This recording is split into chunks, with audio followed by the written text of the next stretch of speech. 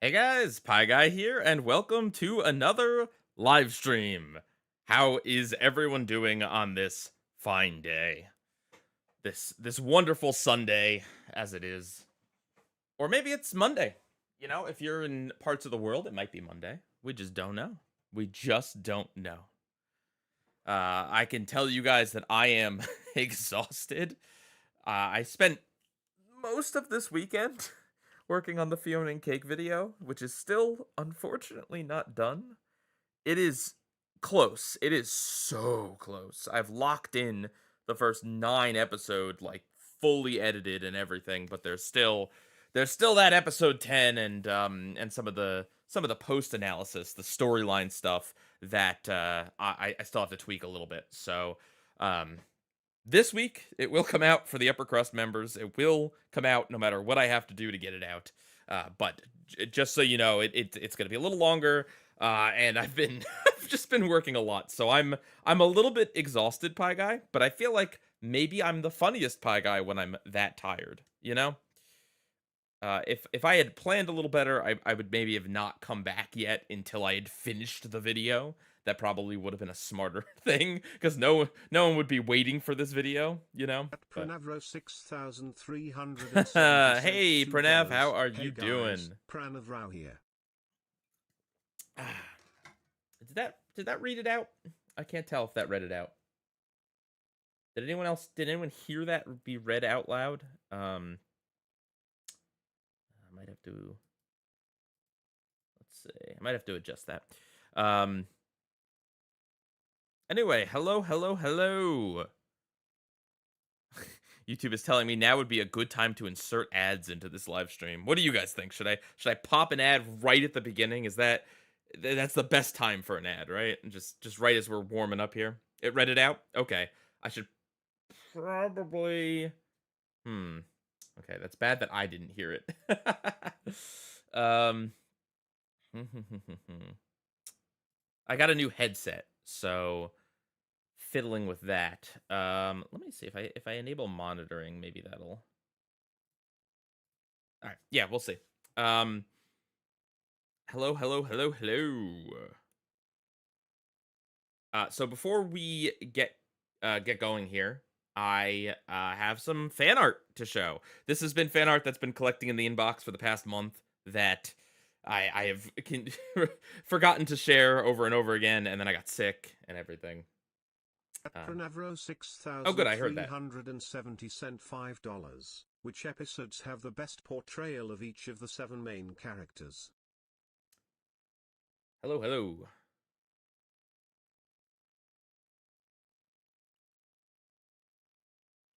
Uh, Attila VDD sent Hang on. $3 and Waiting for that to 62 read out. cents. Nice to see you again. I just finished recording a let's play of Mario and Luigi, Dream Team. Oh, nice. Very cool. Love that game. Actually, no, I don't love that game. I've never played that game. I love Bowser's Inside Story. I've always wanted to play Dream Team. Someday I'll get to it. Is it any good? I At really love the Ethelman Inside Story. 3055 cent $2, do an off-the-cuff Borat impression. No. My wife. No, okay, all right. um I will answer your question in a second, Pranav. We're just waiting for everyone's super chats to roll in, At apparently. Dorothy Fanatic 5118 cent $1.99. My 22nd birthday was 10 days ago. Hey. Happy late B-Bay. Yes, happy late birthday to you. Everyone wish Dorothy a happy birthday. Best portrayal of each of the 7 main characters. SpongeBob. I mean, I feel like just one bite for Squidward. Um Gosh, I don't even how would you what would be the best episode for SpongeBob? I don't know. At Shaddick Gary takes a bath. 1988 cent $6. What are your thoughts on Patrick sometimes being portrayed as a domesticated animal? that's that's odd. That's very odd. But that is how he's portrayed sometimes, isn't it? Pranavro 6,370 cent $5. I was watching clips of Chocolate with Nuts, MM and BBV, and can you spare a dime just now? Nice. Good episodes.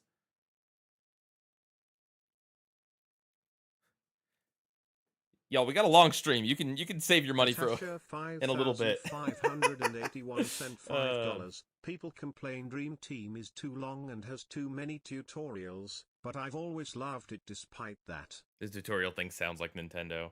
I don't have anything against Dream Team. It really is just that I enjoyed Inside Story, and it was just enough content for me that when Dream Team rolled around, I didn't need another Mario and Luigi right at that time, and I've never got around to it. No, I actually have played Paper Jam.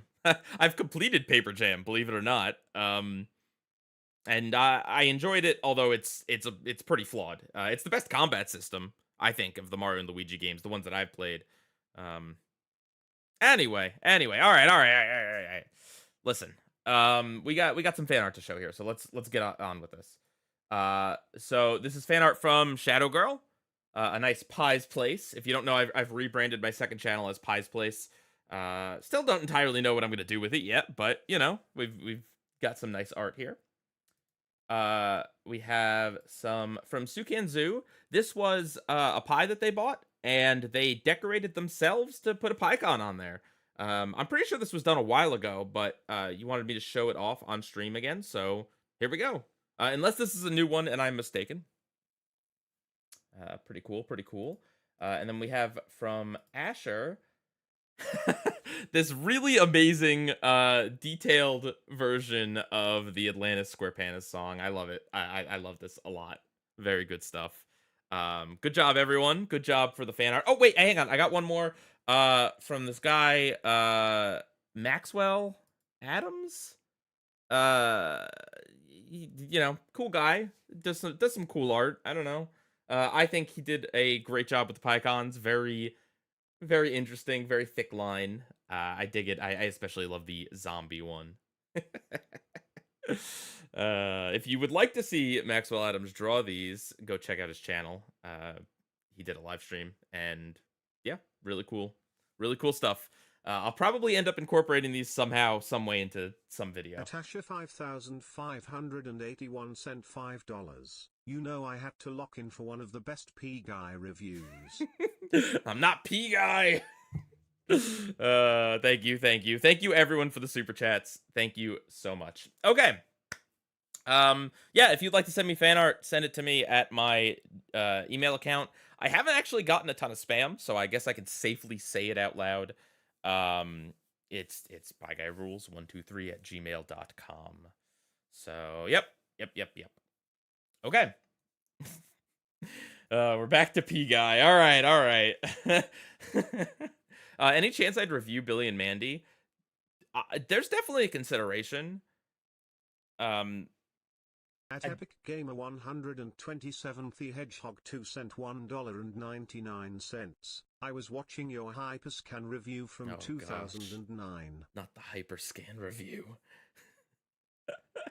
Oh gosh. Anyway, yeah, no, rewatching Billy and Mandy recently makes me definitely interested in reviewing it. 170 cent $5. Best portrayal of Patrick, Krabs, Plankton, and Sandy? I mean, I think fun would have to be it for Plankton, right? Like that's probably his most iconic appearance. Sandy, probably Karate Choppers. Natasha 5581 cent $5. Maybe the one where he wants an award. Topics of Mario RPGs. I'm very curious what you think of Paper Mario Sticker Star. It's trash. It's trash. It's a Scumbario game. I played it. I beat it. It's horrible. Core anonymous person sent $2. I had a dream about you yesterday, Pie Guy. Lol. Well, thank you for that information. I hope it was a good one.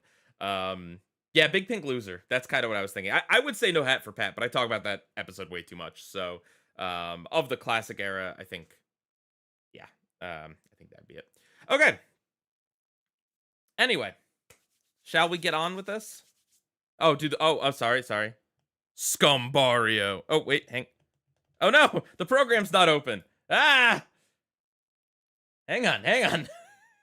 Sylvie did send $3.62. You'll probably ask this eventually, but Uh-huh. what are your thoughts on the whole situation with Jorge Gutierrez? Oh yeah, we He could definitely backed talk down about on that. the Amazon AI thing. Yes, yes. Hang on. Scumbario. Did that work? I hope that worked. Pranavro Guys. 6370 sent $5. Oh, we're Your gonna be here stream goal forever. should be to sing along with the SpongeBob history song. What is the SpongeBob history song? I don't know if I want to know. Um, yeah, no, we can real quick. We'll talk about the Jorge Gutierrez thing. So if you don't know, didn't work. Oh no! Uh-oh. Well, huh? Why? At Why would Pranavro it not work? 6370 sent $2. Scumbario? It's Amy A. Scumbario. Wahoo, it's a me, Scumbario. You guys tell me if that worked or not. Anyway. Oh gosh. Okay, all right. This is important. This is important things to discuss here. This is the creator of El Tigre and the Book of Life. Uh he basically was announced that he was working on a show with Amazon, an animated show that was going to heavily use AI to some extent. I don't know if we know exactly how much, but it was going to heavily use it. It was announced, and then like 2 days later, he came out and was basically like, actually, no, I don't think I'm gonna do that. AI is maybe not so good for animation. And so, yeah, I'm glad that he backed down, and I think that people should maybe cut him some slack in the sense that I've been, I've been listening to Maxwell Adams a lot, and it's tough out there right now for animators. I'm not saying that that's a good excuse to just like turn to AI altogether, but it is like there's a big pressure, there's a big pressure uh to use it, right? Is like to use it or get kicked out of your field, or at least to like use it in some degree, because that's where like a lot of people think that's where the animation industry and that's where like the film industry is headed in general. So I think it's okay that this guy, you know basically realized what he was doing is not the best and backed down. I don't think he's evil for considering this or potentially trying to take Amazon's money and doing this. Um, I don't agree with him doing it, but I also think that the internet needs to offer some grace for someone who maybe had a change of heart, especially because he was anti AI previously.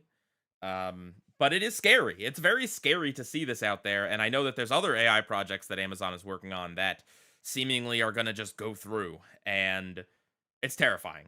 Um, so yeah, no, I agree. I think he made a mistake, and it shouldn't ruin his reputation. I think it's totally okay to not be 100% trustful that like I guess um see what's gonna happen, right? Make sure he sticks to his word on it. But at the same time, there's no reason to continuously harp on the guy. Like that's not good. Natasha 5581 sent $5. What my college professors always told me is that it's a great tool and can be used to stir ideas, but don't heavily rely on it for everything. Yeah. So if you want my like honest take about AI, okay, get ready for this, guys. I'm pretty anti AI. However, I am not so anti AI that I am like just blindly hating on it.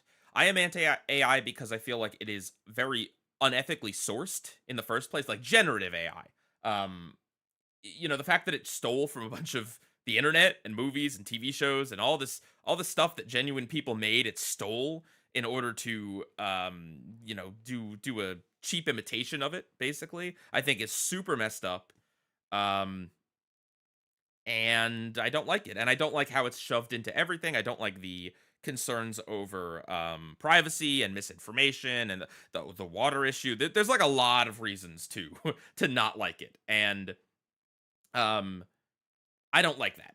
However, I will say, as a tool, not to generate like whole scenes or movies or whatever, but as a tool for very specific minor purposes, AI can be okay.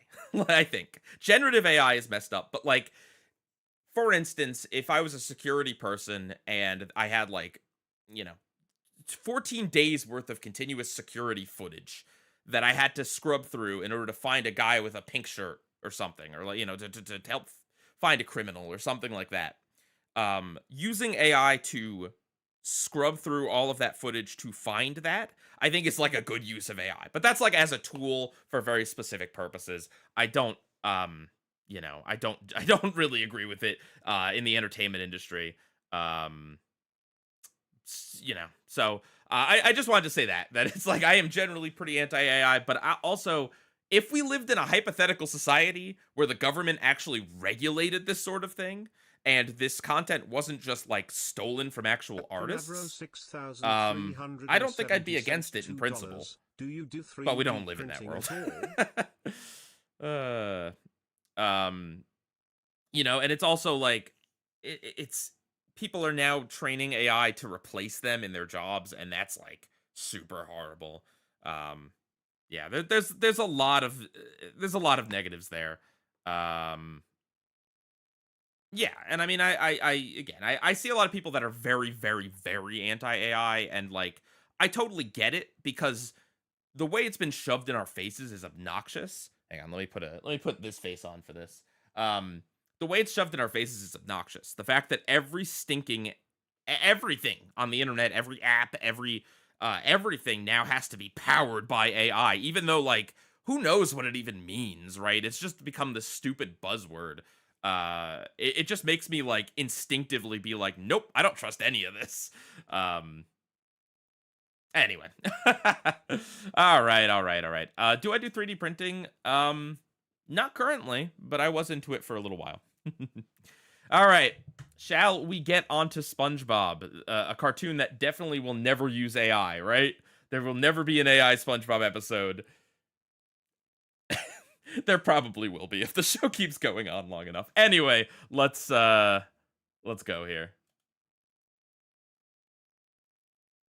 Do have all of 9B to cover. But before that, I want to Can you talk guys hear briefly everything about okay? the new HD title sequence. So with the show switching to HD, they pretty much had to have a new theme song. It just kind of looks bad to have the theme be in standard definition and the show be in high definition. It also leads certain people at Amazon to think that the show is broadcast Amazon! Uh-oh!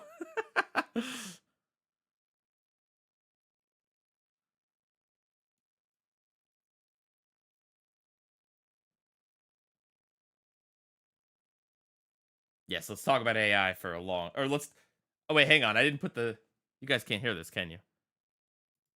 Now, can you hear it? Wait, hang on. big deal. Instead of having an entirely new theme, they basically you guys just can hear it. recreated Switch my PyCon? Okay, good point.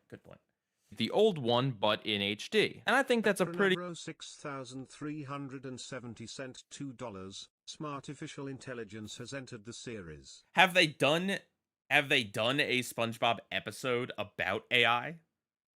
Where's the audio? It's on now. It's on. You didn't miss much. I'm just yapping about HD. But have they done that yet?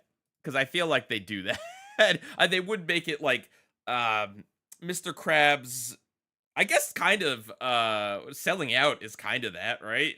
Everyone uses that for slop, for making fun of slop. smart decision, seeing as any change that they made Oh, they did? Okay, good. would have probably been met with a lot of criticism and resistance. After all, 5,581 cent Episode where Karen has to fight AI. Water supply, burned our crops and delivered a plague unto our houses. I might find the song itself to be a bit annoying, but the whole intro sequence is very iconic. So yeah, it pretty much is the same exact sequence, with a few minor tweaks. For instance, they use the newer SpongeBob logo. Actually, hang on, guys. I'm gonna let's see. Let's move this down here so that way the super chats don't cover it. How about that? I think that they did a fantastic job, and there's only one thing to complain about, and I'm definitely not the first one to say this, but the iconic island. Oh, was that wait, was Pranav not joking? Is it called smart intelligence? Is that... Oh.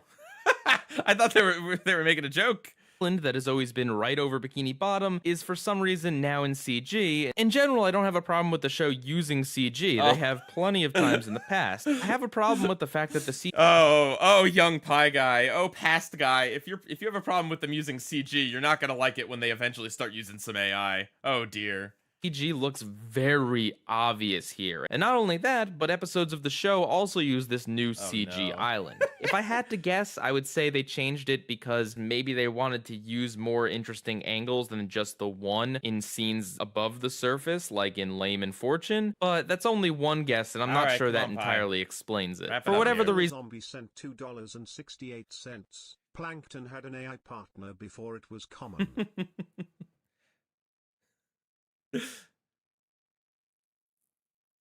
Oh gosh. Even though it definitely looks bad. But everything else in the theme song is pretty well adapted. And now, let's dive. 55 cent $2. Do an off-the-cuff Don Don Corleone Corleone. impression. No. No. No. No, I don't think I can do that, unfortunately. Dive into SpongeBob 9B. Episode 190A. Finally. Lost in Bikini Bottom. SpongeBob finds himself stranded in a strange part of town. So the first thing I'm going to say is that this is actually a pretty educational episode, teaching kids the definition of a line as well as Sandy's survival. I don't get your advertisement to CG here. I think you mean my being averse to it. I just don't think it's blended well.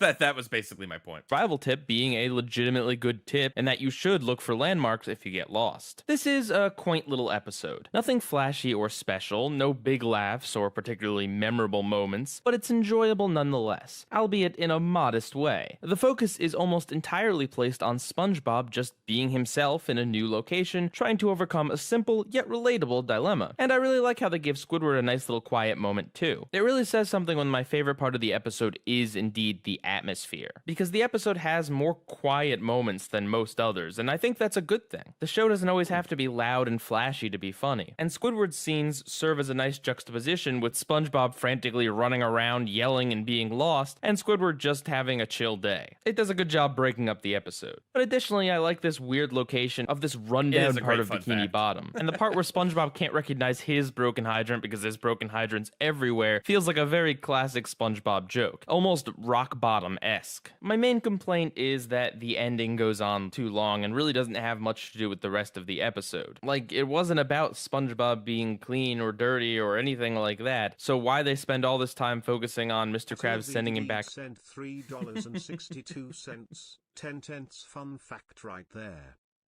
home because he's dirty, and then Squidward trying to get himself dirty, and then getting hosed off by Mr. Krabs. It really just seems out of place for the type of episode they were trying to tell, and a more fitting end. You guys are wild with these super chats. I don't know what to tell Canavro you. 6,370 cent $2. The line definition stuck out to me as a kid. Thank you. Tune for thought. Fun fact: many episodes of 9B were written by Jack Pendarvis. One of the mainstays on Adventure Time. Oh no, not. Oh, he's the voice of Root Beer Guy. I actually interesting that is a fact because I was actually doing a deep dive on that guy because he worked pretty extensively on Fiona and Cake, and he has like a blog that he writes very interestingly, and yeah, I guess I'll leave it at that. Ending would have been SpongeBob being sent home, and then along the way deciding to take a shortcut, and we end on him being lost yet again. Or heck, maybe a similar thing happening to Squidward on his way home from work. But the ending punchline of the free coupons not actually being free was a bit obvious, and the Squidward part really doesn't tie back to much of anything. However, outside of that, I do like this episode and would consider it good. It won't be making any top 5 lists anytime soon, but it's certainly a charming little episode with a few nice jokes thrown in, like SpongeBob's face coming out of the toilet and the gag with Old Man Jenkins being stuck to SpongeBob's wire. Not to mention the weird jerky guys on the couch drinking soda. Episode 1. I like that review. That was a nice review of a very low-key episode. I think that's an A-tier review right there. Makes me want to go watch the episode, but doesn't feel like I'm like overpraising it, you know? We've been here for 25 minutes and we're partway through the first review of the season. Look, we're not here to speedrun this, all right? We've only got this and season 10 left, okay? So, you know, we gotta take our time here. B tier, A tier. Yeah, I think A tier. 2015 was 11 years ago. Oof. Big oof. Yeah. 90B, Tutor Sauce. Mr. Krabs attempts to teach SpongeBob how to drive. The craziest thing about this episode is that not only does Krabs give Pearl money without even a single hesitation, but also the fact that SpongeBob is costing Krabs thousands of dollars, and although he's certainly not happy about it, he is definitely not overreacting or even really that angry. It's always nice and refreshing to see episodes that are about Krabs that have very little to do with money. And here, the money is mostly just used as a punchline for how much SpongeBob is costing Krabs, instead of playing into the plot in a big way. And though yes, Krabs is teaching SpongeBob because he wants SpongeBob to go back to cooking normal patties and making him money, there is also a sense that A, he actually cares about SpongeBob and wants him to do well, and B, it's also fueled by Krabs' ego in wanting to not fail at this task. All this to say that I like Krabs' characterization in the episode. I also like the weird realistic touches, like when the Krusty Krab gets destroyed, not only is it costing Mr. Krabs money, we actually see a repairman having to fix it. And of course, then there's the end of the episode, where after Mr. Krabs uses Gary to show SpongeBob that anyone can drive, he gets in trouble with the law for it. Which is just a nice little surprise twist, because in a cartoon like SpongeBob, really anything can happen, such as a snail driving a boat, and it doesn't look too out of the ordinary. But of course, when you apply a real-world context, then yeah, what Krabs did was horribly negligent. The episode's also pretty funny. The bulk of it is just these rapid-fire gags of SpongeBob driving and crashing into the Krusty Krab in various ways. They mix up the gag just enough so it doesn't get repetitive and boring, and instead they use the various twists on it to heighten the joke. Like the one time when SpongeBob doesn't crash into the Krusty Krab, he causes all these other cars to crash into it. There's also other decent gags, like the police officer who is married to his job, and Pearl crashing through the Krusty Krab in a joke that has some great timing. It has a good setup and understandable reasons for why the characters are doing what they're doing, then it contains a bunch of gags, and then it elevates to an interesting climax at the roundabout, followed by a pretty funny ending. All in all, I'd say it's pretty good. The jokes in this episode... $5. I remember seeing this CP when it first aired. Season 9B was a genuine delight at the time, to the point I actively looked forward to seeing new eps. That's fair. Yeah, I mean, I think that obviously people want SpongeBob to be good. Like, obviously we want that, and obviously people really wanted Steven Hillenburg's return to be the, like, oh my gosh, the show's good again now. But in all truth, yeah, I mean, I think it helped. I think it helped a lot, at least for season 9. I also think someone mentioned that this is when the show script switched to being script driven instead of storyboard driven, and I think based on what I'm saying in these reviews, that you can kind of tell, you know, like the stories of these episodes are improved a bit, even if the jokes themselves are maybe not as prominent. Aren't amazingly hilarious, but they're all at least chuckle-worthy. And I like the fact that they tie in that Krabs has a teenage daughter who would be about driving age, that of course he helped out, because that's typically what parents do for their kids once they get their learner's permit. Episode 191A, Squid Plaisonné. Ah, Squid Plaisonné. I remember that joke. I thought Tutor Sauce was another good review. I think that's another either A or B tier. Just solid. Nothing flashy or too memorable about the reviews, but I think I like explain things pretty well. Yeah. Season 9B definitely does have a different vibe. Squid plus one. Squidward struggles to find someone to take with him to a fancy event. So right off the bat, I was getting New Fish in Town vibes, where it was another episode about Squidward finding a new person that he could relate to. Because also, he really has I messed up with this one. I don't know if anyone notices this, but you know, these are supposed to go alternate, right? It's supposed to be kind of a zigzag. But it looks like I messed up a few times, unless these are out of order. No, I don't think they are actually. Huh. I don't know how that happened. Oh well.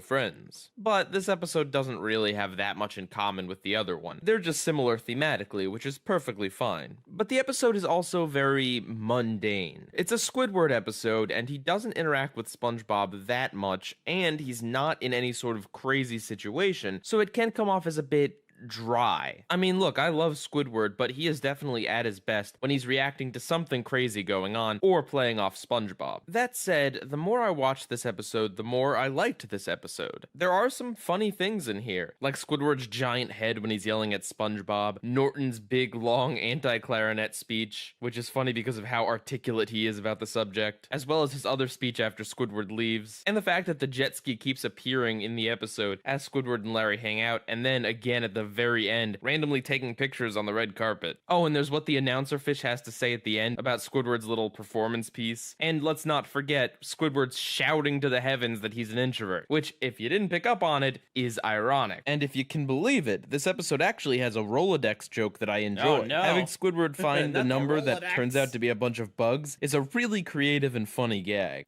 Now that I listed them all out, I do have to say this episode is actually pretty funny, albeit in a more subtle way than most. I think story-wise, though, the episode suffers a little bit in the fact that Norton the malefish disappears a little over halfway in, and right when things were getting interesting with him too. It's sad because he doesn't even reappear at the end of the episode. And then the stuff with Larry just feels a little brief. For the most part, their friendship is just that montage. I would say that the episode would have been much better off if it had either entirely focused on Squidward and Norton's friendship, or if it had been about Squidward going to many different characters in Bikini Bottom, trying to be friends with each one of them before something goes wrong. So basically either A-tier focus review. on the one relationship, or get out a whole bunch of them in quick succession. As the way it's split up now feels like both Larry and Norton could have used a little bit more time. But at the same time, there are still clever things about the story, like These reviews Squidward being are a bit huge improvement over the season 8 ones. I agree, Terraria, so far anyway.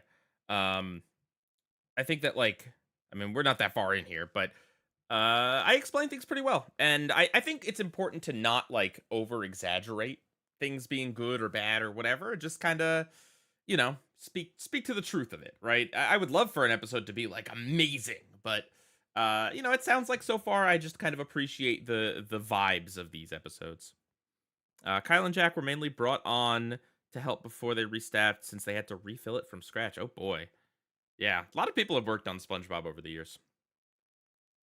big hypocrite with Larry in that that's exactly what Norton did to him. And I thought the ending was really clever as well. Instead of going with something cheesy and predictable like Squidward just brings SpongeBob, he brings SpongeBob doing a performance art piece where he rolls around a mirror so Squidward can pretend that he's going with himself, which was foreshadowed throughout the entire episode as Squidward keeps talking to himself in the reflection. While I was initially kind of bored with this episode, the more I watched it, the more I saw little things that I liked. And you know what? I do think it is a good episode, thanks in part to some good jokes and a very solid ending, as well as the interesting character that is Norton. The episode could have been a little more interesting, but what we get here is something that is enjoyable enough to be called good. 191B. I think that was maybe a B tier review.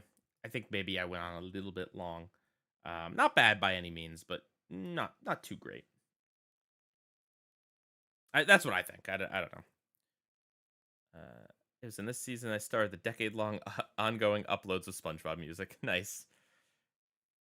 Most of the board directors and story team from 9A were furloughed, so they found work elsewhere. Some of them did return to the franchise later. Yeah, I think that was a B tier.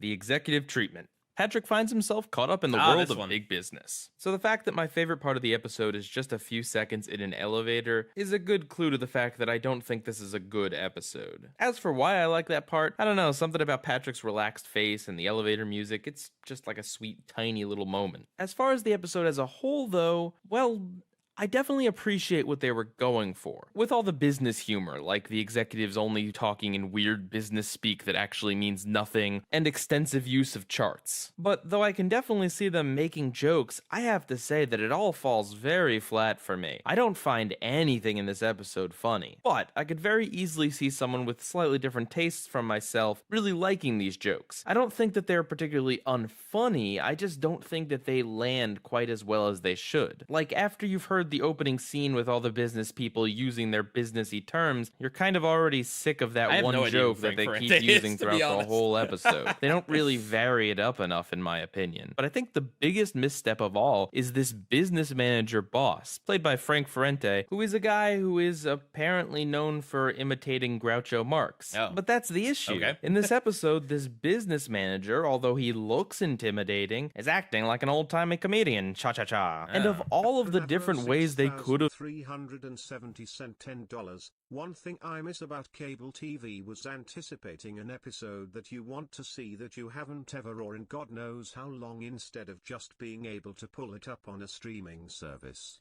Yeah, that's fair. It's one of those things that like you can't, like, theoretically you could cancel your streaming services and put the TV back on, or like, I don't know, watch a bunch of episodes on shuffle somehow. You could do that sort of thing, but like you just can't get the vibes back. I do love being able to have access to every show at anytime I want, but there is definitely something special about like seeing an episode and realizing like, oh, I missed the premiere of this. Like, I'd never seen this. There's definitely something special about that. made this character act, this one just seems like totally out of place, and not in a funny juxtaposition kind of way. Like, it would have been great if this boss character was legitimately big and threatening and comedically serious. Or if they wanted to go the comedian angle, they could have made him up to be more like a completely incompetent boss that everyone puts up with for some reason, like Michael Scott from The Office. But that's not how they do it. He's this weird mix of kind of looking and somewhat acting a little bit threatening, but also being just this comedian that just doesn't feel right in this role. It just feels like so much wasted potential, and there's just something very off about it. Aside from him, though, the episode as a whole is very montagey. There's a montage of the business people talking at the beginning of the episode. There's this montage of Patrick getting swept away to the business building. There's this montage of him doing businessy things. As far as the story goes, it's very bare bones. But after all the Fanatic 5,118 cent $4.99. I bid on you to rewatch SpongeBob Your Fire to see if it's actually worse than Choir Boys. I'm genuinely curious to see if it gets the ScumbBob X3. I'm sure I will watch SpongeBob You're Fired at some other point in the future. I'm sure. Negatives I've had to say about this episode, I can also say that it's relatively pleasant. It's not funny, and the story isn't great, but Patrick here is likable, and there is something really endearing about Patrick being swept up in this situation that he is not equipped to handle, and all the poor guy wants is just to get a sandwich. As weird as it is, for all the faults this episode has, Patrick is definitely not one of them, and I think his likability in this episode really elevates it up. See what I did there? So I am going to say that this episode is a meh. Despite a bunch of missteps, it's not something I can call bad. It makes for an alright watch, at least the first time you see it. Even if it does leave me longing for something that maybe pushed this concept a little bit further and made it a little bit better. Maybe if the timing of the jokes was just a little bit different, or if the boss character was tweaked a bit, this episode could have been good. But as it stands, I think it's just okay. And if you really like this episode, I can definitely see where you're coming from, especially if you think it's funny. I hate statements like that. I do that sometimes, but I hate it because it's like, I don't know, like, yeah, everyone likes something, right? Like saying, oh, so I could see how some people would like this. It's like, well, yeah, I could see how some people could like anything, you know? I could see how you'd like Choir Boys if, if you have no taste. No, I can see how you could like Choir Boys if it's just your vibe, you know? I like that review. I think it was a little on the long side. I think, honestly, I could, I would love to make that one into a short, because I think trimming it down to 3 minutes or under could really improve it. But I think I explained pretty well the ups and downs of it. Definitely one of the best meh reviews so far, right? Mehs don't really get generally too high. I don't think it's an upper crust, though.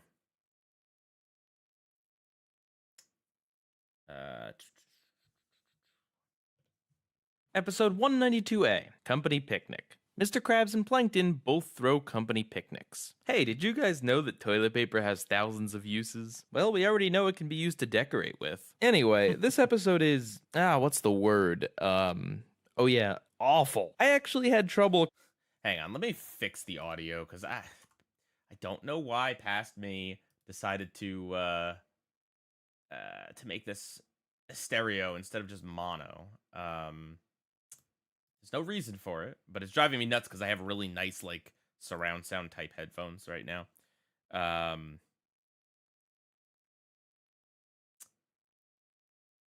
What else was I gonna say here? Oh yeah, actually, real quick, I want to talk about the slide layout. We talked last time about how awesome the like just I don't know, the Karen design is pretty cool. Like again, I'm not usually too complimentary of myself, but genuinely I think it's really cool. I might have maybe thrown a filter over the screen to give it like a little bit of a pixel effect. That could have been cool. But otherwise, like I think it's all really nice. Natasha Yep. 5,581 cent $5, already 2 harps towards truth or square, and we're not even that far into the video. Two harps toward truth or square. Two harps. Oh, you mean like two references? Yeah. Yeah, that's true. I did reference it twice already. Oh, that's funny. Hey, listen, it's an important episode, like it or not. But yeah, no, I think the slide layout's cool. I like that I split it, and yeah, I think a lot of the art is really good for this one. And yeah, the two different designs of Karen like fit perfectly. I don't know. I had that idea really early on, and it was just like, really good. Not to pat myself too much on the back, as in harping on it. Gotcha. Okay, let's keep going. For this episode because the conflict doesn't actually kick in until very, very late. We have this whole sequence of SpongeBob with his Patty family, then convincing Krabs to take them on a company picnic, then a scene of them at the company picnic, and then Plankton shows up with his own awesome company picnic, but we don't really know what his plan is yet. And then eventually, he reveals that his plan is, wait for it, to throw a really good company picnic in order to get Krabs to agree to become a Chum Bucket employee so that the Krabby Patty formula will belong to Plankton. And if that sounds like a pretty awful plan, what's worse is the fact that it inexplicably almost works. But more on that in a minute. So yeah, the actual conflict doesn't kick in until the very end of the episode. At first you kind of think it's going to be like a dueling picnics type thing, but that's not really what the episode is about either because Mr. Krabs jumps ship to Plankton's picnic pretty fast, and until Plankton whips out the contracts, there really is no downside to joining Plankton's picnic. And since Krabs himself ran over to the picnic, SpongeBob's feeble attempt to compete with it seems just kind of pointless. Like, it's not even a contest that Plankton's picnic is a lot better, and especially once Krabs thinks so too, then what's the point? Like, what's at stake here? Nothing. So SpongeBob might as well go over and enjoy Plankton's picnic, which he does. So for most of the episode, the stakes are pretty much non-existent. There's not a conflict. It's just the characters going on a really kind of lame company picnic. So back to the stupidity of Krabs willingly wanting to sign this thing that makes him a Chum Bucket employee. The justification for this is that the picnic is just so good that he's just charmed into doing this, which is really incredibly weak. Like, maybe if Plankton drugged the candy he gave Krabs, which For I know someone to claim to be a hater of Truth is Square, you sure are obsessed with it. Listen. I know how my bread gets buttered, all right? I know you guys go nuts for it. It's not me, it's you. I think you're all obsessed with Truth is Square, all right? it's a kid's show, but I don't know, maybe somehow they could get away with that. Maybe it was like knockout candy or something, and Mr. Krabs was getting sleepy, so he was kind of hazy, and that's why he signs it, or just some other justification other than, lol, working for Plankton seems like fun, I'm gonna go do it. I mean, I know Krabs' brains are the size of a pencil tip, and Mr. Krabs doesn't seem like the brightest bulb at all times, but when it comes to fighting against Plankton, there is no way he would do something this dumb. It's just out of character. It's like the writers forgot to actually have a conflict in the episode or couldn't think of an actual good plan involving Plankton and a company picnic, so they threw this in at the last second. And speaking of out of character, am I the only one that found it weird that Squidward was stuffing his face with cotton candy and peanuts? Sure, Squid's had his freak out moments in the past, but this just seemed like out Squid's of low-key the a blue. freak, am I He right? typically wouldn't stuff his face. That one's not a huge deal, but it did stick out to me a bit. Now let's get on to the other stupid thing about this episode, the ending quote-unquote twist where Natasha 5,581 cent $5. Sorry Pie Guy, we're actually obsessed with you getting really mad at episodes many consider to be bad. I mean, I think the thing is just like As you guys can tell, my brain is broken when it comes to SpongeBob, so I can't remember a lot of things. But for some reason, well, I know the reason. I've seen it too many times. Truth or Square is just in my brain forever. Oh goodness. I sent you an email a couple weeks ago asking a question. You never responded. Did you see my email? I included some links in the email that may have gone in your junk folder. I will take a look. I don't think I saw your email, but I don't know. Turns out that all of Plankton's wonderful things were actually holograms projected onto gross things, which just makes absolutely no sense. Why are the holograms able to project in a 3D space? Why is it that the characters can't actually taste the disgusting things they're put in their mouth? I understand that the brain can play tricks on you when you genuinely believe you're eating something delicious, but at least SpongeBob... They referenced the guy on the penny from Truth or Square in a recent episode that was released last weekend. Stop. You guys can't make up lies about SpongeBob and put them on the internet, all right? I won't believe you. Is that really true? Oh, God.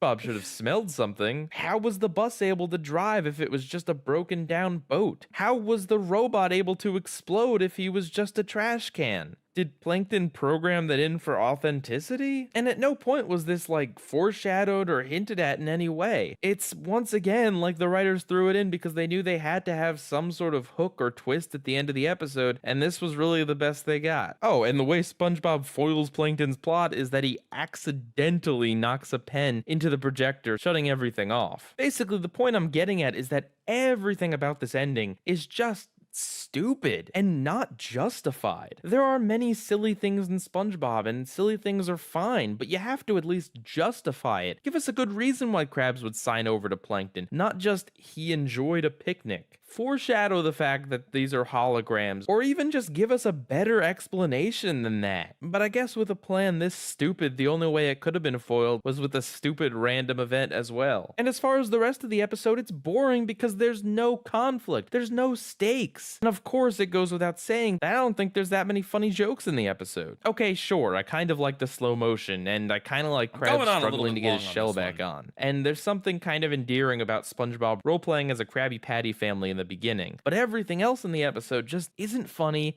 isn't interesting, isn't much of a story at all, and the only actual plot we get is just stupid. It's a SpongeBob episode. Did I even really need to say it? Episode 192B. Pull up a barrel, Mr. Krabs. I think there's good analysis in it, but I repeated myself a little bit too much about like the stakes and stuff. I think maybe it's a B tier. I could see giving it an A, but I think it's a B tier. Say B at most, but this is a C to me. C too long, B or C goes too long. Yeah, there are definitely some of these reviews that are not upper crust that maybe I could make into shorts. I don't know. SpongeBob review because I disagree with your opinion. All right, B tier it is.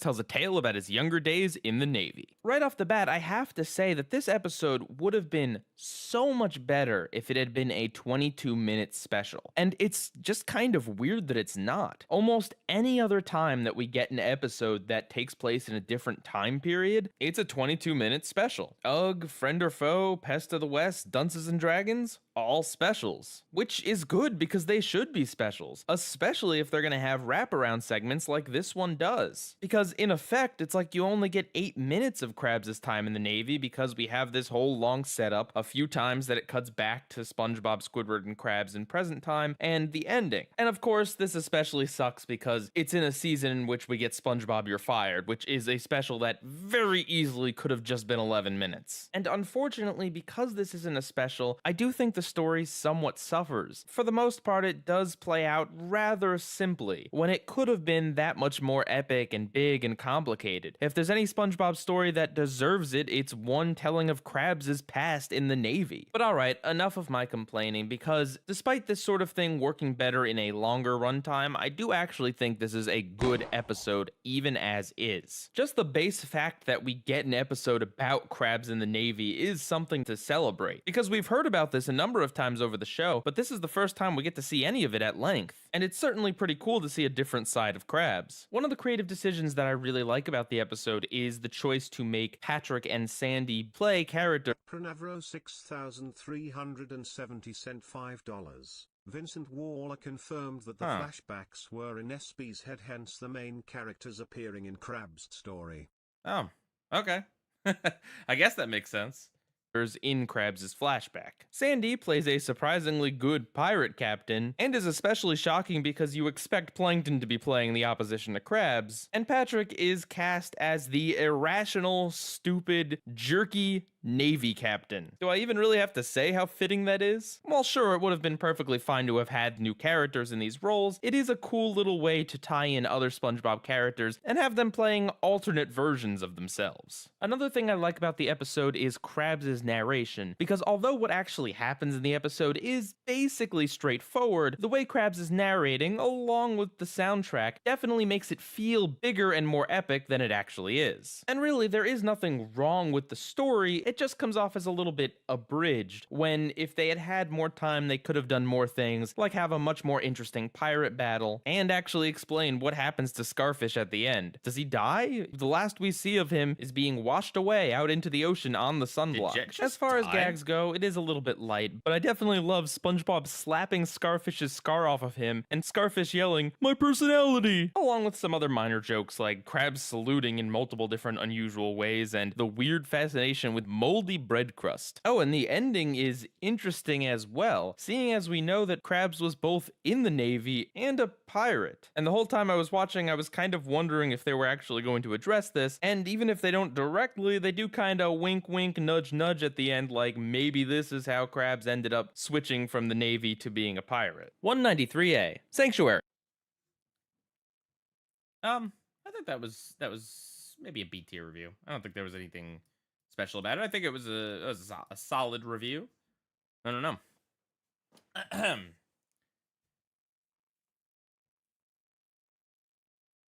What era to call seasons 13 through 16? That's crazy. That's crazy that there's that many seasons of SpongeBob. I mean, I guess it makes sense, but it's just like, just to think about it is wild. B tier? Yeah, I think so. SpongeBob becomes a crazy cat lady, also known as the second time that SpongeBob would have appeared on Hoarders. Yeah, this episode pretty much follows the exact same pattern of Sentimental Sponge, having things slowly grow more and more. Attila VDD sent $7.25. One thing I noticed in this review, it also happens again in the fishbowl, is you erroneously already show the picture's SpongeBob version before giving it the SpongeBob. Yeah, it's a mistake. I'm usually pretty like just done with these videos towards the end of production. Like I try to check it, but it's just hard when I'm just so over thinking about the same episodes. What if Family Guy made an episode where every other line ends with "cook in my own doo-doo"? I don't know what to say to that.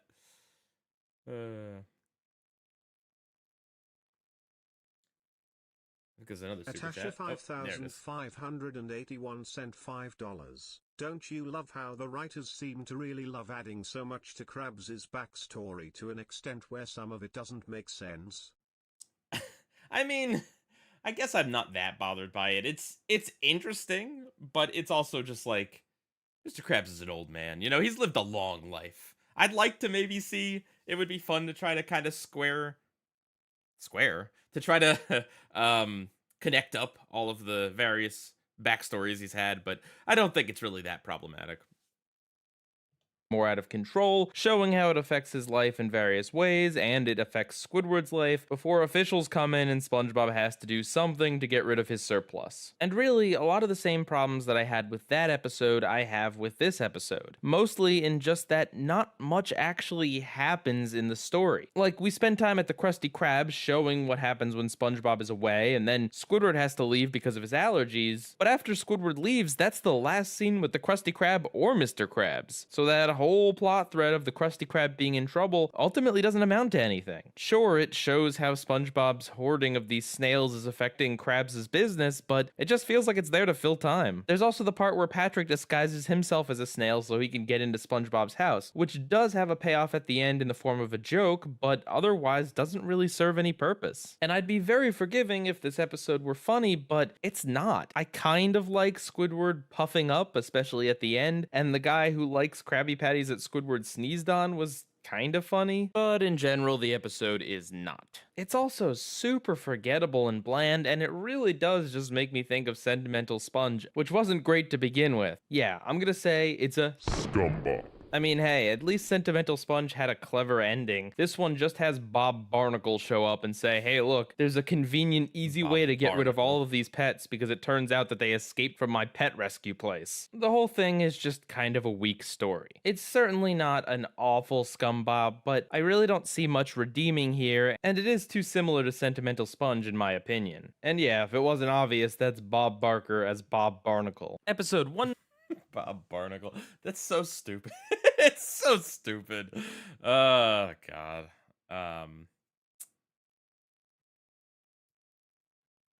That might be a C tier. I don't know. Either a B or a C tier. I don't think that review was too good.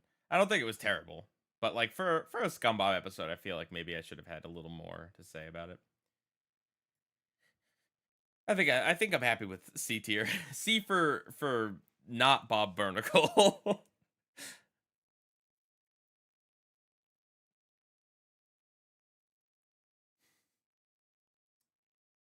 R.I.P. Bob Barnacle.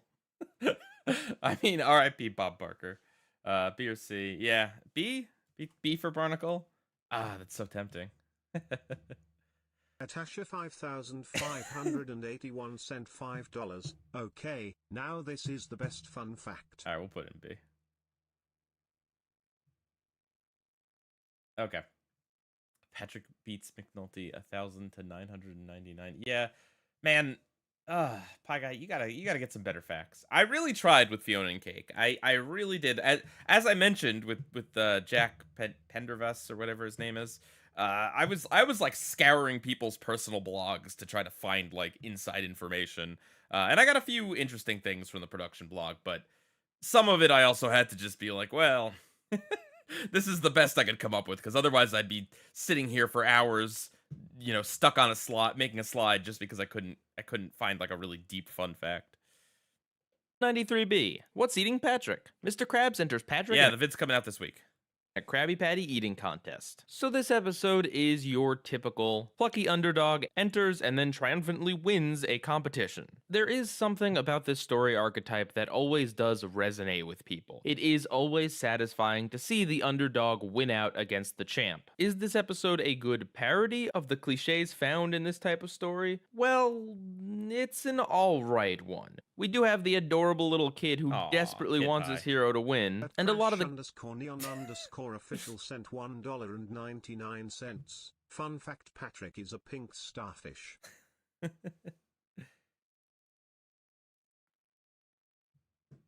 Oh god, I see the next one coming up. Come on. Dag 23 sent $1.99.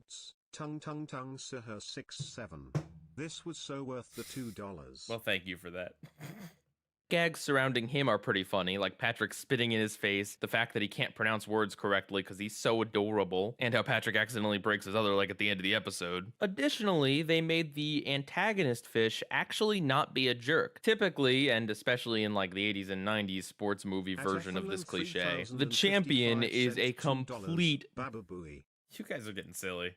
jerk to the protagonist. And the reason this is usually done is so that there's personal stakes and so that you really want to root for the underdog, not just to win, but to beat those mean old good players. But in this episode, the guy doesn't even get much screen time, and when he does, he just kind of has polite conversation with Patrick. Sure, maybe he is a jerk on his own time. To be fair, I'm not quite sure what fish comes to a town that he doesn't live in and enters in their contest on their Founders Day. But hey, maybe eating contests are all this guy has. Anyway, point is, it was kind of refreshing to see him not be a jerk. But aside from all of that, I wouldn't say the episode really makes fun of this type of story that much. You know SpongeBob could do a much better job at $5,581 $5. Can you say scum fact every time there's a bad fun fact? Scum fact. I hope that worked. Did that work? I'll sound really stupid if that didn't work.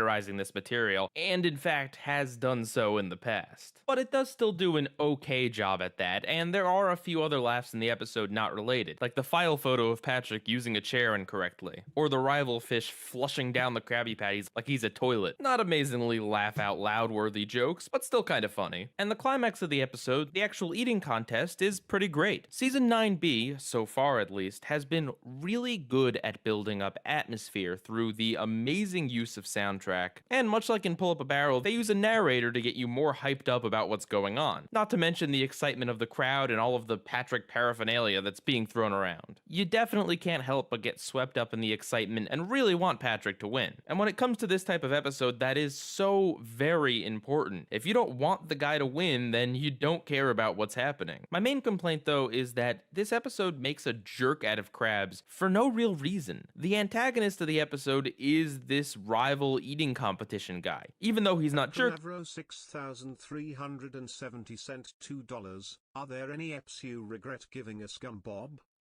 No, because, I mean, the reviews are a reflection of how I felt at that time. Like, even if maybe I'd change my opinion now, you know, these were reflections of what my honest opinion was at the time. Maybe, I don't know, there might be one or two. I'd have to think about it.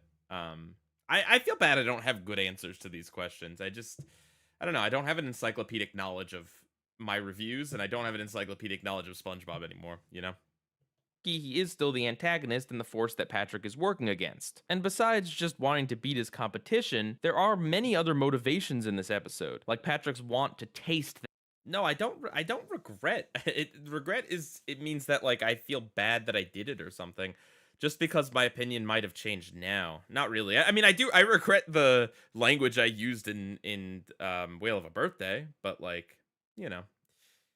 That last Krabby Patty, and the fact that it is Founders Day, and it would be a huge letdown to see the underdog from Bikini Bottom lose. So I don't understand why they need to make Krabs into such a crusty jerk that forces Patrick to go on with the eating contest, and in a really mean way too. He never receives any comeuppance, and if anything, his business is thriving because of the stuff he did. Mr. Krabs could have had a really sweet mentor relationship with Patrick, but instead, Krabs just has to act like a jerk here. I'm totally fine with him acting like a jerk in episodes where he is the antagonist or he does get comeuppance for his actions, but here it's just not necessary. You can still have him be motivated by money and the Krusty Krab, but you could have him be a little bit nicer to the guy who's making this competition possible. It doesn't serve a point, and it does kind of tarnish what is ultimately a very sweet episode in every other aspect. But all that aside, I think it is a good episode. It certainly could have been a lot better in a few different ways, but as it stands, it's a little bit funny and very satisfying to watch. 194. I think that's an A-tier review. Alright, guys, I am getting really tired. I'm gonna have to go get some more caffeine, so I will be gone for a few minutes, and I will be right back.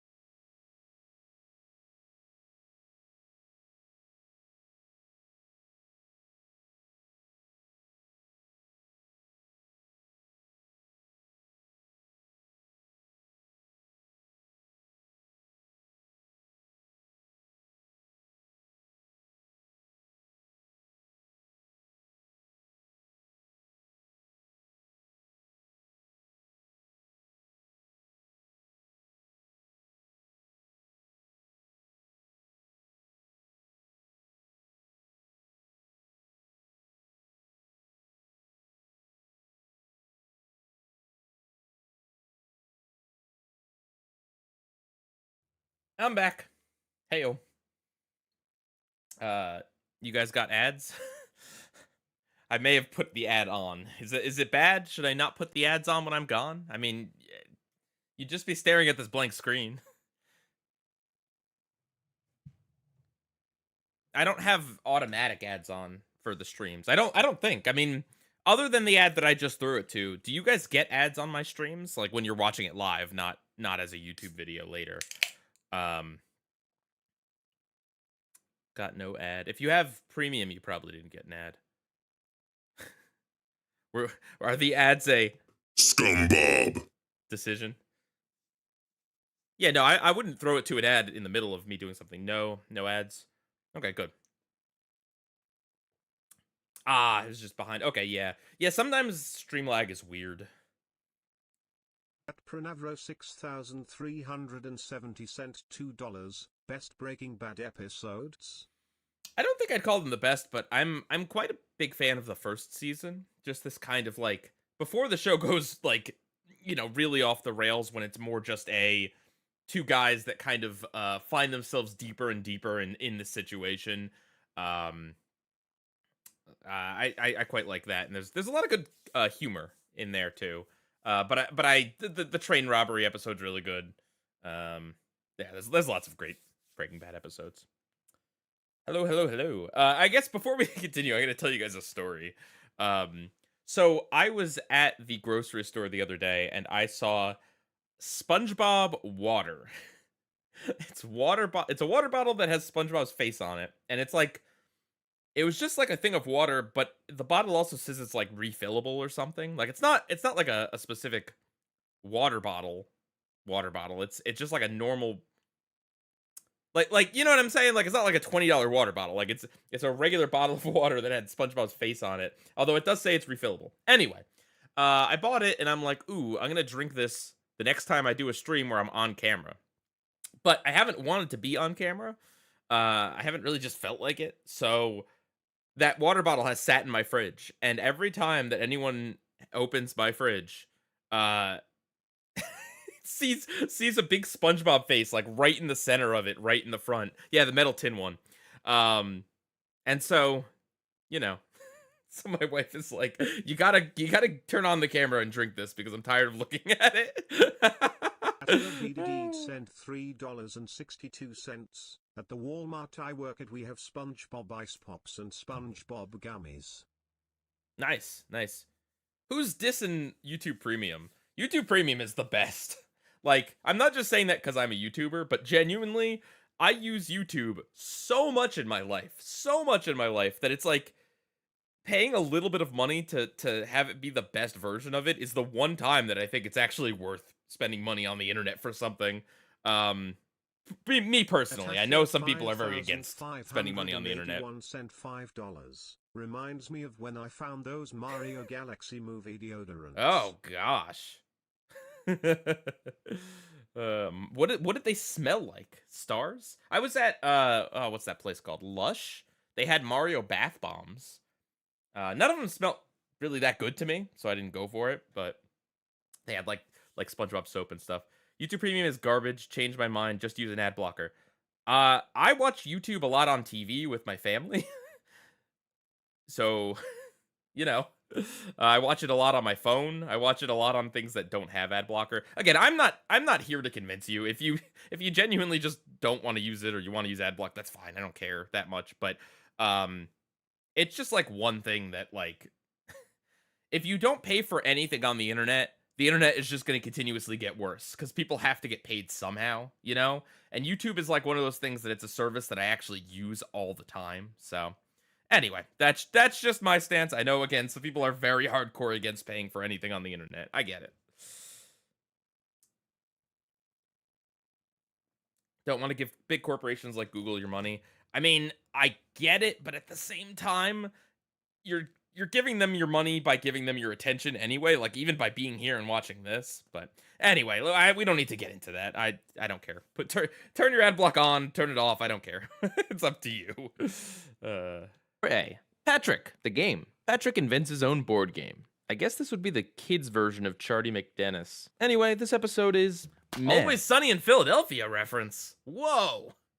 For a very simple reason. There's no stakes in this episode. What happens if Patrick's game sucks? Nothing. What happens if Patrick's game is great? Nothing. It's not like Patrick and Squidward made any sort of bet. Patrick just said, I can do this, and Squidward's like, yeah, okay. And it's not like they're forcing Squidward to play the game. Sure, they kind of coerce him into staying a few times, but he does keep coming back. And it's not like there's even anything up for grabs for whoever wins the game. It's just watching these characters play a kind of silly game with no rules. Yeah, this episode isn't very funny. Sure, some of Squidward's one-liners are alright, but that's about it. At the same time, though, it is a pleasant episode. There's nothing frustrating about it, the characters are all fine, and it's not so boring that it deserves a SpongeBob, but it's just not very interesting. If you're the type of person who just likes hanging out in the world of SpongeBob and doesn't mind that a story doesn't actually have that much going on, then yeah, I could definitely see you giving this a good. But as for me, I expect a little more in the story or comedy departments.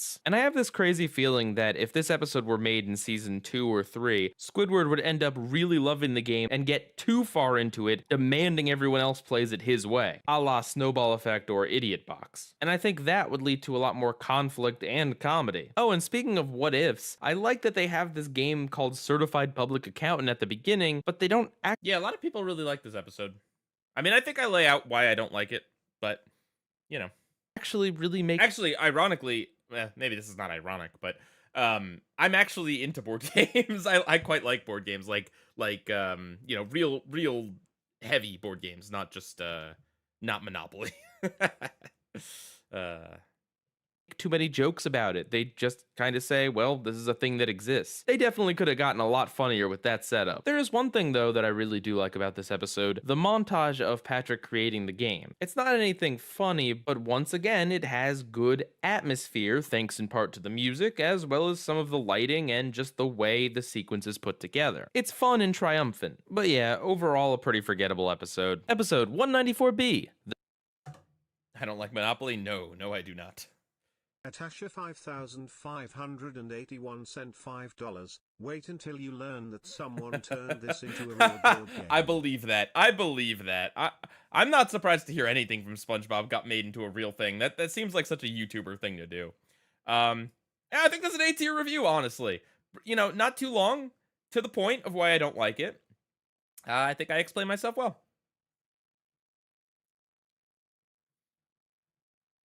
I mean, I'm not here to hate on Monopoly. I played it a lot as a kid, but... VDD sent $3.62. Someone made deals and Yep. escalators into a real board game. Yeah, I got that gifted to me once and I sold it because it looked like absolute trash.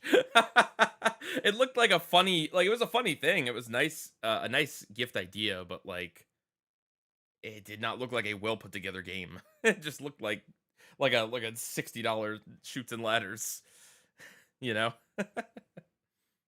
The sewers of Bikini Bottom. SpongeBob and Squidward must enter the sewers to retrieve the formula. Man, bad things always happen when Squidward is put in charge at the Krusty Krab. Something kind of unique about this episode is that it has a It is nice that I have cut down on my comparisons to earlier seasons. Like, I make references briefly and then move on. I feel like that's a lot better than what I was doing in season 8 and even 9A, where I'm just constantly being like, oh, this episode is like this one, and it's like this one, and it's like this one. I find it much less annoying here. I don't know about you guys.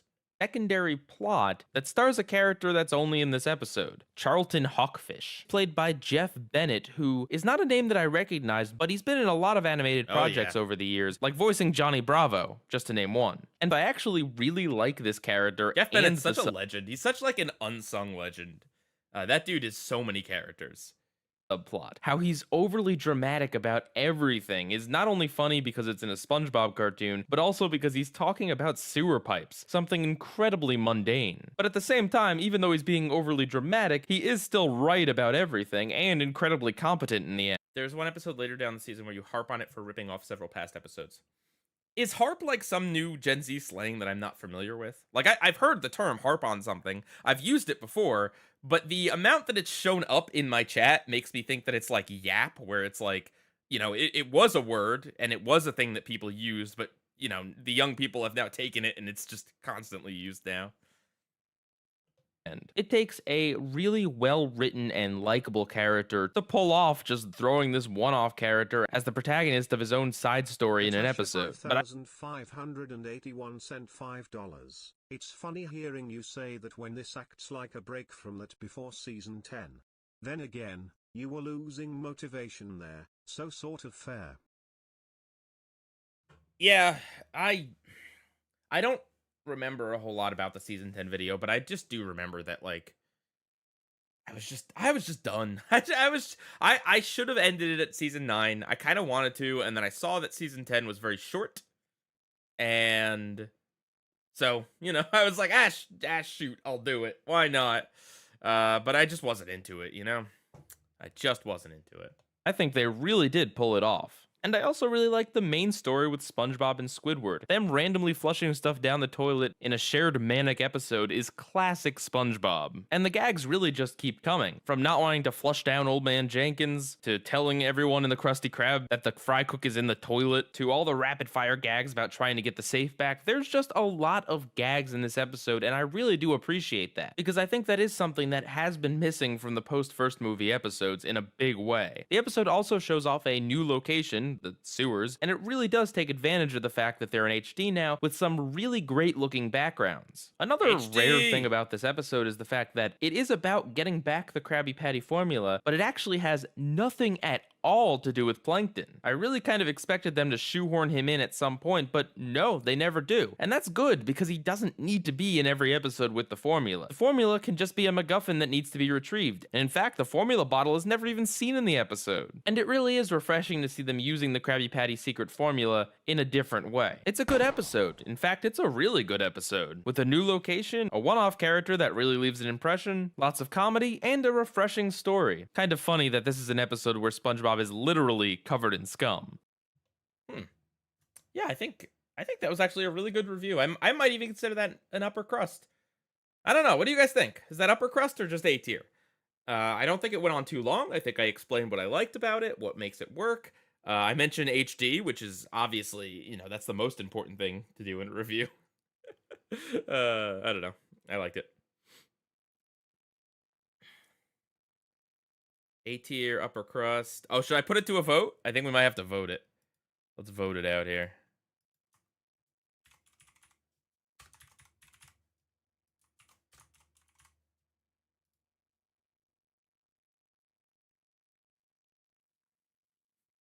Fine with either. The HD visuals is very important. It's so true. It's so true.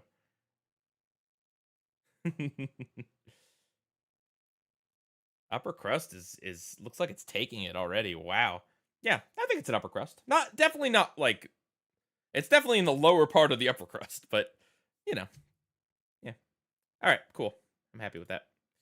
Boom. Episode 195A, SpongeBob Long Pants. Oh, what's happening SpongeBob here? gets new pants that completely change. This is an episode where I think this is literally VLC, covered in what are you scum. doing? Episode There we go. 195A, SpongeBob Anthony Long. Collins 2,383 cent $19.99. I sent you an email 2 weeks ago. When you get a chance, will you check it out? You don't have to do it on stream. Just whenever you can. Also, have you ever heard of Frank Welker? If so, what is your favorite role of his? Frank Welker's the animal guy. I'm a big fan of Nibbler. I love that Nibbler utilizes both his skill for making animal noises and his ability, like his just like normal voice acting skills of just like, here's a deep voice. He's also Scooby-Doo, if I'm not mistaken. Just a million animals and a million things. Legendary guy.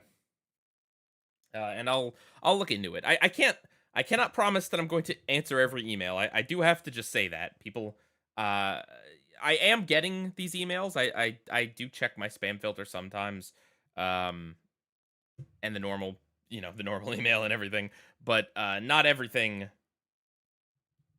Not everything I can't respond to everything. Anyway. Oh yeah, so let's see. SpongeBob Long Pants. Let's get into this. Pants. SpongeBob gets new pants that completely change his life. I think this is actually a pretty clever episode in a very subtle way. Basically, it's SpongeBob rebooted.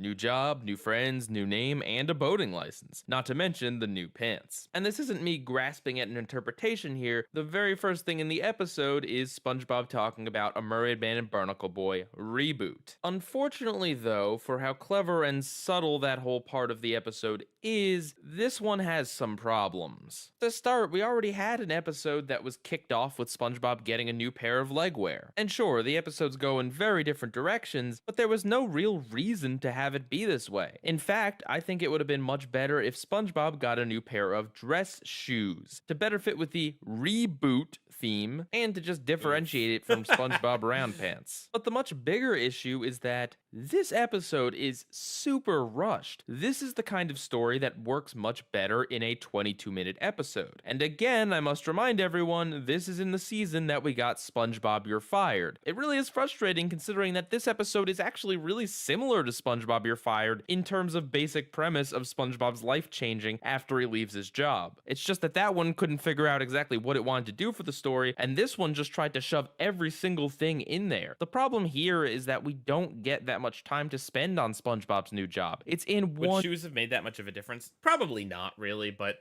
at least it would feel a little bit more like an identity. Like, I'm trying to think of how many episodes we've had about SpongeBob shoes. Obviously, there's Shoes Untied. I'm not sure if there's any other episodes, but there's that one. Scene. SpongeBob's new friends only get a few lines. And heck, we never even get to see SpongeBob drive on his own, despite having a license. I definitely think this would have been a good episode had it been a 22-minute special, but as it is, unfortunately, it's just meh. Another problem is that the episode would have been much better off if they had better emphasized why pants are a sign of adulthood. I mean, it does kind of make sense because most business attire is long pants, and shirts are seen as much more casual, but it's not like it's a universal sign of adulthood like having a mustache is. So if they were going to use something that is only kind of sort of related to adulthood, they really should have spent time selling us on why these represent adulthood, at least in the show. I'm fine with it being ridiculous that the movie theater doesn't allow people in long pants, but only if you sell us on this idea that pants are somehow this universal symbol of adulthood. And lastly, there's the ending. SpongeBob suddenly can't get out of these pants because the zipper is stuck. This is actually kind of clever as well, considering the guy at the beginning definitely seemed like a con man, and SpongeBob has the pretty funny line of, "Now I know I'm an adult because I've been ripped off." But the issue is that it's over too quickly. He's stuck in the pants for a few seconds, then Krabs comes out and cuts them off. If this were a 22-minute special and he gets stuck in the pants 2/3 of the way through and is forced to continue living this life he doesn't want, then the story would be a lot better. But as it stands, it's just one really quick conflict that they just threw in at the end that doesn't have any time to play out. Aside from the cleverness, I do like things like Mrs. Puff somehow knowing that SpongeBob has gotten his license, and the Krusty Krab customers all eating like big fat slobs. But the little jokes like those in no way make up for this episode's massive pacing problems. Oh, and for some reason, Jeff Bennett is also in this episode as a guest star. It's kind of unusual to have the same guest star for two episodes that aren't connected at all, but I mean, hey, it's not a bad thing. Episode 1. Uh-oh, guys. It sounds like this is time for another poll, because people are very split on this. I could definitely see it being an upper crust, or maybe an A or even B tier. Let's see what you guys think. Middle crust. Boom. There's your poll. But yeah, no, I think that was a pretty good explanation. I do agree with DDD. Probably like giving SpongeBob like a suit or something like that probably makes more sense. You know, it seems like they wanted to go with the pants thing just because like he's SpongeBob SquarePants. You know, like, but they've already done that.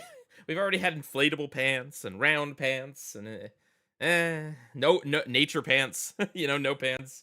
A tier. All right. Sounds like A tier is good for me.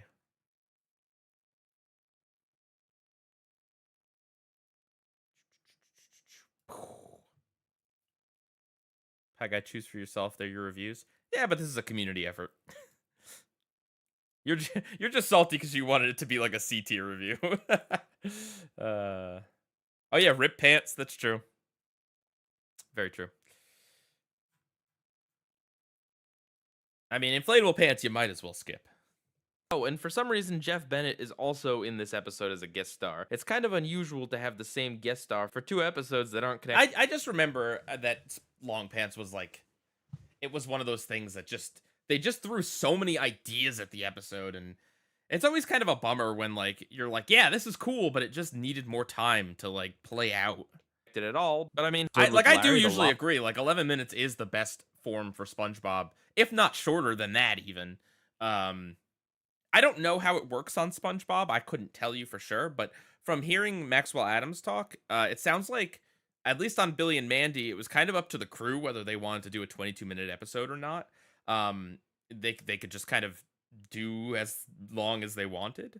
But I wouldn't be surprised if SpongeBob was a lot more of a mandate type thing, because Nickelodeon really wants to hype these things as a protagonist. Sure, there have been other episodes that have Larry play a part in, like SpongeGuard on Duty or A Life in a Day, but even in those episodes, Larry doesn't play too much of a part, and he is definitely not the protagonist. It's so refreshing and nice to have a character who isn't SpongeBob, Krabs, Plankton, or Patrick be the protagonist, if nothing else but for variety's sake. And although SpongeBob does play a big part, it is undoubtedly Larry's story. And Larry here is a very likable Paul Tibbett said that the specials were always Nick's idea. Yeah, that doesn't surprise me.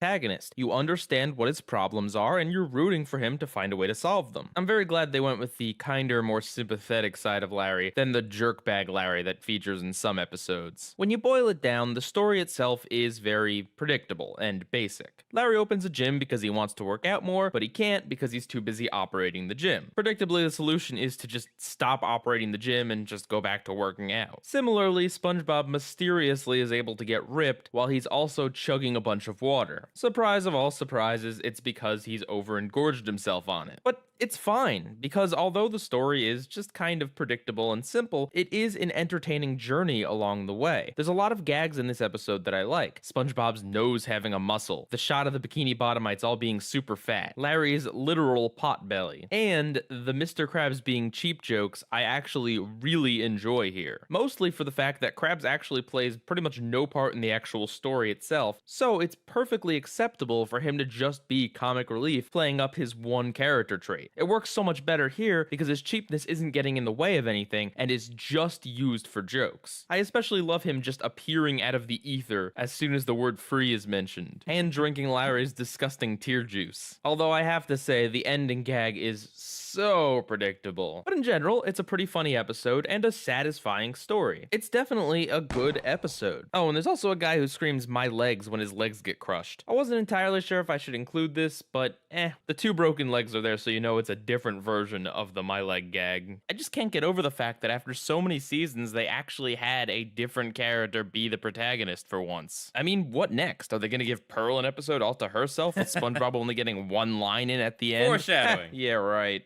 196. Foreshadowing. That was a good review. I think that's an A-tier review. I've liked these reviews so far. Not a lot has been like super flashy or big review-wise. Like nothing kind of as crazy as the Triple Scumbob or a song or something. But I think these have been pretty like nice reviews. 6,370 cent $2. Why do you think Squilliam stopped appearing?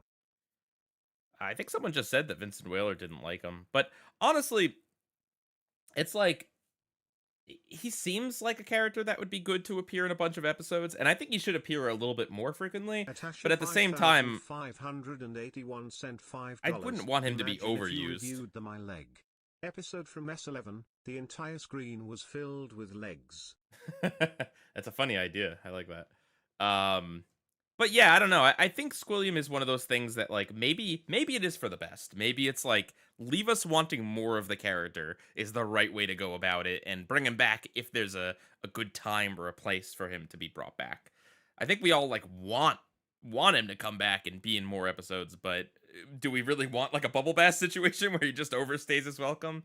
Plus, I mean, the fact that he's designed to just be like Squidward but better kind of limits what he could do. Like, how many episodes would you really want to have where him and Squidward are just, like, competing at something, you know? I don't know. I think he could definitely be used more than he is, but I don't think he needs to be super frequent.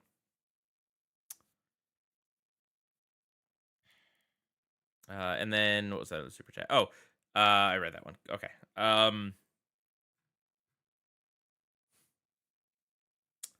Okay. Where are we? The fishbowl. Oh, this weird episode.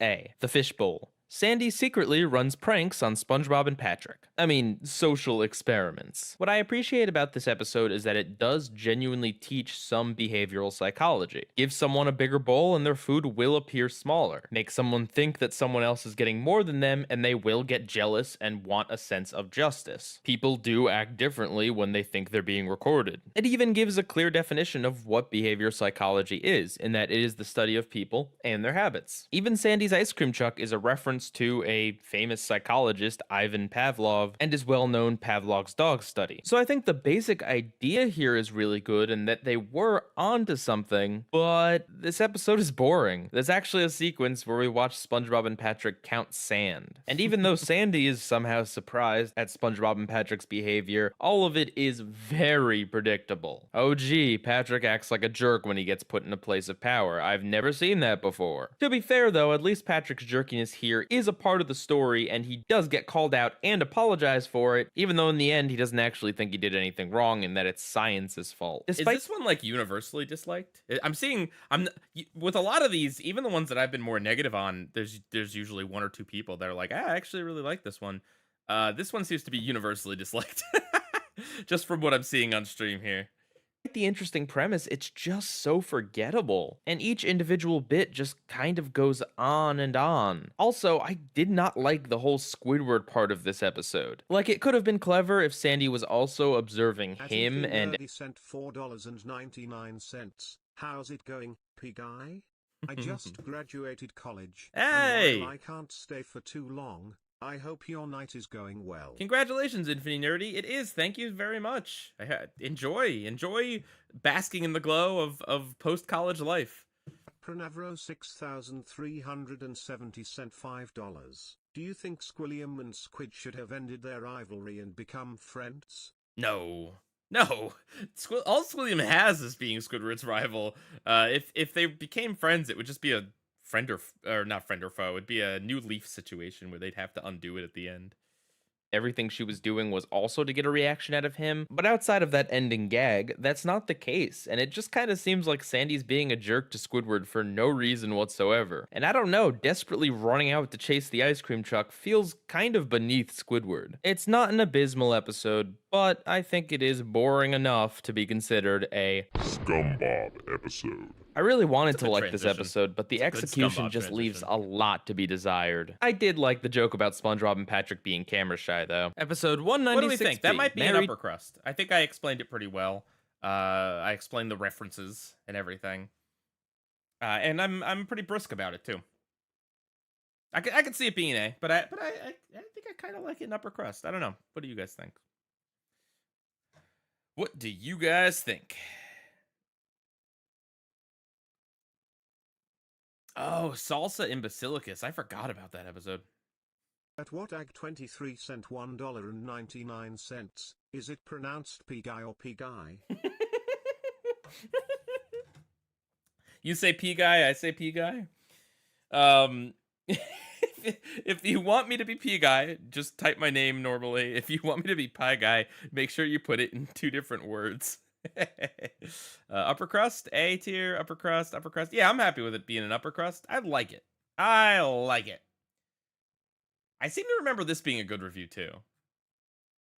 to money. Plankton disguises himself as Money and marries Mr. Krabs in another attempt to learn the formula. Oh boy, this episode. I do like Pearl here because she does act like an actual teenage daughter would act in regards to her father having a new love interest. It's a nice little touch of realism, plus some of the jokes around her makeup being a rash and her boots actually being barnacles are kinda funny. That's It sounds like I could have made this season slide be Pearl, you know, considering, right? She gets to be featured in a few episodes, and it seems like they took her kind of back to basics and just made her be a teenager and like a nice supporting character. And then obviously she gets her own spotlight too. said, the rest of the episode isn't funny, but it actually kind of goes beyond not being funny in the fact that it's a bummer. The ending of this episode is just sad. There isn't the slightest bit of positivity or optimism thrown in there. It is just, well, Krabs, you Lot of fell in different love with opinions in and the chat married there. Plankton accidentally, and you're probably going to be alone forever. And you had to tip your waiter. In fact, this is probably the saddest ending in all. 23 cent $1.99. When I say P, you say guy. P. Guy. P. Guy.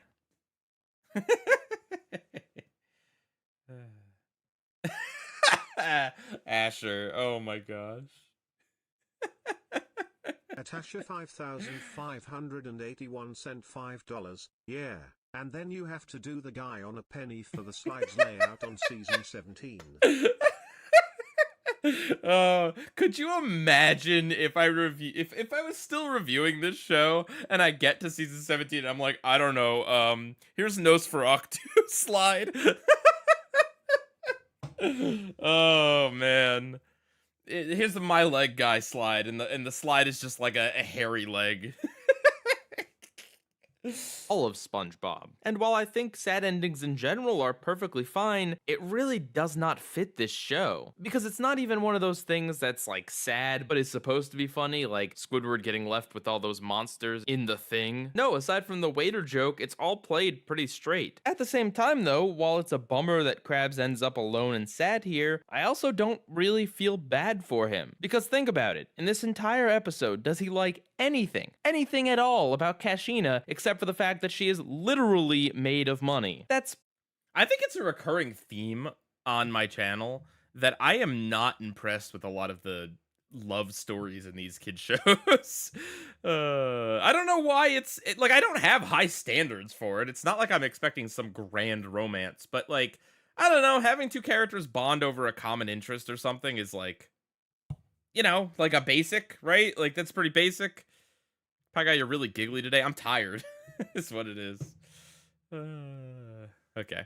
pretty shallow. But the biggest issue with the ending is that it just fades out. It doesn't have like one big sad punch at the end. It doesn't have any bit of optimism for Krabs at the end. It doesn't have a lesson that Krabs is supposed to learn, like about falling in love for reasons other than money. It just ends. And that's why I consider it a bummer, because it's not even like it's played up for drama or a tragic ending. It's just a downer for no reason. The episode is also obvious because they show us at the beginning that it's Plankton in disguise. It would be one thing if they left it ambiguous, like they strongly hinted it was Plankton and Krabs would suspect it being Plankton, but surprise plot twist, it actually isn't Plankton. But no, they just point blank show us that it is Plankton from the very start, and no duh, his plan is going to fail. As a romance episode, it's a complete sham where one half is shallow and the other half is literally scheming. As a comedy, it's just not very funny. And as a story, it has a very unsatisfying ending. Don't be fooled by the cutesy little music they play or the cool design of Kashina. It's a SpongeBob episode. I mean, a good portion of the jokes in the episode are either Plankton or Krabs getting electrocuted. And the whole That's a good that's a good SpongeBob pick there. SpongeBob setting up the party on the cheap has already been done in Truth or Square, right down to the fact that they're decorating with toilet paper. There are so many better Stop referencing Truth or Square, Pie Guy. Come on, move on, dude.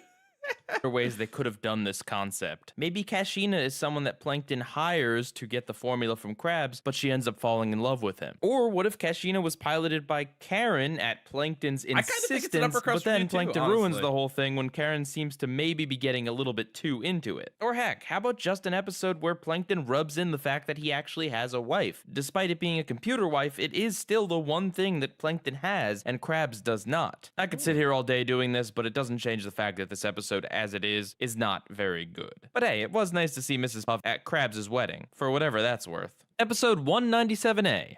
Baby Truth or Square is secretly a masterpiece we weren't sophisticated enough to understand back then. But yeah, no, I think that's upper crust. I think I explained it well. At Shaddick 1988 cent $5. What is with Plankton trying to marry Krabs and his mom? He's obsessed. He's obsessed.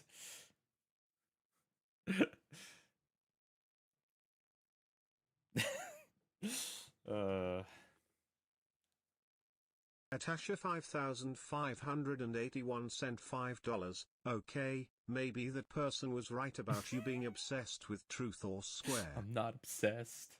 I'm not obsessed. I end this stream and I go to my wife and my wife takes off her mask and it's actually truth or square. I've been married to truth or square this whole time. It's just a Rolodex. Anyway, yeah, okay.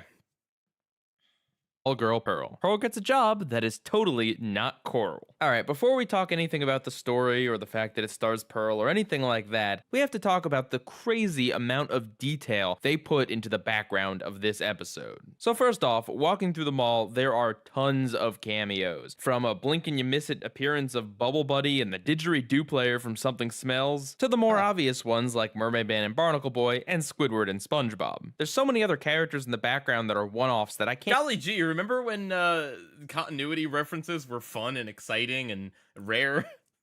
Remember that?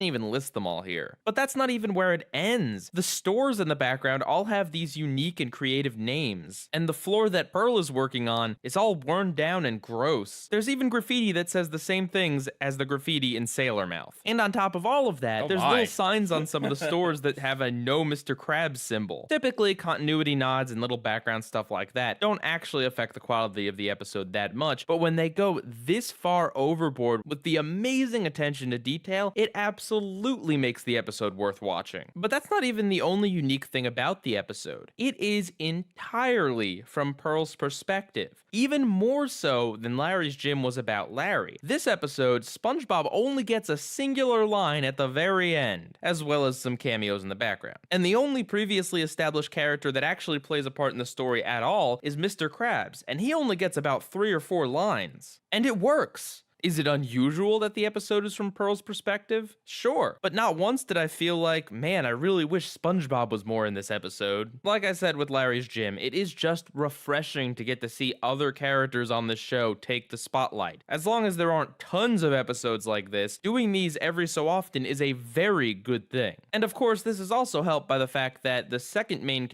Should I get a dolphin sound on my soundboard? so that I can fake curse in front of you guys. Character in the episode is played by Betty White, who is just an amazing actress. Rest in peace, Betty White. And does a great job of bringing that warm, grandma-ish touch to the episode. And of course, because this is an elderly person on SpongeBob, she is also incredibly awesome at kicking butt, and the climax of the episode is very satisfying. Additionally, there's Pearl's friends. Pearl seems to have different friends in pretty much every episode, but the one constant is that they're always awful towards her. But hey, that's teenagers for you. That's sad. I should also note that one of them is played by Aubrey Plaza, but I don't actually know who that is, so I didn't put it on the fun fact there. And that, ladies and gentlemen, is how you ensure you're gonna get a few extra 100 comments on your video of people telling me who Aubrey Plaza is. Oh anyway, my god, I trolled myself. I was like, how do you not know who Aubrey Plaza? Okay, yep. There's that engagement bait. You got me, past guy. Friends are fun as well because they each kind of represent different teen stereotypes. As for the story, it's nothing complex or crazy, but it doesn't need to be. It's a simple story of Pearl's first job at the mall and how she learns to appreciate a demographic that's ordinarily seen as not Coral, and the unlikely friendship that forms between Pearl and— 5,581 cent $5. Now we need a 22-minute episode that stars the guy on the penny without SpongeBob. You're on fire today, Asher. It's so funny. Oh gosh. Man. Are they really that desperate for ideas these days? I'll tell you what. I will tell you what. I have a goal for today, all right? You guys, totally up to you if you want to do this. I'll set it to something kind of reasonable. Here's today's goal.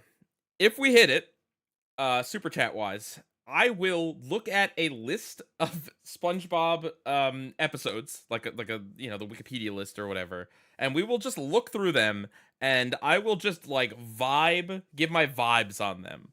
Just look and just see if you guys have been telling the truth even halfway about like episodes about the guy on the penny and stuff. Like I genuinely, I don't, other than what you guys have told me, I don't know anything about like beyond season like 12. I know like a little bit about season 11 and 12. But like at the end of this, we'll just look and I'll react. I'll react blind to the description of these episodes. All right. Okay. Let's set the goal. We'll make it reasonable. What do you think? 15 super chats above $5, or maybe they're like 10 super chats above $5. I'll set the timer for 3 hours. It'll just be really long. Here, I'll pick a. We'll do season 13. How about that? I'll blind review, vibe review of season 13 descriptions. This is so stupid. Here we go. All right. Boom. Anyway.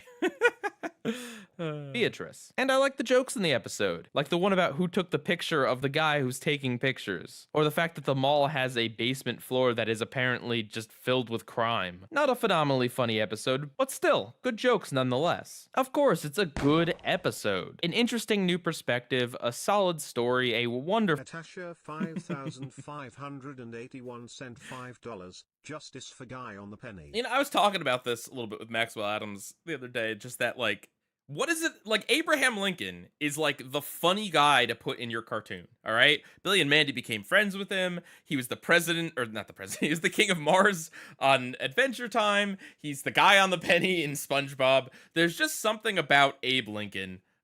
He's just got a very iconic look, and he's not controversial. You know, he's just funny to include in your cartoon. Favorite/least favorite Simpsons episode. Ooh. I mean, the stupid Elon Musk one might be the worst. That one might be the absolute worst. The Musk that fell to Earth. Favorite one? I really like King Size Homer. I don't know. That's a vibe pick, but yeah. What's going on? Everything okay? Is there lag or something? The guy in the penny will become a recurring character in season 17. Oh yeah, he's the immortal from Invincible. That's true. That's very true. Lisa Goes Gaga is also bad. Yes, but I really don't like Elon Musk. At least I like Lady Gaga. Oh yeah, that's right. There was the guy in the penny was in Ned's Declassified. At Dorothy the Fanatic 5,118 cent $1.99. Apparently Doodlebob's spawn were doodles. Yeah, the Elon Musk thing, it started out where he was just horribly bad at acting and like just not good from that perspective, and now he's a supervillain. I think is fair to say. I mean, to be fair, he was kind of a supervillain back then, but like people didn't pay as much attention, I guess. Anyway. Oh yeah, Clone High, that's right. Yeah, Abe Lincoln. Funny president. Maybe the funniest president. Nixon? Listen, Nixon's pretty funny, but Nixon's a little overplayed. And the current president? Like a comedy void. You can't make any jokes about him that is actually funny because every joke that could have possibly been made has already been made.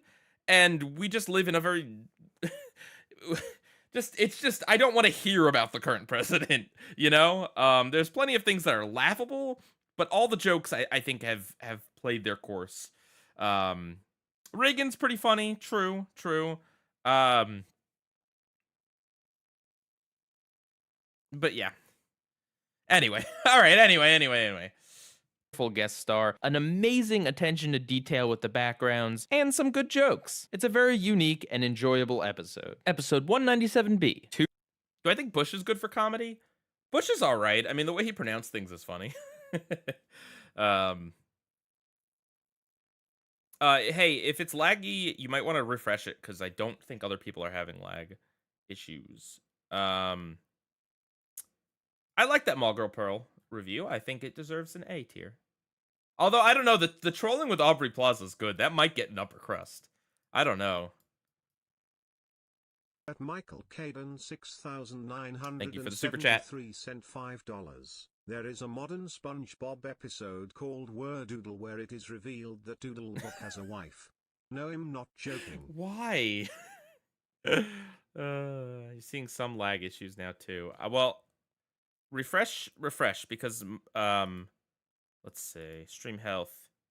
Yeah, YouTube's saying my stream is healthy, so might be on your end. Could be on my end too, for sure, but as of right now, everything looks good for me. Upper crust. Yeah, I don't know. What do you guys think? Was that an upper crust? I mean, am I being too generous with the upper crust reviews today? I don't know. A tier.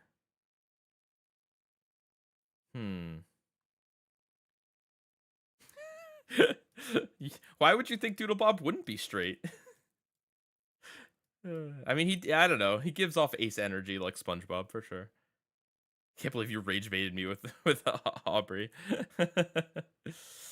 Yeah, A's fair. All right, that's fine.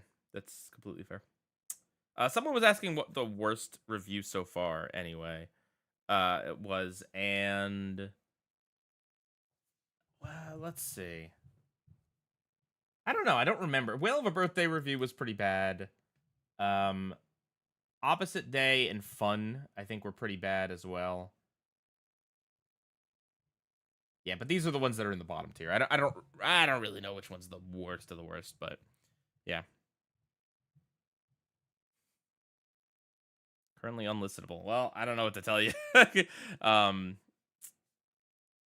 This episode where SpongeBob dresses up in a gorilla suit and he's sent to the zoo after they think he's a real gorilla. No, that's not real. That is not a real episode. No, stop it. Let's move on. 2 thumbs down. SpongeBob breaks his thumbs after over-gesturing with them. So I do like the song in this episode, as well as the climax where SpongeBob and Patrick do a thumb war, as it is not only a nice way to show that SpongeBob has regained control of his thumbs, but also makes the episode Natasha 5581 cent $5. Wouldn't be a bad idea to do a quick top 5 and bottom 5 reviews at the end of season 10. But then I'd have to go back and rewatch them. I mean, fair, but I'm probably not going to do that. come full circle, as that's what he and Patrick were doing at Gorilla Suit Day is real, and I like that one a lot. Are the SpongeBob writers just combing over old episodes? Like, every frame they're looking at, like, how can we make this an episode? Can we make a whole episode of Patrick, sitting underneath an overhang waiting for SpongeBob? Can we make that an episode? Can we make a whole episode where SpongeBob looks like a chicken? Can we do that? Can we do that? Do we have the technology? the very start. But aside from those 2 things, which are good but not really great, this episode is pretty easily meh. The story is basically A Day Without Tears or Funny Pants all over again. SpongeBob overuses something, then SpongeBob can't use something. It's just that simple, and unfortunately the episode isn't really funny. I could forgive this premise being one that they've done before if it was, but it's really not. The episode's trying to also do some sort of parody of like an injured sports star or something, but they don't actually really make fun of these tropes too much. They just have SpongeBob be overly dramatic, and then there's the big montage, and then everyone's happy at the end when SpongeBob can use his thumbs again. It just feels so boring. Like they're just going through the motions here. There's nothing bad about this episode, but there really isn't much good either. Certainly not enough to justify it being called good. Like the thumb war was alright, but not really good or anything, and the same goes for the song itself. It's a nice song, but it can't lay a finger on some of the best SpongeBob songs out there. So overall, I give this episode 2 thumbs to the side, I guess. Yeah, unfortunately, I went with the one rating that doesn't really work as a pun with the title of the episode. Natasha 5581 cent $5. Episode idea. Guy on the Penny terrorizes BB, and Nosferatu and Doodle Bob need to team up to defeat it using the power of scum. I could definitely see them doing like this crazy episode where they include just all of the weird side characters that they've picked up and made recurring characters. Just throw them. It'd be like Mystery Dungeon from Adventure Time. You know, throw all these weirdos in a situation together, and unironically, it would probably be pretty funny. Like, I want to know what Nosferatu thinks about the guy on the penny. Maybe the guy on the penny could meet actual Abraham Lincoln. Reveal that they're different people. Attila Vidadeed sent $3.62. Time to put in disbelief again, and get you closer to that goal. One recent episode has Patrick actually used mayonnaise as an instrument. No! No, you can't. You can't just take old SpongeBob memes and make them episodes. No. But speaking of thumb gestures, a shark. I actually really like this review. The two thumbs down. I like the thumbs to the side joke. I like the transitioning to the Fonzie joke here. I think that's at least an A tier again. We've been on fire here. The 9B video has been great. I think it might be like just behind season 7. I don't know. It's like it goes like 6 is the best, then 7, then this one. That's what I think. A tier. It's at least an A tier. 581 cent $5. This is the live stream where we terrorize Pie Guy with these characters. A tier, upper crust, first upper crust mayor review. I honestly, I'm down. Let's just do it. First upper crust mayor review.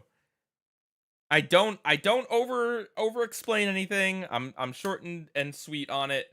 I got a few good jokes in there. Bada bing. How dare you guys? I did not say 6, 7.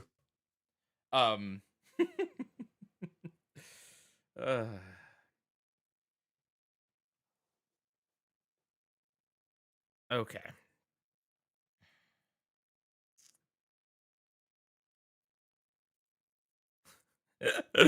Oh, goodness. Okay. Sharks versus Pods. SpongeBob finds himself mixed up in a gang war. So this episode guest stars Henry Winkler, Michael McKean, and David Lander as the Sharks. I'm not entirely sure why there's 4 sharks but only 3 guest voices, but yeah. All of these 3 were on Happy Days and Laverne and Shirley. Henry Winkler, of course, being the Fonz. Hey. And I could have sworn I'd heard the name Michael McKean somewhere recently, and as it turns out, he's Chuck on Better Call Saul. Hey, He's a really good I actor. reference it. Yay. Anyway, this is an episode that is 100% style over substance. The story is pretty weak. It's just a series of At Ethanland 3055 cent $5, your season 9B review is your second funniest review, right behind your season 6 review. Honestly, I think that's kind of fair. So far, anyway. understandings that are cleared up at the end, and it turns out that this gang was actually just a dance crew. Because apparently the show is no longer allowed to have actually legitimately threatening characters. Every time there's a tough guy or a scary guy or whatever, it has to be a mislead. Just ask the mild ones and the guy in the alley who just wanted to return Squidward's groceries. And of course, Cousin Blackjack. I don't know, maybe I'll make a square theory on this sometime. Point being, I don't think I ever did. But it is true. I understand that it's like a classic comedy setup, right? Like the tough guy bar in Tangled or whatever. You know, oh, they seem like they're toughs, but they actually sing and dance and they're really goofy. You know, it's an okay comedy premise, but I feel like it only works if you mix in some genuine threats, like the Strangler or Dennis. You know, like I like that SpongeBob actually had a few characters that are like actually threatening. You know, I don't know. It kind of takes away when every single time we get a tough guy character, they turn out to be like a tough guy that's actually really goofy. I don't know. Yeah, like the bully. The bully is a genuine threatening character. Flats. People don't like it that I call him the bully all the time. I know he has a name. I know it's Flats. It's fine. the story itself is not very good. But here's the thing. When it comes to SpongeBob at least, sometimes style actually is better than substance. Because despite the weak and kind of predictable story, the episode is a lot of fun. The music and all of the greaser atmosphere, the little finger snaps, the sharks' accents, all the fun dancing at the end, seeing SpongeBob trying to act tough. It's all very enjoyable. SpongeBob has never needed to have a good story as long as it had something going for it. Though the episode isn't particularly funny, there are still some good jokes in there, like the sharks overreacting about Donnie, and the great. And I'm not saying it's bad to have like these tough guy characters that turn out to be goofy or whatever. Like, again, it's a classic comedy setup. I think it's fine, but it's just every time, you know, doing it too many times is just like, okay, we get it. Like, it's just one of those things that I feel like it needs a healthy mix. And SpongeBob used to have somewhat of a mix. If anything, the earlier seasons had a lot more genuinely like actual tough characters than misleads. Great gag at the end where Patrick runs in saying that they saved the rec center. That's never been mentioned before, just because it's a cliche. But really, the focus on the episode is just all of this fun West Side Story, Grease, Happy Days-esque atmosphere, thanks in part to the wonderful music direction of the episode. And hey, here I am again saying the atmosphere is good. If there's one thing that Season 9B does really well, it is getting the atmosphere right. And though it might not seem it, that is something that is very important. The right atmosphere can make an episode, and the wrong one can break it. What else do I need to say? Hey yo, it's a good episode. And of course I have to mention that the hydrodynamic spatula from the very first episode actually makes an appearance in a photo in SpongeBob's house. Not to mention the fact that Reg gets another cameo, and the pods dance kinda similarly to how Squidward did in Culture Shock. Episode 198. Am I crazy for thinking this is another A-tier review? I feel like I do a good mislead with kind of talking it down and then saying it's got good vibes. I explain what works about it. I make an observation about the just the kind of the tough guy mislead. I don't know. I'm really feeling 9B. Maybe it's just out of delirium, but you know, I'm vibing it. At Ethanlin 3055 cent $5. West Side Story 2021 greater than West Side Story 1961. I have not seen either of those, so I'll take your word on it. All right, cool. Has there been a single review today that was lower than C tier? No. Actually, yeah, we don't even have a C tier. There's nothing lower than B tier. Let's go. B. Dipper makes clones of himself to impress Wendy. Oh, oops. Copy Bob Ditto. Oh, hey, that's from the Gravity Falls video I never did. Huh. Yeah, there was an idea once upon a time that I was going to review every episode of Gravity Falls. And this would have been like a weird crossover where in that video I would start mentioning Copy Bob Ditto Pants. Interesting. There's a bit of Pie Guy lore. I don't know what happened. I don't know why that didn't happen. But yeah, okay. I mean, it's not. These are not the only cartoons that have done this. Like copy yourself with a paper copier machine. I don't know. I just like Gravity Falls. Pants. Plankton makes SpongeBob. Someone was mentioning John Ritter, right? That's Dipper's voice actor is his son. Clones to infiltrate the Krusty Krab. This episode sounds like an interesting idea, but it's one that is actually kind of boring and repetitive. Plankton keeps sending sponge clones. Yeah, no, the if I were to have reviewed, I guess I could still do it, right? If I were to review Gravity Falls, it wouldn't just be a good meh SpongeBob system. There would be another system in addition to it to make it more interesting, because you're right. Basically, all of them would just be good. In and the same thing happens every time. SpongeBob talks to them, so they won't tell him the formula. Then he sends in a bunch of these clones, and then every time he tries to ask them for the formula, they wither away. SpongeBob in this episode is really ignorant, stupid variety of SpongeBob that thinks all of these copies are just... Oh, we're getting close to the goal here. $5. Similar question. I'd give this was answered, but was there a reason you never continued the Teen Titans seasonal reviews considering you moved on to At? Honestly, the Teen Titans one was kind of an experiment, and it just didn't get the viewership that I was expecting. And I found out around the same time, too, that, like, someone was already reviewing every episode of Teen Titans. Not that I couldn't still do it if I wanted to, but, it was just, like, a fun thing that I wanted to do, and, yeah, I just didn't really feel super motivated to make the second one. Never say never these days. I'm definitely not against it. It's just...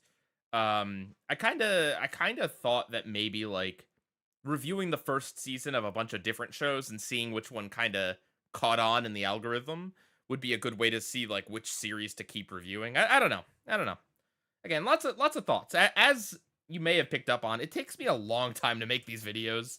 And so like what I choose to do is certainly like a big decision because it's just going to take a while. Like the Teen Titans one I actually did really quickly.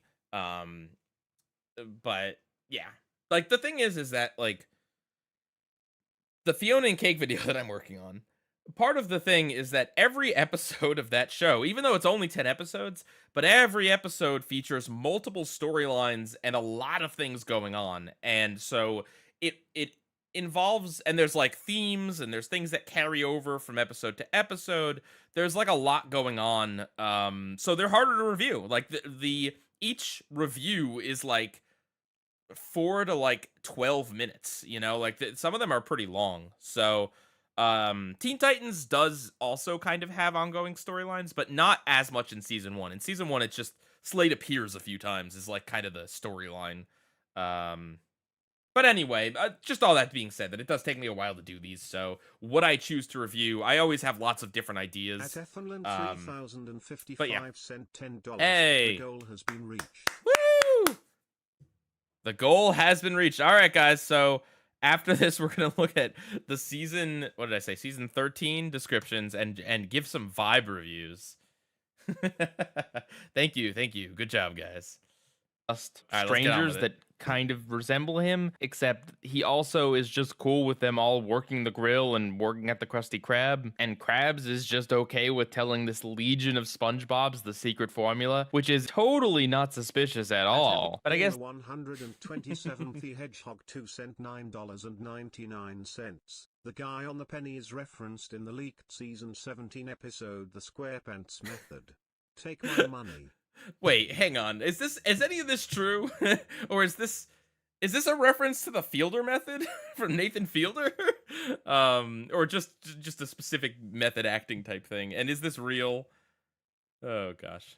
they didn't want the episode to be Plankton disguises himself as SpongeBob in order to get the formula, because we've already had that a bunch. In terms of the comedy, it's definitely very light. In fact, I think all of the jokes that I actually enjoyed were from Squidward's subplot of thinking that he's dreaming. That one fish being the man of Squid's dreams, Squidward's I don't care dance out of the Krusty Krab, pulling down Krabs' pants and bumping him back into his office. Yeah, these are all alright gags, but in terms of the main story, you know, the bulk of the episode, no, none of it really is funny. In terms of the episode as a whole, I don't think it's really bad enough to be a scumbob, but it's still on the lower side of meh. The episode is still a little bit interesting, and Squidward's subplot is decently entertaining, so this one does kinda scrape by. It's inoffensive, just kinda dull. Also, fun fact, SpongeBob was previously cloned at the end of Overbooked. Episode 199A.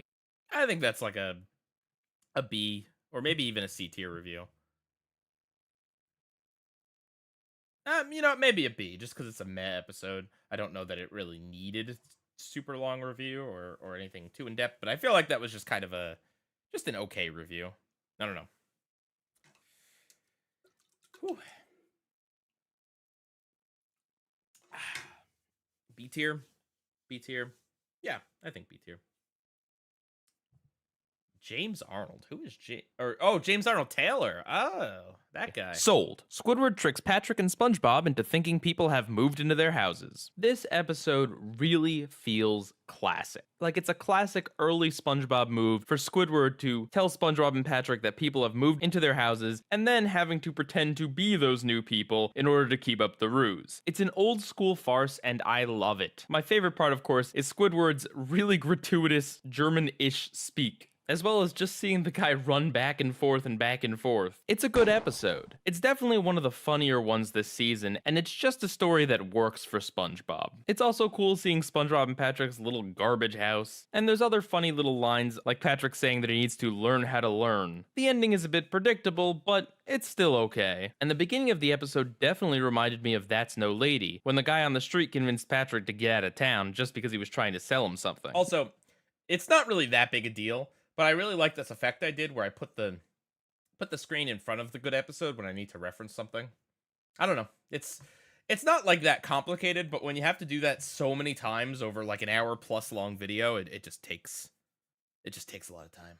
Not that that's really a complaint. I don't actually have that much to say, but sometimes with a good episode, that's just the way it is. There's not much to talk about because a lot of it is just good humor that doesn't really need to be dissected. It's just got that really good Squidward and SpongeBob and Patrick dynamic that is really sorely missing from the later seasons of the show. And I think we have season 6 to blame for that, after screwing up the formula pretty badly. But none of that is present here. Squidward does a bad thing in continuing to mislead SpongeBob and Patrick and pays the price for it, though not in an overly cruel way. And SpongeBob and Patrick remain ignorant and good-hearted throughout, with the one bad thing they do to Squidward being a complete misunderstanding.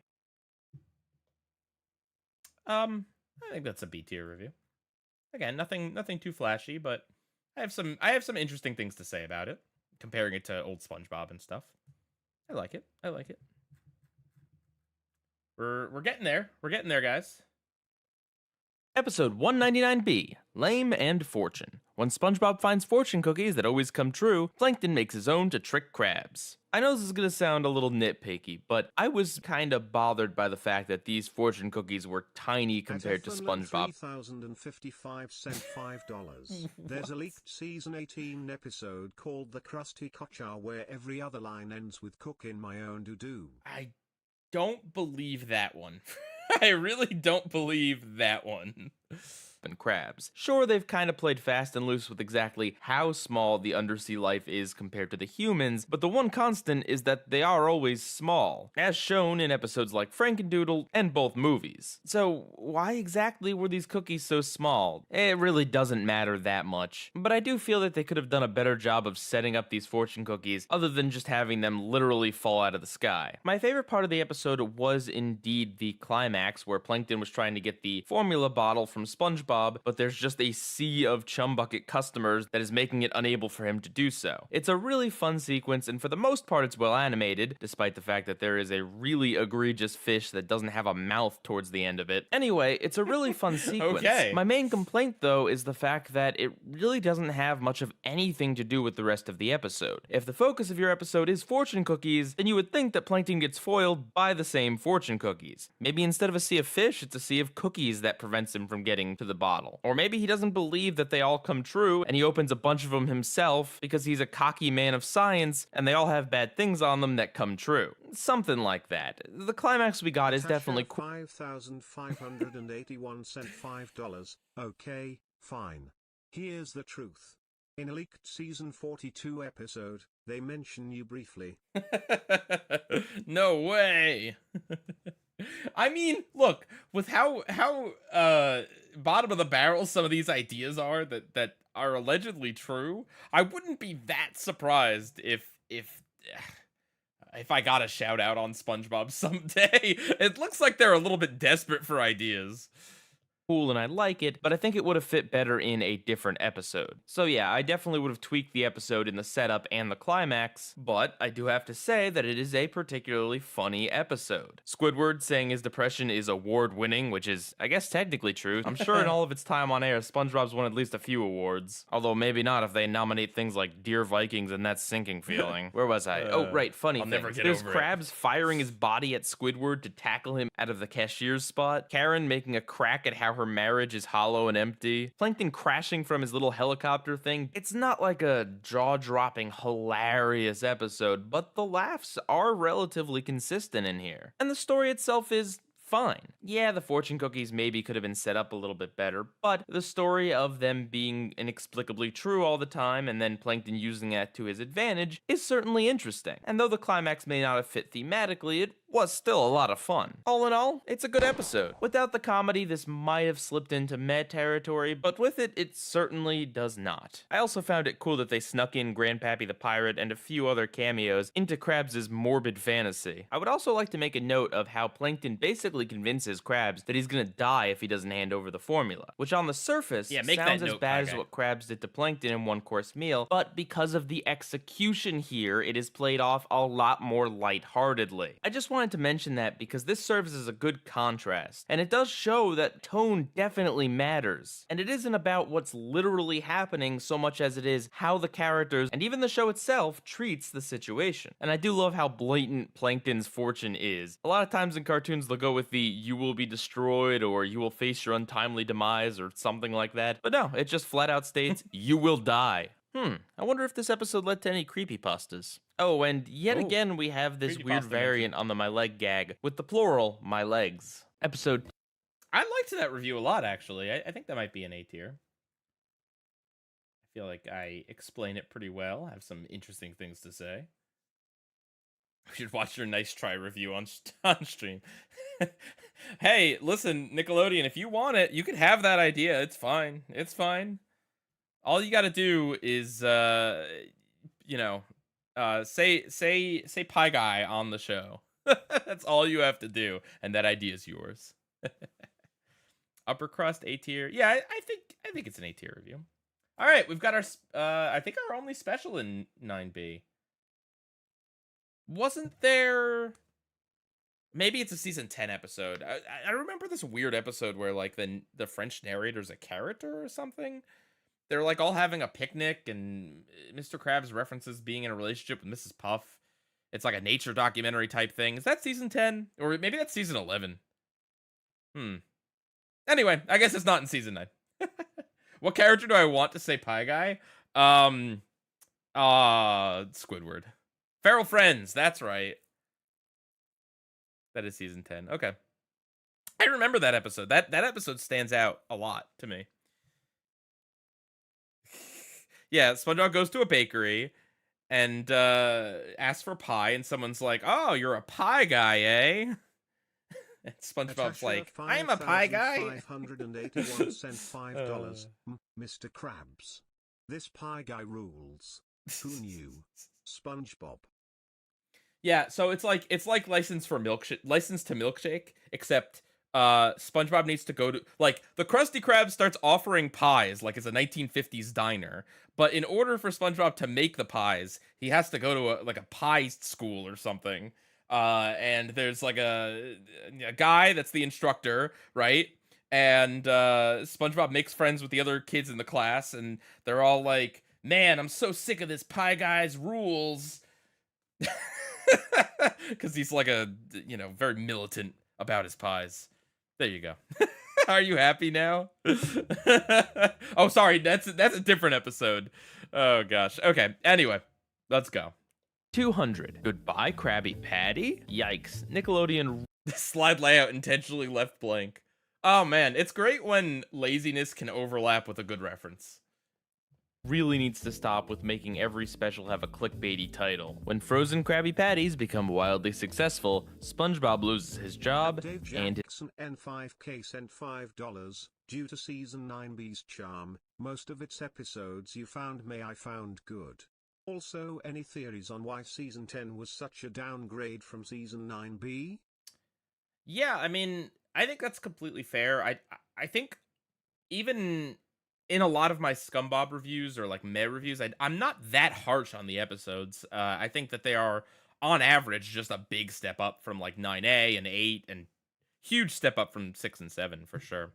As far as why season 10 is not as good, I don't know. I mean, I think season 9's episodes ended up having a lot of production time just because of the movie.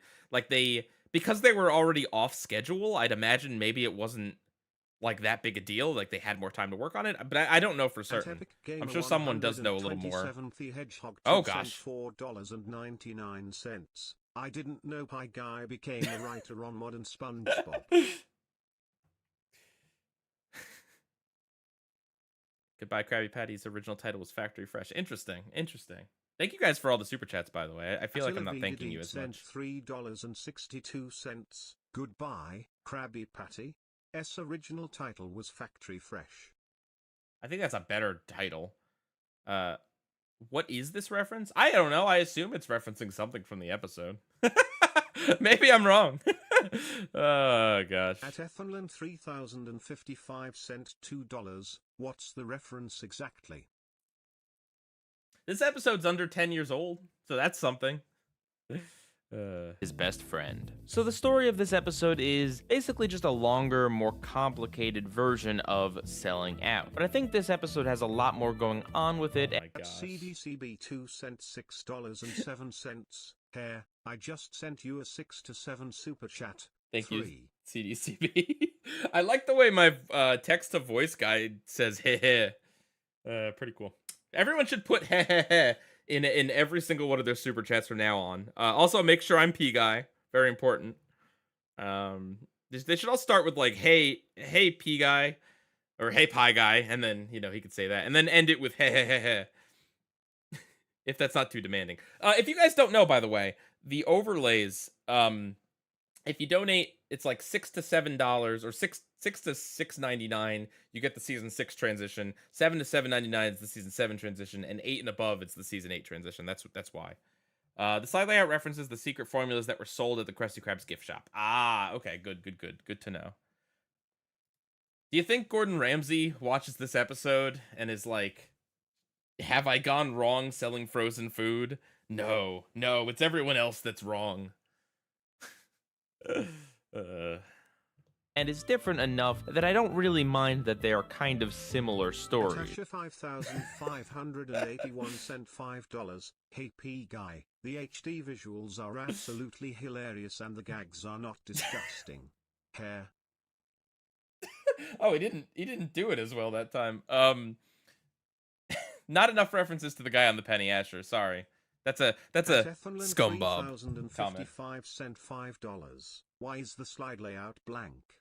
What's the reference? I think someone mentioned it's a reference to the fake secret formulas sold in the gift shop. Okay, anyway, let's continue on here. There's a certain irony to this episode in the fact that the characters talk about filler, obviously referring to an ingredient they add into the Krabby Patties, but it's interesting because that's one of, if not the biggest issue with a lot of the bad SpongeBob specials, that they have too much filler, that the writers don't know how to make a 22-minute episode because they're so used to making stories that only take up half that time. And the irony here being the fact that this episode has exactly no filler in it at all. Every scene, every part of the episode is important to the overall story. Even things that aren't strictly necessary for the plot are still important for at least thematic. Also, they got really lazy with the guest star names, by the way. Don Grouper, they got the Don Draper actor to play Don Grouper. Like, really? Like, that's a horrible pun.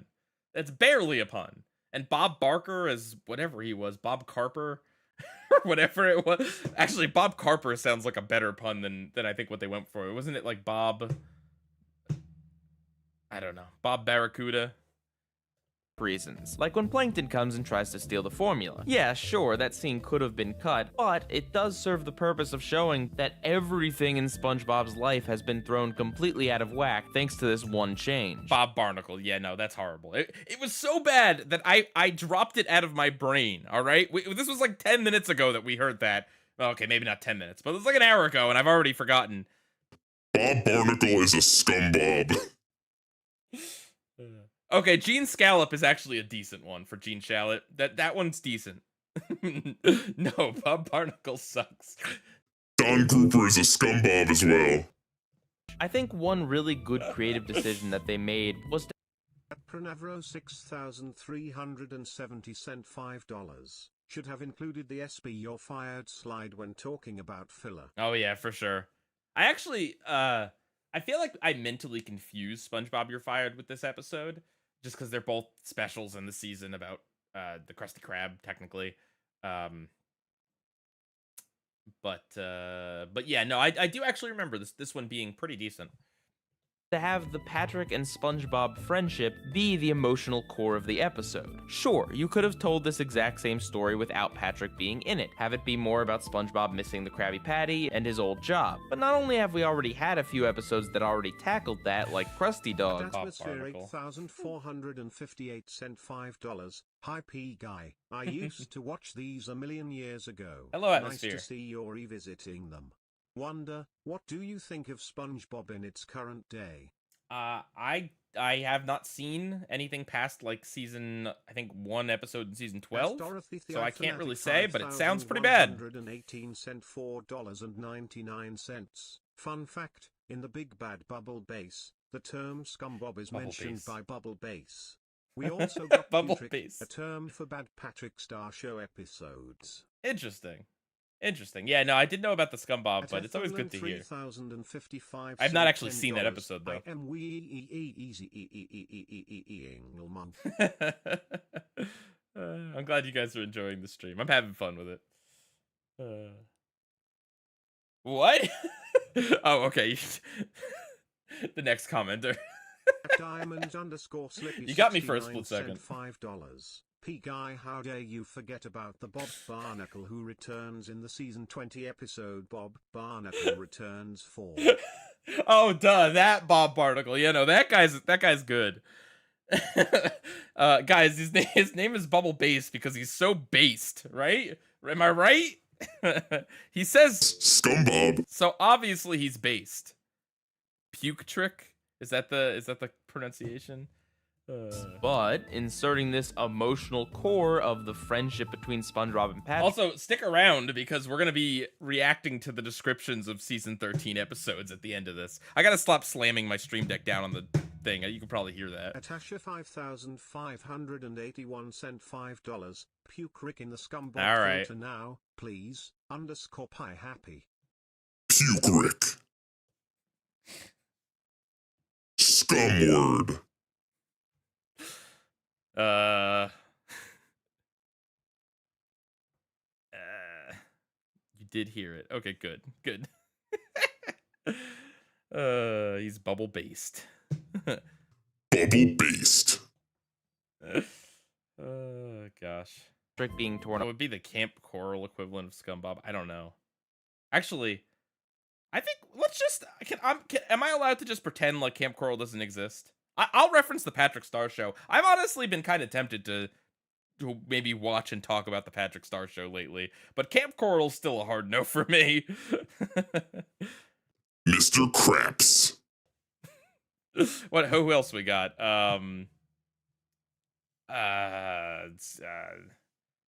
Scumword.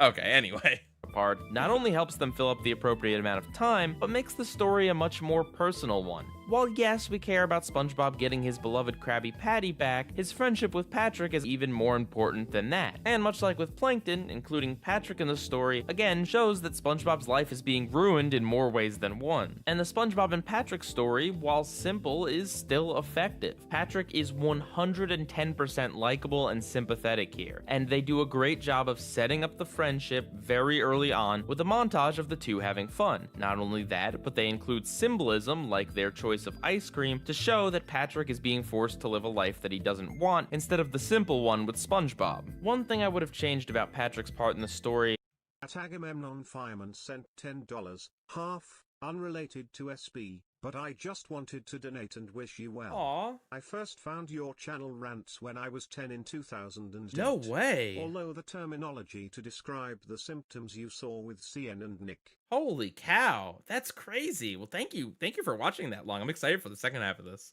Thank you so much. Yeah. I've been back for a little while now. I guess it hasn't hit everyone's At Agamemnon algorithm, Fireman sent but $10.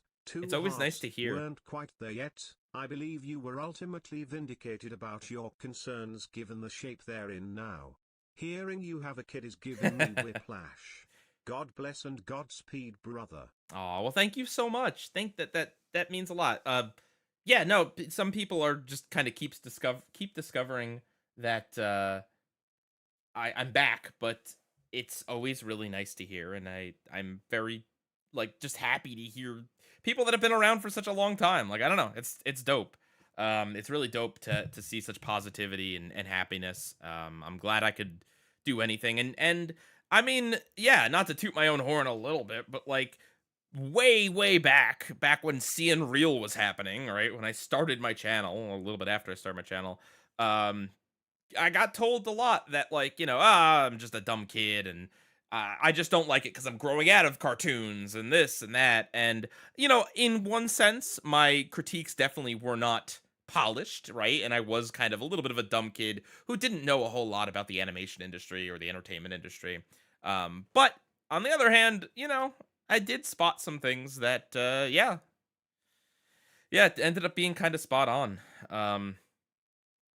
Anyway, was to show more about why Patrick couldn't just quit this lifestyle. At Finland 3055 cent $5. There's a leaked season 69 episode called The Krusty Rap where they sing the gangster rap song uncensored. Oh gosh. Oh no. Oh dear.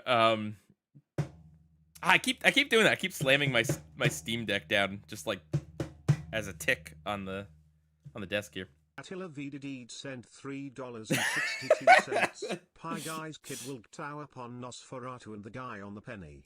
Okay, what if I only showed the little slice, the Patrick Star Show, right? And then I reveal to them when they're like 10, I'll be like, listen, actually, this is a spin-off of this other show called SpongeBob. What if I did that? Oh gosh. I also realize I would never actually do that. I hope everyone knows I'm joking. But like oh gosh. Yeah, I realized that me talking about like, you know, feeling like a dumb kid back then, I'm apparently living out the plot of the SpongeBob movie. I was just a dumb kid, and now I've embraced that I'm forever a dumb kid. 581 cent $5. Episode in season 109 where the guy on a penny has a child with Pie Guy and it's named the Pie Guy on a Penny. The Pie Guy on a Penny. Oh gosh. I don't want to compliment Truth or Square, but the guy on the penny thing is just so stupid. Just so stupid that I think it's wrapped around to becoming actually a decent meme. I'm surprised it hasn't become more of like an actual meme. Just calling him the guy on the penny. Oh gosh, you used to be bullied in school and your videos were a nice escape back then, so thank you for that. Well, yes, I'm glad I could provide any amount of escape. I certainly know what that's like, you know. Oh gosh, Charlie Day as Charlie Ray and Chris Pine as Chris Pike. Okay. All right, we got to move on. Come on. Maybe he wanted to be a star at first, and now he's just locked into the contracts. Maybe Krabs is bullying him into it. Maybe he's just scared to say no. It's not that important because the episode does get across the idea that for whatever reason, Patrick can't just quit what he's doing, but I think a short scene that kind of spells it out more explicitly would have made the story even better. Then of course there is John Hamm's character, Don Grouper. Now of course this is all a big reference to Mad Men, where Hamm played a similar ad exec there, and they did a great job with this character. Hamm delivers a really spectacular performance. You wouldn't know that he's not typically a voice actor, but his voice is perfect for it. He's so suave. I like John Hamm as an actor. I don't like that John Hamm likes to shill gambling in advertising all the time. Like, does that dude not have enough money? And smooth talking. This is what an executive and a boss character should be like. Yeah, looking at you, executive treatment. I also like that Don isn't really the villain of the piece. Sure, he is the one that's goading Krabs. $1.99. Guy on the penny will return in Avengers Doomsday. Guys, what if I rebranded to being I'll change my channel name to The Pie Guy on the Penny. And instead of it actually, you know, if you look closely, okay, right? You all thought that this was like a pie in the background here? No. This is not a whoa. This is not a pie in back of me here. This is actually I keep moving the background. This has actually been a penny the whole time. Guys, I've been the Pie Guy on the penny. The whole time. You didn't even know it. Boom. Okay, alright. Let's move into putting filler into the patties. I guess he's ignoring health regulations, and he is definitely using Patrick, but he's not really played up to be a villain, and in fact faces no consequence. Okay, but like, am I wrong? This kind of looks like a penny. Like the thing in back of me, the disc. Is at the end. While it's always nice to have a villain, sometimes it is more interesting to live in a more gray area. As far as humor goes, well, do you like seeing characters having overinflated butts? Because there's a lot of that. I could definitely see people being grossed out by that and other people finding it really funny, but I think I fall in the middle ground because I don't think it's either. The jokes about in Penny Foolish, Mr. Krabs wasn't looking for any penny. He was looking for the Pie Guy on the penny. Oh my gosh. Yeah, DDD, thank you for bringing up the guy on the penny. This has led to a rabbit hole. I gotta remember to actually put this on the put this on the thumbnail. I've been slacking on my thumbnail game because I've been so busy with the Fiona and Cake video. Patrick being a star are pretty good. Don says that he's gonna make Patrick into a star, and Patrick nonchalantly says that he already is one. And then Patrick mentions something about wanting to be with his friends, and then the exec lady says that stars don't need friends. There are jokes in here, If but if I live stream again, I mean, I'll probably forget all of this. Like, let's be real. But if I live stream with my cam on again, I'll get a big top hat and beard and a giant mole, and we'll live stream as the pie guy on the penny. kinda have to squint to look for them. Aside from the obvious butt jokes and characters spitting up sand. 5,581 cent $5. That's it. Just turn into the guy on the penny and have every video be about pennies. Wait, hang on. Let's see. Can I do this? It's actually funny because the penny is like defunct now, right? Hang on. Bear with me. I'm doing something funny. Hang on. Give me 1 second.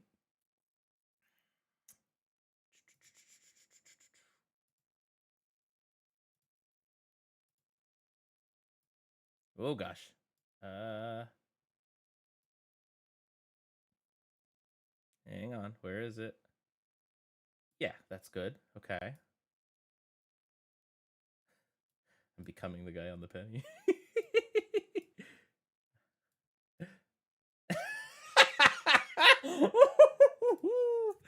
Oh man. Can I paste that onto the other ones? I think I can. Oh gosh, nope.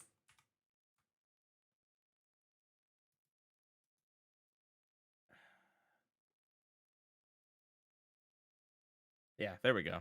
Now I'm the guy on the penny. At Effinland 3,055 cent $5. There's a leaked season 19 episode called Yeah, I don't know what I'm gonna review this episode, this review. He works the pole as well. Whoa, all right. Oh my gosh. Okay, that's a little much. Okay, all right, yeah. But really the focus is on the storytelling, and it is Did I just go half butt? Did I really just do that? To look for them. Aside from the obvious butt jokes and characters spitting up sand. But really the focus is on the storytelling, and it is leaps and bounds ahead of SpongeBob You're Fired. Because it's a very clear story with very clear stakes, and Krabs actually has a much better motivation here. It's still not great though. Of course, there could be a lot more jokes, and there are some storytelling bits and pieces that just could have been done better. And they don't really elaborate on a lot of the details, like could Krabs... Oh no! On the penny. VLC Krabs. And he's level 67. Oh my god, guys, we've gone. This is. We're gone. Okay, all right. Stupid VLC. This video is not sponsored by VLC. Okay, this stream is absolutely not sponsored by VLC.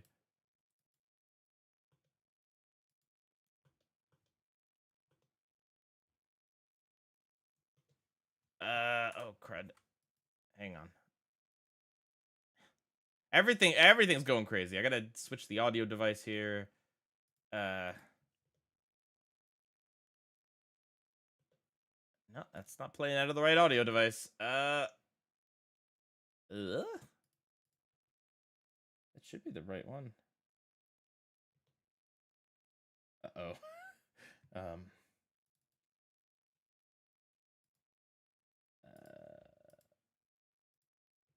These things there definitely... we go. Okay, all right. Man, all right. Can we finish this review? don't prevent the episode from being a good... Oh, wait, hang on. We gotta make it mono audio. Oh, no. Okay, here we go. More detail and nuance to the story could have escalated. I'm gonna have to make a new tier for this one and just put it in the, like, got too distracted to review.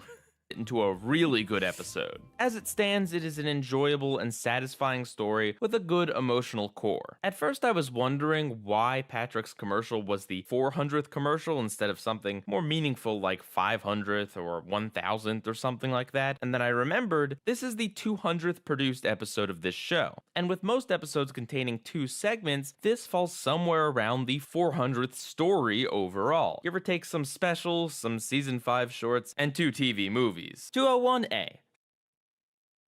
In all seriousness, I think it's A or upper crust. Do you guys? No, I don't think it's an upper crust. I mean, to be honest, I don't even remember what the heck that was. I'd say let's go back, but then we'll be here forever, right? 5,581 cent $5. Guy on the penny tier. The text to voice did not want to do all the hes. Guy on the penny tier. Oh my gosh. Well, how long was that review? Could we Okay, you know what? Sure. A is good enough. That's fine. Yeah, you know, there's the joke about butts in there. It's good. Upper crust filler tier. Well, how long was that review? Could we watch it like ×2 speed maybe? We'll do that. That's fair. Gonna be here all night. Let's see. Playback. Boom. When frozen Krabby Patties become wildly successful, SpongeBob loses his job and his best friend. So the story of this episode is basically just a longer, more brain rot pie complicated guy. version of selling out. But I think this episode has a lot more going on with it and is different enough that I don't really mind that they are kind of similar stories. There's a certain irony to this episode in the fact that the characters talk about filler, obviously referring to an ingredient they add into the Krabby Patties, but it's interesting because that's one of, if not the biggest issue with a lot of the bad SpongeBob specials, that they have too much filler, that the writers don't know how to make a 22-minute episode because they're so used to making stories that only take up half that time. And the irony here being the fact that this episode has I'm locked exactly in. no filler in it at all. Every scene, every part of the No! episode is in. No, it crashed! There's a leaked season 20 episode called Crab Dance where the Krusty Krab goes bankrupt, so Mr. Krabs has to do lap dances. to Why? get by. Why? Okay, all right. Let's maybe not make it, you know, let's make it not that. Okay? We don't need to talk about that. All right. I'll just put that in A tier because it crashed. I think it actually was a pretty good review. Oh, did I already put it there? Okay, it's an A tier. Listen, guys, I have to use the restroom and I have to get another drink. So I'm going to, and I also have to set up VLC again. So I'm gonna pop this up, and then hit the bathroom and be right back. I'm going to throw it to commercial, okay? Is that all right for everyone? Okay, I will be back in a few minutes.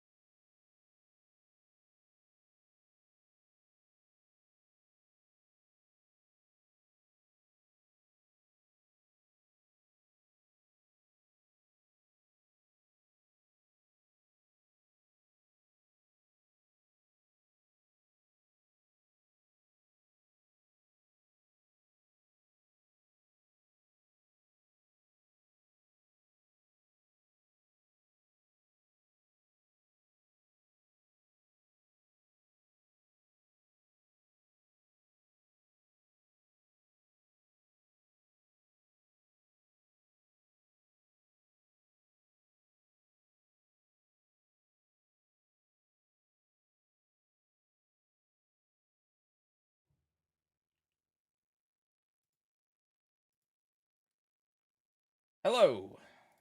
How is everyone?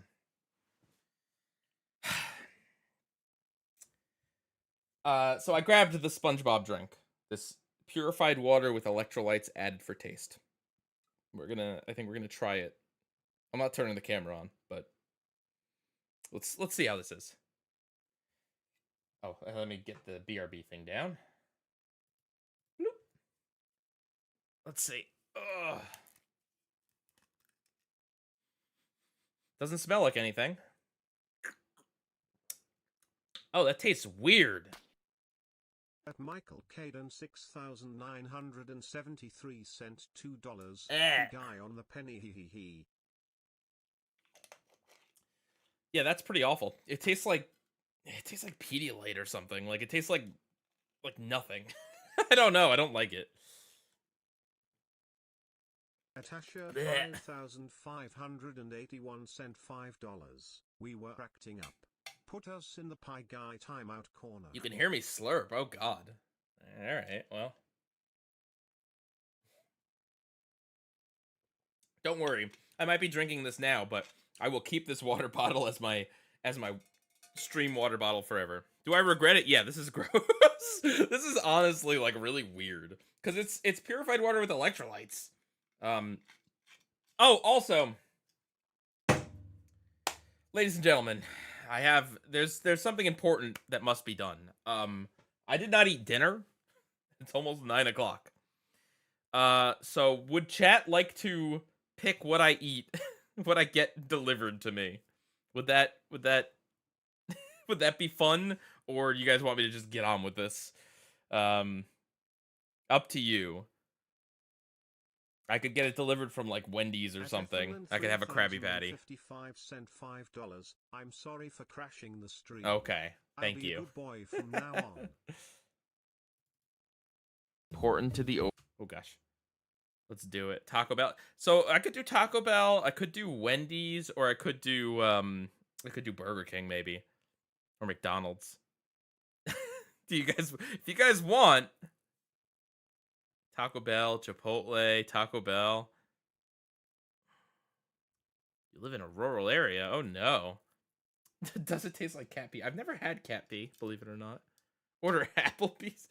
I'm not gonna do that. The Hedgehog 2 cent $4.99.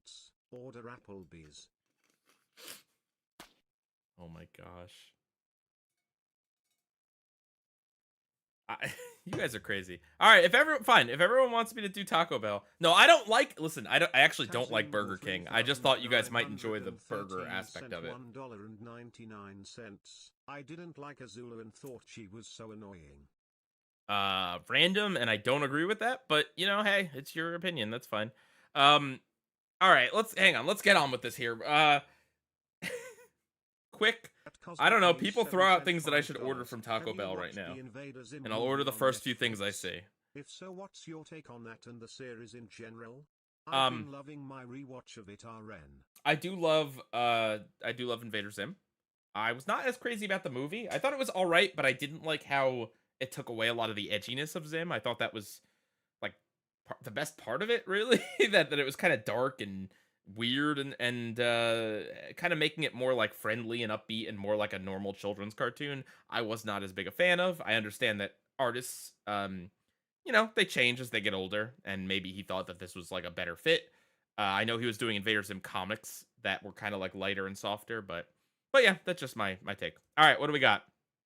Ghost pepper taco. I don't think they have a ghost pepper taco. You guys wouldn't make me eat a ghost pepper taco, would you? Okay, good. There's no ghost pepper taco. Oh god. Let's see. I don't think I can get Sam's Club to deliver to me. Yes, could I get 5 hot dogs, please? The Truth or Square Cup, Chum Bucket, pizza. I guess I could order Mexican pizza. I did have that. I was not a fan of the current one. Been on this one review for 30 minutes. Well, I just put it in the tier list. We're gonna move on. I just need to eat, all right? The reason Burger King nuggets are so cheap Steakhouse burrito? they taste like rat ankles. Rat ankles. I'll have a steakhouse burrito. Do they have that? Let's see. Steakhouse No, not a thing. Guys, you need to give me actual things to order on Taco Bell or we're just gonna move on. Cheesy bean and rice burrito is the worst Taco Bell item. Yeah, I don't like beans. I don't want that. Crunchwrap. All right, you guys are abusing this power. I'll just order what I want to order on Taco Bell, and then we'll just move on.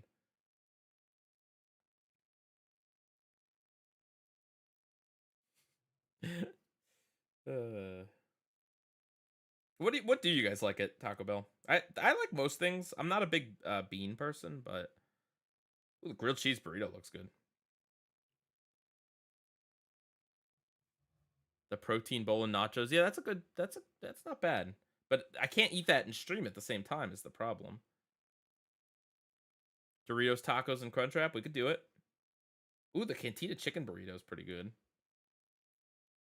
We didn't lock in the order. No, you guys, you know, you had a chance here to make me eat something weird, and you botched it. You blew it.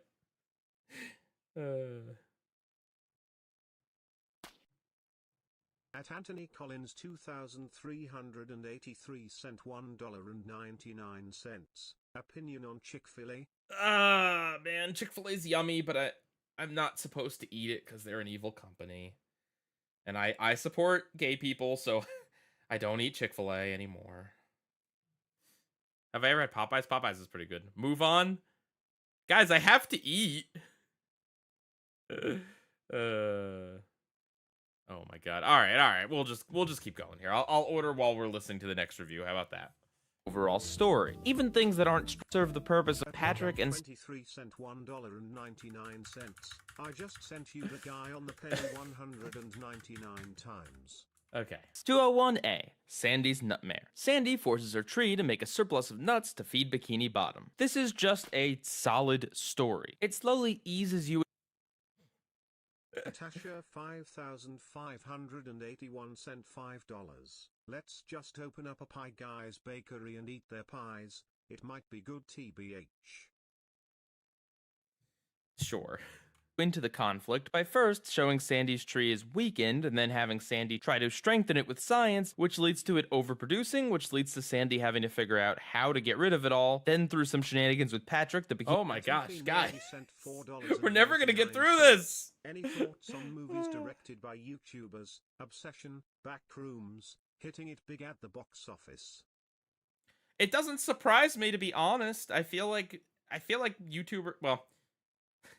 YouTubers historically have made some pretty garbo movies, but YouTubers that know what they're doing, I totally understand that like they're creative people, you know? They can be creative people that aren't a part of the studio system. A lot of times these scripts that get approved in the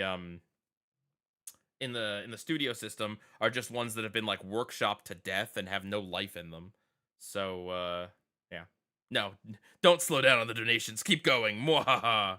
Bikini Bottomites all love the nutty butter she makes from it, which causes her to force her tree to overproduce, and then a shaman that SpongeBob meets along the way teaches a lesson about how it's bad to ask more from nature than she's able to provide. When you get right down to it, it's basically Jellyfish Hunter, except no one is really the bad guy. She does ask too much of her tree, but easily recants as soon as she realizes her mistake. And it also helps that her motivation is that she wants to give away food that the Bikini Bottomites all love, instead of doing something selfish like making money off of it. It's not really mentioned in the episode, but a running theme in the show is that Sandy is kind of an outsider in Bikini Bottom, so it makes sense why she'd want to do something that contributes to the community and makes them like her a lot more. But what turns this from a good story into a really good episode is the shaman character and everything about him. He's played by Eric Bauza, I think it's pronounced, who plays a lot of bit parts in anime.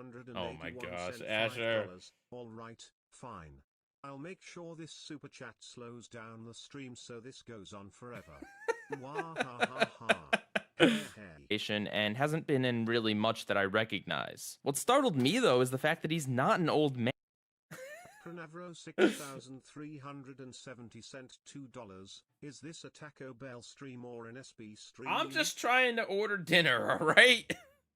can. He plays the cranky old guy character so well in this episode that I genuinely thought that he was one of those old sitcom granddads that's always cranky. But no, he's only 37. Anyway, back to the character. I like everything about him, from his jellyfish hat looking thing to the fact that he's a shaman salmon, plus the fact that he's grumpy but also really nice at the same time. And the jokes surrounding him are great, like SpongeBob looking at his armpit hair and thinking that that's his garden, and the fact that SpongeBob, Patrick, and Sandy fell asleep at him telling the story. Oh, and the story itself is my favorite part of the episode. Not only does it have a really interesting art style and teach an important lesson, but it also features a great use of Squidward as a pure butt monkey. What's great is that Squid isn't even in the episode otherwise, but he's only in this story so that Patrick can annoy him. And there's also the moon pun. It's a real highlight of the episode because it's funny, looks great, and helps impart the moral lesson of the episode. And speaking of the moral here, I actually really like what the shaman says, because in a lot of episodes of SpongeBob, they take the stance that mass production and industry is bad because of pollution and corruption and destroying nature, etc., etc., which is not entirely untrue, and of course is an important thing to teach kids, but those other episodes never actually really talk about alternatives. It's basically just, industry is bad, let's stop it. But in this one, the shaman doesn't tell Sandy to stop what she's doing, but instead tells her that she can produce this much nutty butter, but she should use a bunch of trees instead of overworking one, which is a fair compromise that helps out nature and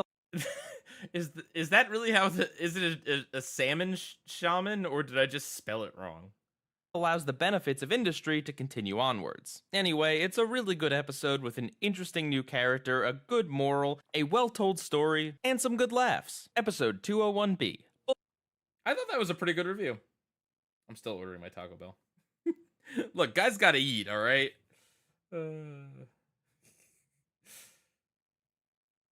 But I thought that one might be an A tier.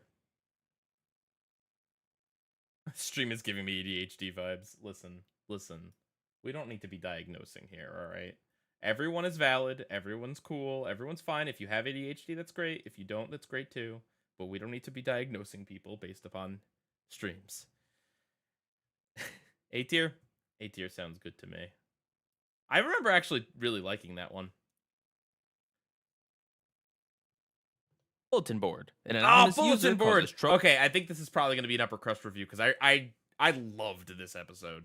On the Krusty Krab's new bulletin board. Now, if you were to tell me that there's an episode of SpongeBob that is one great big metaphor for posting online anonymously, I would tell you that sounds like the absolute worst idea for an episode ever. And that there is no way the show could do it without being cringy or making it feel out of place for the technology that the show usually presents, or making it be really preachy in terms of being pro-censorship or something. But I kid you not, this episode is brilliant. I love it. I really do. I think what's great is that instead of making it actually about characters posting on the internet, they make it about a literal board that the characters are posting anonymous notes to. Another clever thing is the fact that they brought back Bubble Bass here in a way that actually makes sense for his character. Yeah, he's had bit parts in episodes like Plankton's Good Eye and Goodbye Krabby Patty, but this is the first time since season 1 that he's actually done something antagonistic and more in line with his original characterization. And having him be an obnoxious guy posting mean comments is an amazing way to include him in the story, even if he doesn't actually do that much in the grand scheme of things. But I think what I love best about this episode is that it really doesn't take a side in terms of censorship versus free reign anonymous posting. Instead, it just kind of presents all of the good and bad that anonymity and freedom of speech can bring. Some people are going to use it to be jerks, some people are going to use it to be kind, some people are going to use it to further their own selfish needs like crabs. And when it comes to inflammatory posts, some people are going to think they're funny, some people are going to think they're mean, and some, like SpongeBob, are going to seriously take it to heart and have it affect them in a negative way. And I also like the fact that ultimately it is all a big misunderstanding by Patrick, because that happens on the internet too. People sometimes assume the worst from a comment that really was meant with good intentions, and it just kind of highlights some of the struggles that come with communicating on a grand scale. At the end of the episode, episode, Krabs destroys the bulletin board and sweeps all the notes out of the Krusty Krab, sure. However, SpongeBob does say that it wasn't the board's fault, instead it was everyone else's. So I don't really see that as them taking the side of just like destroying the internet or doing some crazy mass censorship or something. Also, I think a bit of story and metaphor segregation have to happen there just because this bulletin board in the Krusty Krab was legitimately causing problems for Krabs' business. It's obvious that the people who made this episode understand internet culture at least a little bit, because trust me, if they didn't, this would have been really cringy. And in fact, instead of being cringy, it's actually pretty funny. Lines like Squidward saying that he was working at the Krusty Krab ironically, and Mr. Krabs urging people to feed their hatred. And there's also non-internet related humor, like how Mr. Krabs was ready to murder an old lady just so she'd write something nice in her will. It's dark, but it's brief, so it's funny. And then also how SpongeBob's interpretation of Patrick's line is that baseball gloves remind him of his childhood, when in reality Patrick just likes the taste of baseball gloves. Honestly, if SpongeBob wants to get a little topical and do it in a way that still makes sense within the show's universe and doesn't come off 25 cents.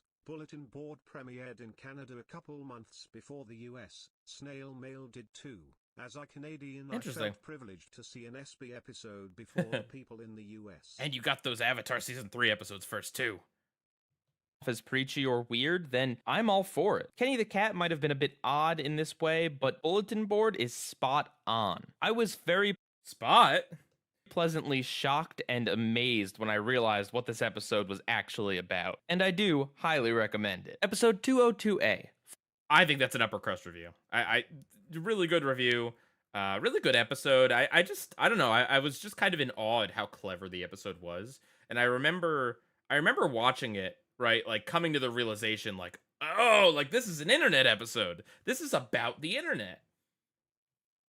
And I think a SpongeBob episode about the internet had every chance of going wrong, and it didn't. And that's so magical. Food Con Castaways. SpongeBob, Patrick, Squidward, and Krabs get stranded in the wilderness. Because that's a completely original premise for this show. I know I'm gonna catch some flack for this, but here's the flack. I've gotta call it as I see it. Look, if you don't watch the show that much, maybe you haven't seen every episode, or maybe you've only ever seen If you're a filthy casual, maybe you don't care about this.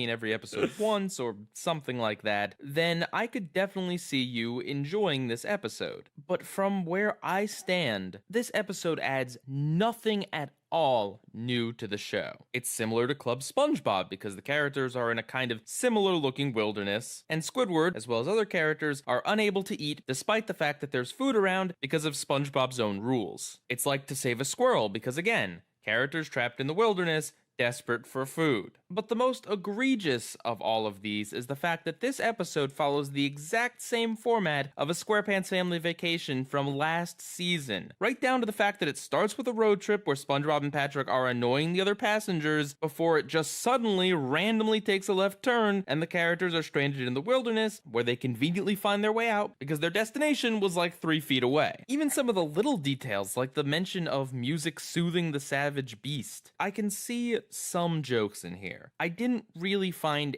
any of them funny, and certainly not funny enough to excuse the fact that this episode has been done in a number of ways, and this one does nothing at all to vary it up. I really would have rathered the episode have been about this food convention. It's a SpongeBob episode. I definitely could see the argument for why this is a good or meh episode, but I'm just kind of sick of having them tell me this story again and again and again. If there was some new twist on it, really any at all, it would be a lot better. But no, it's just so samey and boring. Even the ending, too. They go with the SpongeBob in slow motion gag, which has been done on this show a number of times, most recently in Company Picnic, but dating back to usage and even pre-movie, and the ending where the guy eats the gross patty and of course just randomly and conveniently loves it, and Krabs gets the award. It's predictable, it's cheesy, it's cliches that this show has done a number of times in the past, and I'm just not going to excuse it. What's the point of a show if they're gonna keep telling me the same story again and again and again? I guess you could call it a very conventional episode. Oh, and there's a bumper sticker on the trailer that says I heart seaweed, except the word sea is conspicuously small. So yeah, it's a drug reference. At some point after this video is out, I am going to make a square theory on what I consider to be just a bad copying of previous episodes versus when an episode is similar but still good on its own merits. So look out for that. I don't think I ever made that video. Oh gosh. Okay. I thought that was another okay review.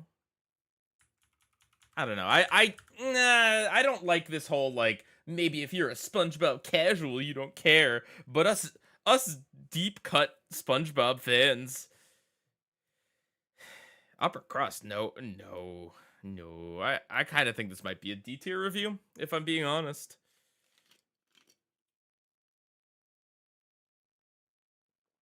God, the SpongeBob water is horrible. Ugh.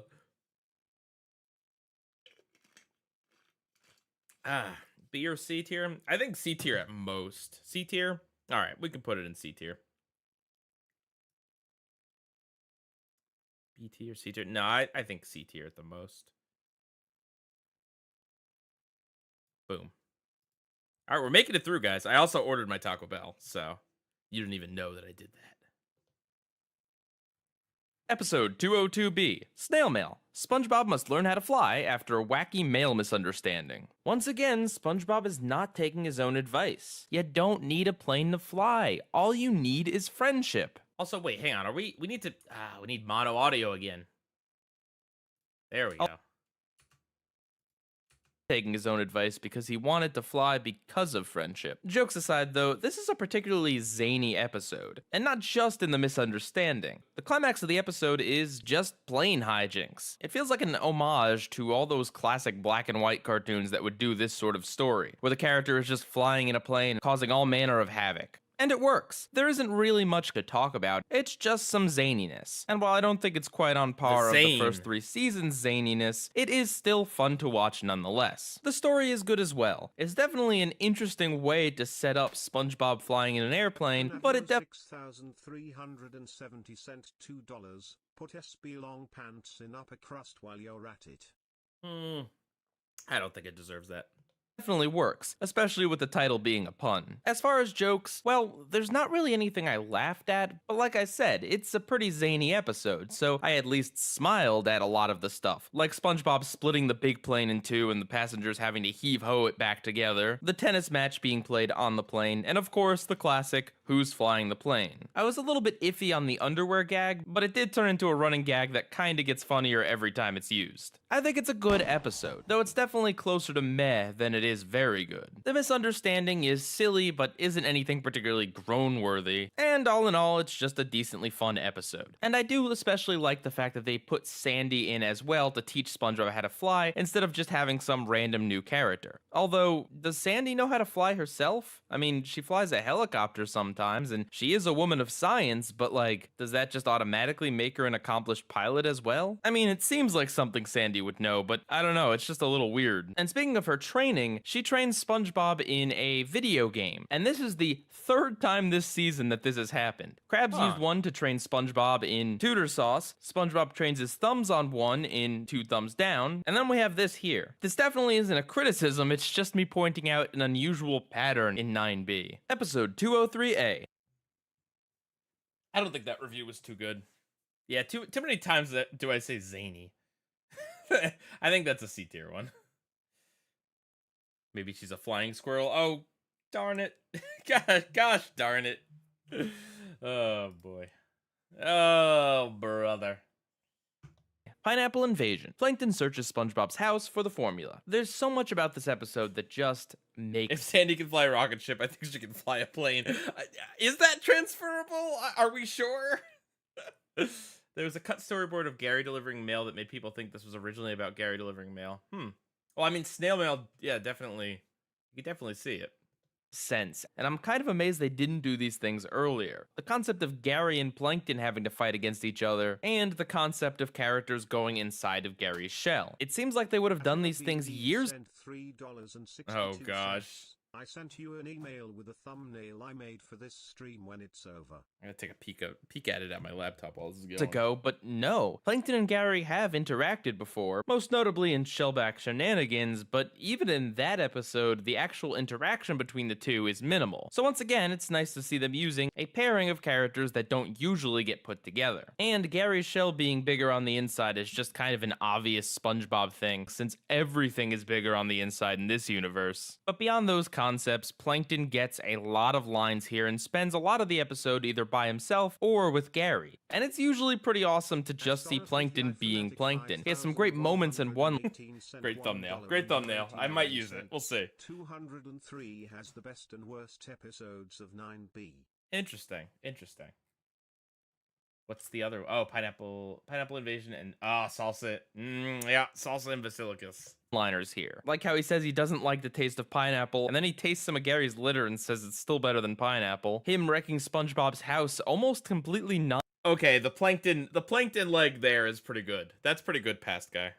nonchalantly, and how he just gets completely wrecked in a fight against Gary. And those are just some of the Plankton jokes. There's also Mr. Krabs going on this really long-winded and elaborate speech about how dumb Plankton is, and SpongeBob freaking out about these precious things in his house being wrecked, and also a glass of water because he was gonna drink that. I could easily see this standing along some of the good episodes from the first 3 seasons, because yeah, it's good. It's really good. And one of the cool little touches in this episode is that Plankton says what are probably considered to be the 3 most well-known catchphrases on the show. He copies SpongeBob's "I'm ready," gives his trademark "I went to college," and in a really funny moment screams, "My leg!" And that's why it's a little Plankton leg down there. It's especially fitting because it's Doug Lawrence that typically voices the "My leg" fish. Oh, and both the setup and ending of this story are great. I love all of the shenanigans with Mr. Krabs having to put on SpongeBob's arm as a nose, and searching for Plankton in the big cloud of gross skunk smell. It definitely starts the episode off with a very memorable event. And then I love how it comes back in the end, where had Plankton been able to smell, he would have known that there are toxic fumes inside of Gary's shell. And the reveal of just how messed up he looks inside the shell is particularly funny, as well as the Doctor's weird hatred of people who don't have noses. It's really funny, it's really memorable, it's a good story that even comes full circle, and it features everyone's favorite Copepod. What more could you ask for in a SpongeBob episode? Episode Copepod. I think that's a B tier review. I like that summation at the end there. His name is Fred. Well, originally it wasn't, but now it is, so that's fair. Fun fact, originally Pineapple Invasion was written by Mark Cicerelli as a storyboard-driven episode, but ultimately Kaz had to take over the episode because Mark was busy as a showrunner. Maybe that's why it ended up being so good. Like, more eyes on it, more attempts, you know, more chances to add jokes and refine it a little bit. Copepod. Almost done, guys. Almost done. And then we'll take a look at some Season 13. At Ethanland 3055 sent $10. When I watched Pineapple Invasion when it first aired, 33 I was minutes. so happy that the tomfoolery track Oh, God, played there's for the 33 more first minutes to time this. since Karate Star. Oh, yeah, that's right. There was a long time with no tomfoolery. 203B, Salsa Imbecilicus. After Plankton's latest scheme turns everyone into idiots, Sandy and Karen must educate them. So, much like the last episode, this one features an unusual team-up, Karen and Sandy. And in general, I'm all for getting both of those two characters in the spotlight more often. But this episode is dumb. It's awful, it really is. First off, a large chunk of it is spent with characters being dumb. And they go with the laziest way to portray a dumb person. They have them go duh, duh, duh, and just walk into walls and stuff. They don't have clever jokes about this, it's just dumb people being dumb. In fact, they even made Patrick dumber in this episode. Patrick's usually pretty dumb, but he's usually not this brain dead. In fact, it's actually kind of unpleasant to see. It's not just that Natasha 5581 sent $5. Oh wait, now I know why there's so much of the video left. You combined the top and bottom Yes. 5 Yes, I videos did. here, which were separate uploads. Yes, I did. that he's slow or misses the point or whatever. He is severely mentally disabled in this episode. Anyway, the point I don't know how I feel about me saying mentally disabled. I feel like that's maybe not kind to the mentally disabled people. I don't know. It's very hard to. I don't know. I mean, I'm sure you guys know. I don't mean any actual real humans or anything. Just you know, cartoon dumb.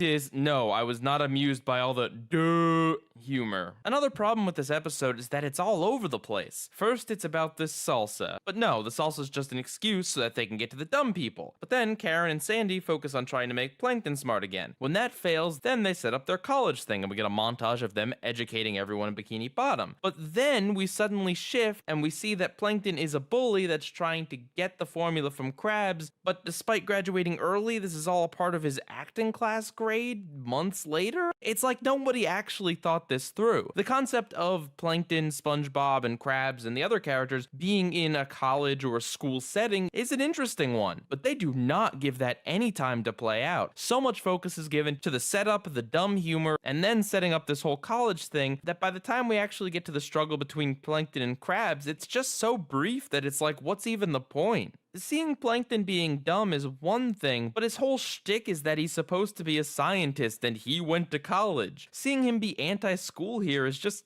kind of against his character in general. I get that he was made stupid by the salsa. I'm just saying that it's just a weird writing choice to make him be the stupid character here. I mean, at least make fun of the fact that it's unusual for him. And Krabs, who's usually anti-school, he has a whole rant about how school is all a sham and tutor sauce, apparently has this huge glowing opinion of it now. It's just a weird episode that doesn't know what it wants to be, and it completely squanders the potential for a Karen-Sandy team-up by inexplicably shifting back to Krabs and Plankton. And the mislead at the end just doesn't make any sense and feels really forced, especially because there's no build-up to it. It's just Plankton trying to steal the recipe from Krabs on graduation day, but lol, it was all just acting, and the formula was never actually in any danger. Oh, and I almost forgot about the butt-licking scene. Yeah, there's this really gross part. What? Whoa, I don't remember this. Part where Patrick licks Plankton's really bulbous looking butt, and Plankton is very disturbed by this. I can definitely appreciate some clever toilet humor, but this was not that. This was just disgusting. It's obviously a SpongeBob episode.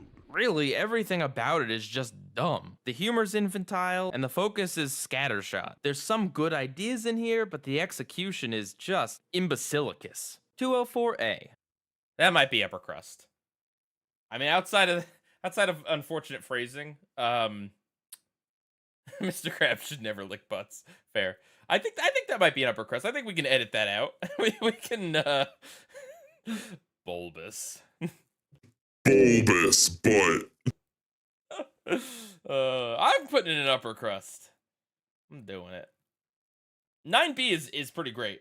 9A was not that good of a review in general. It wasn't awful, but it wasn't that good. 9B is pretty good.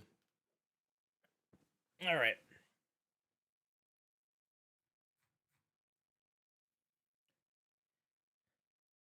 Mutiny on the Krusty. I really like how I attached this to Karen here, the picture. That's clever.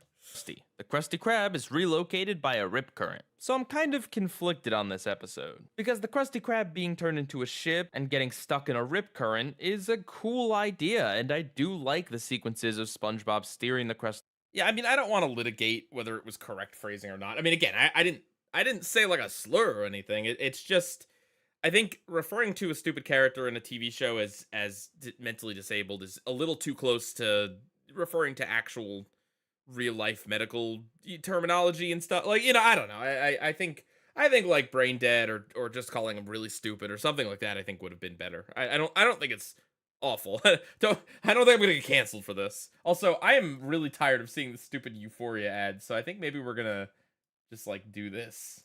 Haha. Krab, and some other stuff associated with that part of the premise, but then you have the other part of the premise, which is Mr. Krabs being a horrible tyrant, which I do not think works. Here's the thing. When you want to portray a character who is an insufferable jerk, like Mr. Krabs here, or, I don't know, Dr. House on House MD, you have to give them a redeeming quality for why them being a jerk is tolerated. Typically, this is done by making them competent at what they do. And sure, in this episode, Mr. Krabs does beat up the monster and save the day. However, consider this. It's Krabs' fault they're all in this situation in in the first place. He locks them in the Krusty Krab, forces them to spend their money, and tells them that there is absolutely nothing to worry about because of his little knee barometer thing, which turns out to be completely wrong. It's not like Krabs is a tyrant, but oh man, he gets stuff done. No, he's the tyrant that got you into this situation. Just because he was able to get you out of it doesn't make him any less of an obnoxious, insufferable, awful person. He's not a good captain, he's not a good anything. He's just mean. Mr. Krabs needs more mouse bites.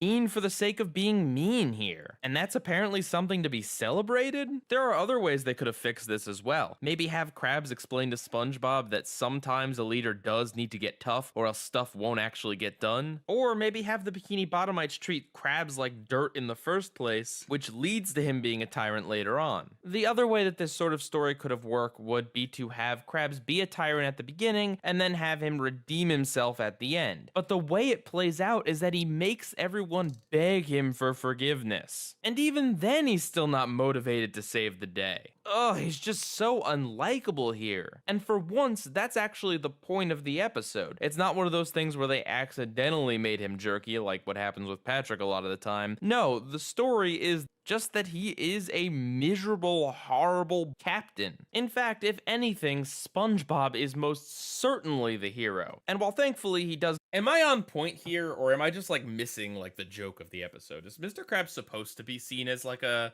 actual good captain here, or I don't know. Like I don't remember this episode, so I think I'll let you guys decide whether this is valid criticism or I'm just kind of whining. I could kind of see it as either way.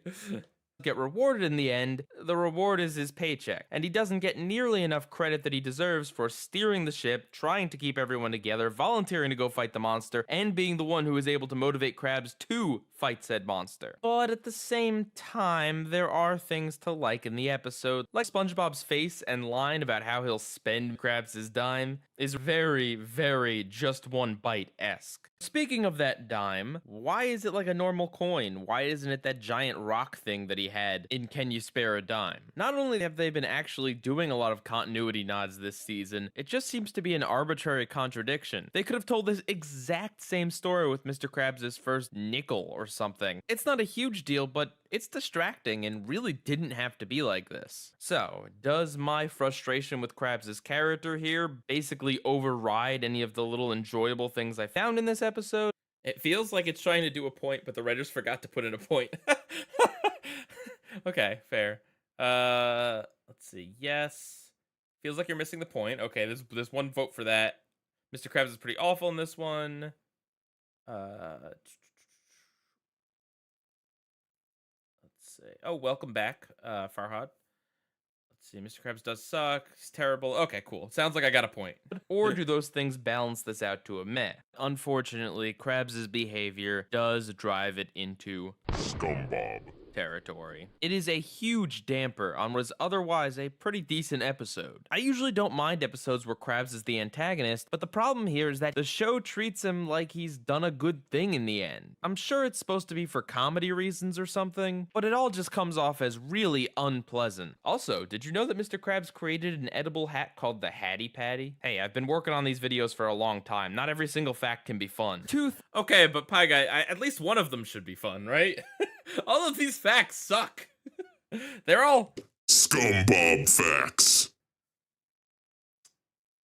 Don't worry, they make it up in the 22-minute special about the screen accurate first time. Well, we all know that the dime is not as good as the penny, obviously. As the Pie Guy on the penny, 416 slices ago, as we all know, I separated the scums from the bobs and all that. Anyway, I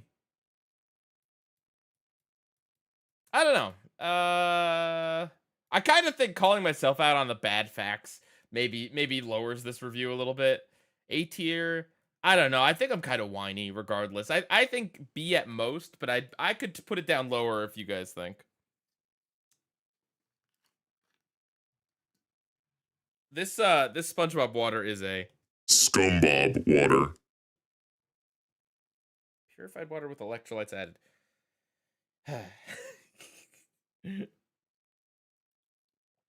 04B, the whole tooth. Patrick is afraid of losing his baby tooth. Atasha 5,581 cent $5. The penny is He the sounds best good. means Okay. of currency to I what you mean. Hey, it's rare now. It's rare, and technically the penny was worth more than a cent because of the material used to make it. Okay, B is fair. Okay, cool. Last episode. Let's go. This is actually a really cute episode. I like what they did with Patrick's character this season. They have greatly minimized his jerky tendencies and played up the more childlike side. And that's how Patrick acts here. He's just a little kid who doesn't want to lose his tooth because he's afraid of a little change. And it's really nice seeing SpongeBob trying to help him through this rough time. I really like the scene with SpongeBob as the warden with the worms because it's all in Patrick's imagination. Again, Patrick is a stand-in for a child in this episode, so it makes sense why he'd over-exaggerate SpongeBob trying to help into him being this bad guy that's out to hurt Patrick's tooth. Also, Patrick drinking the water and becoming the pond is a pretty funny gag. And in general, it is a pretty funny episode. The dentist using this horrible implement to open up a drawer with a much more tame clamp to take Patrick's tooth out, the radio broadcasting dramatic stings, the horrific teeth on the magazine and the old lady, and the story is nice as well. It's just your simple losing your tooth story. Many cartoons have tackled this before, but I think that SpongeBob's take here is a very pleasant one, and one that might actually help a few kids be more okay with losing their teeth. And I especially like the ending twist. I did not see that coming. It actually managed to be clever and unpredictable, using a play on words that I've personally never seen before. It's a good What is the ending of this episode? I don't remember. story that I'm sure is relatable to some, with very likable characters, some good comedy, and a pretty surprising ending twist. Of course, it's a good episode, and there's nice little details too, like the fact that Patrick once again hates doctors, and that the dentist's name is Beige Mundane, which is of course a nice way to show kids that dentists aren't scary in the slightest. Although what The Tooth Fairy. Okay, which is actually kind of funny. I hadn't heard it at the time, but that was used on Only Murders in the Building. And yeah, Meryl Streep used it. was up with that empty fish bowl in the dentist's office? Yeah, I know a lot of dentists have fish, but the characters are fish, so it just raises so many questions as to what the purpose of that fish tank is. And that is every That was a weird point to end on, but I think maybe that's another B tier review. There's a season 13 episode where SpongeBob and Patrick think a burglar is the Tooth Fairy and unknowingly help him rob houses. Interesting. I feel like I've seen that before, that concept. episode of SpongeBob 9B, and also season 9 as a whole, reviewed. I have exactly 3 notes that fit more for 9B than 9 as a whole. Is this just a glitch in the video? Is it's not VLC?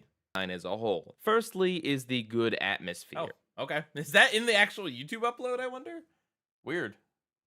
I don't think I really need to elaborate on this because I've said it a few times in this video, but yeah, 9B really gets that atmosphere right. The only other season that really strikes me as having this kind of really good atmosphere would be season 1. So when people say that season 9, especially 9B, is a return to form for SpongeBob, well, I can agree with that sentiment on at least this aspect. Secondly, Weird. Patrick is incredibly likable in 9B. Not only did they greatly downplay his jerkishness, but they also played up the more lovable aspects of his character. Even in one of his more harsh appearances in 9B, the fishbowl, he's still not nearly as bad as he was in the previous seasons. Let's not forget that Patrick is the reason why 6,370 cent $2. Have you seen The Hangover? I've seen bits and pieces. I don't think I've ever actually seen it in full.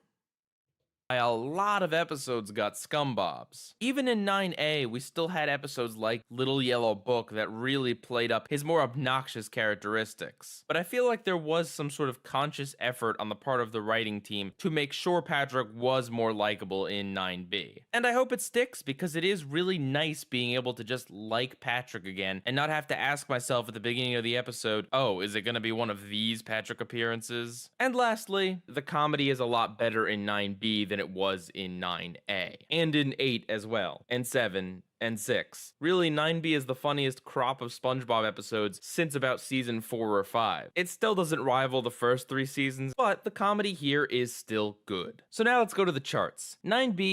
I think I'd still agree with those sentiments. And yeah, I agree. I like that I did the different angled monitors.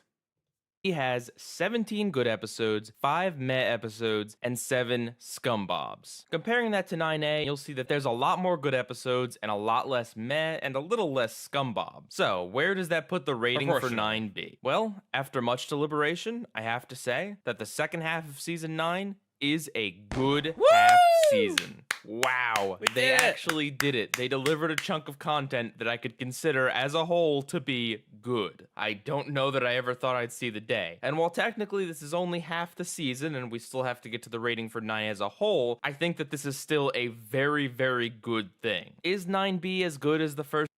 That's awesome. I mean, I know this happens, but, you know, it's just good to see. Also, I really like the, putting the notes and the x-ray up on the bulletin board. The day. And while technically this no, and it's still not the season and we still have to get to the rating for 9 as a whole, I think that this is still a very, very good thing. Is 9B as good as the first 3 seasons? No, and it's still not really that close. But that is perfectly okay. I would never really expect SpongeBob to be able to reach what it did. Yeah, I think a show in its 9th season doing as well as 9B did is applaudable, you know?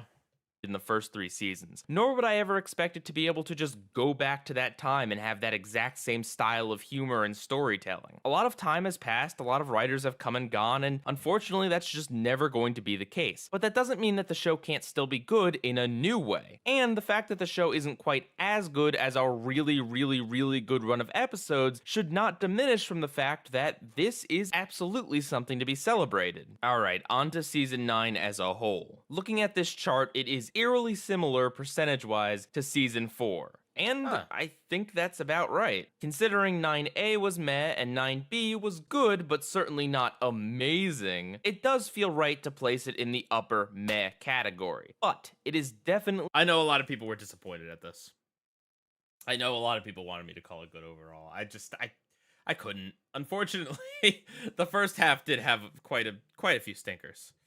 Better than season 8, and I think it is a worthy rival of seasons 4 and 5. And if that's the quality that the show is going to be at from here on out, then I think that's okay. And having almost half the episodes be good is a really good thing. Alright, now onto my notes for season 9 as a whole. First of all, there's no Flying Dutchman, which struck me as a bit weird because there's been a token Flying Dutchman appearance in every single season. And heck, there's even a ghost episode in season 9, but the Flying Dutchman is mysteriously absent. I don't know, maybe they couldn't get the voice actor or something. Also, there's new background fish. They've been pretty much relying on the same background fish models for well over a decade now. It's nice to see some newer models get mixed in with the older ones. Oh, and speaking of the background fish, there's actually a running gag in this season. Old Man Jenkins, that is the version of Old Man Jenkins that is short, round, and wears glasses. I don't know, maybe he's not even Old Man Jenkins anymore at this point, is repeatedly seen in unfortunate situations this season. In Little Yellow Book, he fell in the toilet. In SpongeBob You're Fired, he's floating on SpongeBob's tears and can't pay for the toilet price at the end. In the sewers of Bikini Bottom, he also almost gets flushed. And those aren't even the only examples. I think it's kind of funny to have him be this butt monkey background character that finds himself in all of these weird situations that also frequently involve the bathroom. It's just another thing that makes this season feel really unique. Although if they continued it onwards, I definitely wouldn't complain. There's many continuity nods in season 9. The TV show Patrick was watching in Squid Baby, the picture gag in Mrs. Puff's house, the My Leg gag being referenced, among others, with an extra special mention to Mall Girl Pearl. It's nice that they were able to throw in these little Easter eggs that only longtime fans would really pick up on. And after Bubble Buddy returns, I'm kind of glad they went to really small, subtle references instead of being big and obvious with it. And lastly, there is... From everything you guys tell me, sounds like big and obvious is the way they go these days.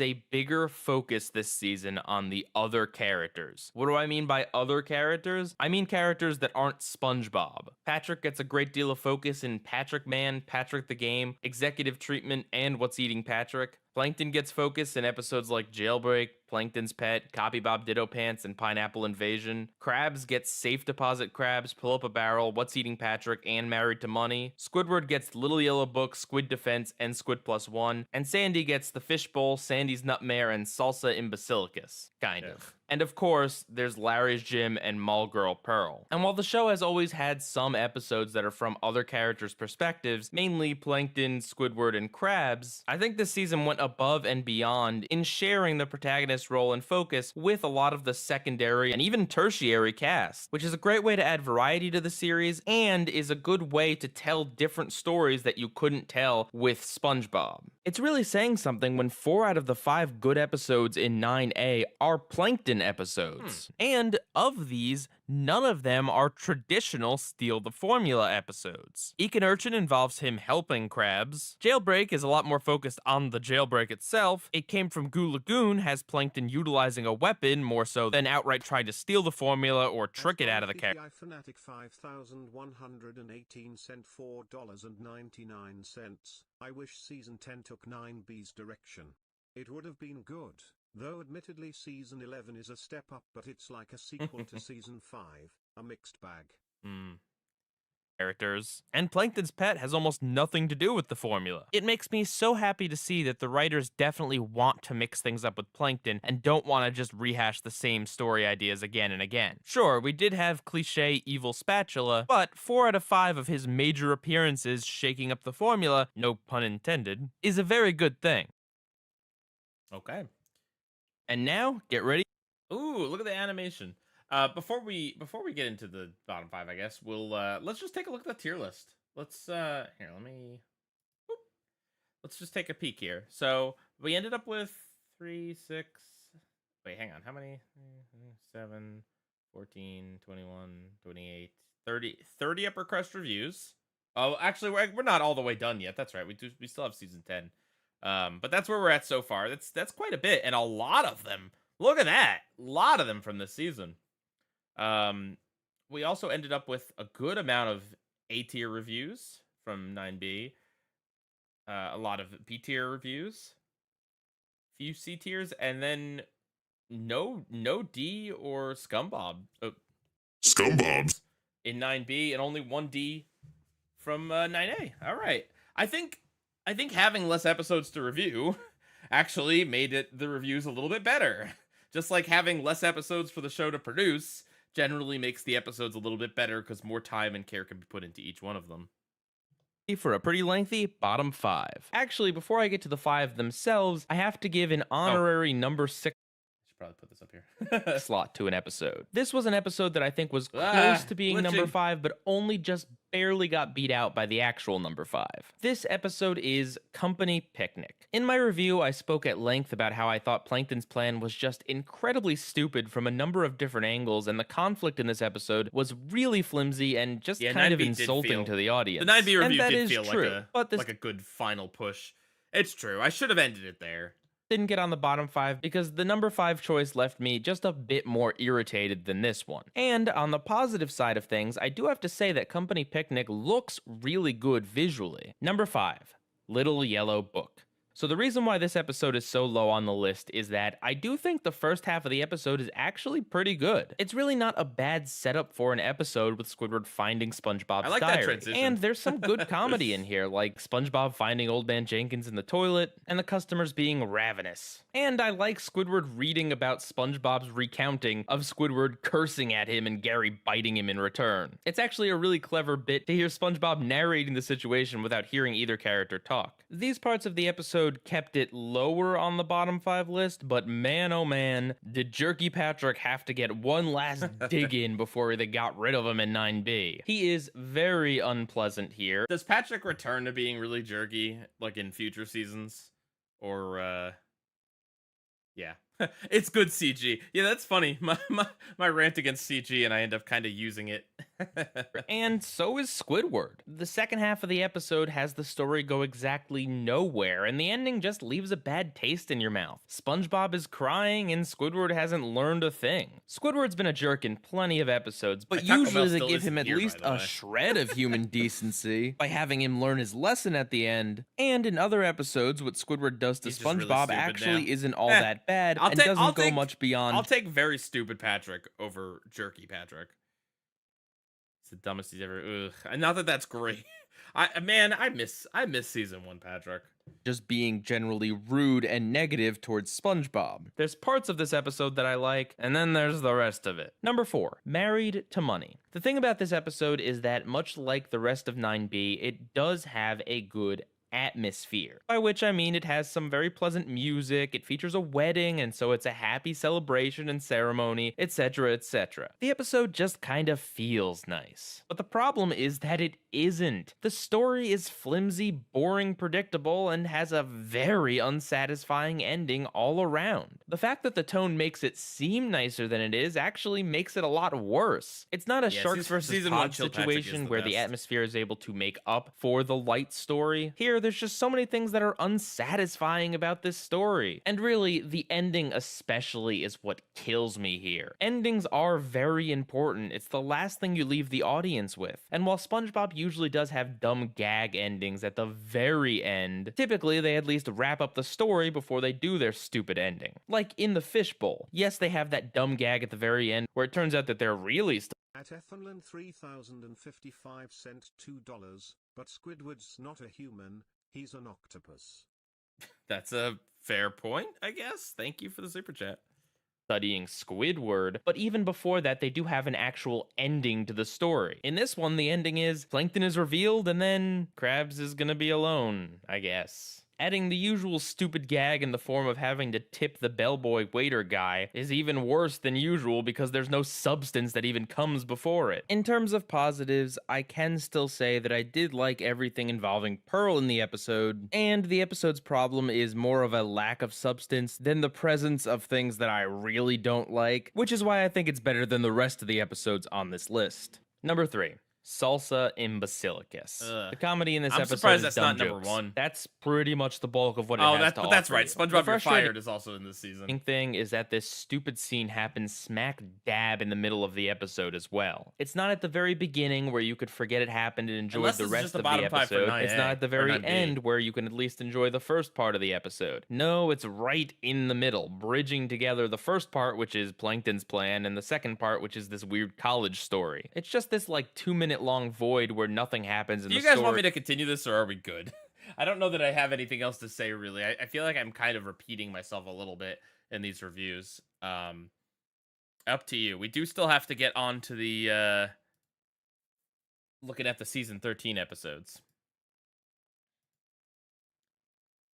It's bottom 5 for both halves. Okay.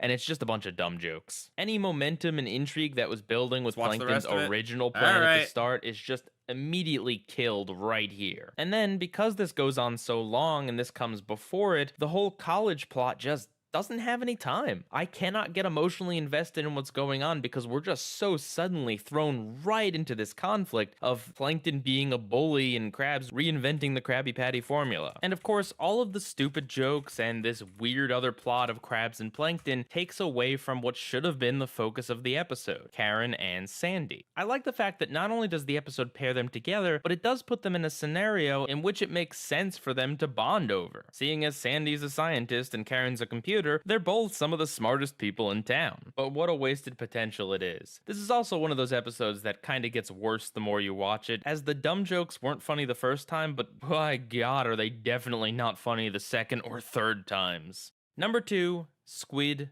Baby. This episode basically plays out like a better version of a season 6 episode. What I mean by this is that that season was known for a lot of these quote-unquote squid torture episodes, where Squidward gets beaten up a lot and generally doesn't do too much wrong to even deserve it. But the thing is, they actually do a decent job averting a lot of the problems that those episodes run into. Patrick gets called out by SpongeBob when he hurts Squidward's head on the ceiling. Patrick also does a pretty daring rescue to help Squidward and only lands the road on his head because he was desperately trying to save him, and not out of just being stupid and inconsiderate. And in general, the two of them do care about Squidward's well-being and really are trying their best to nurse him back to health. But even still, the episode does follow a similar structure to the ones that they've done a number of times in the past, and everyone kind of got sick of years ago when they overused it. It also has that really cringy stuff with SpongeBob and Patrick acting like genuine babies at the start of it, the general uncomfortableness of the fact that Squidward is turned into a baby, and at the end has a poopy diaper, which is pretty gross, and the episode's really not funny. And here's the thing, even if you strip away the other bad elements, like, you're fine with the bad stuff that happens to Squidward because SpongeBob and Patrick are trying their best. Or maybe you're not as weirded out by some of the adult baby poopy diaper stuff as I am. At the end of the day, the episode is just a rehash of Rockabye Bivalve and to an extent Goo Goo Gas. In fact, the first half of the episode pretty much is Rockabye Bivalve, and the second half of the episode is similar to Goo Goo Gas. So on top of a number of already uncomfortable, bad, and not funny things, it's just not original.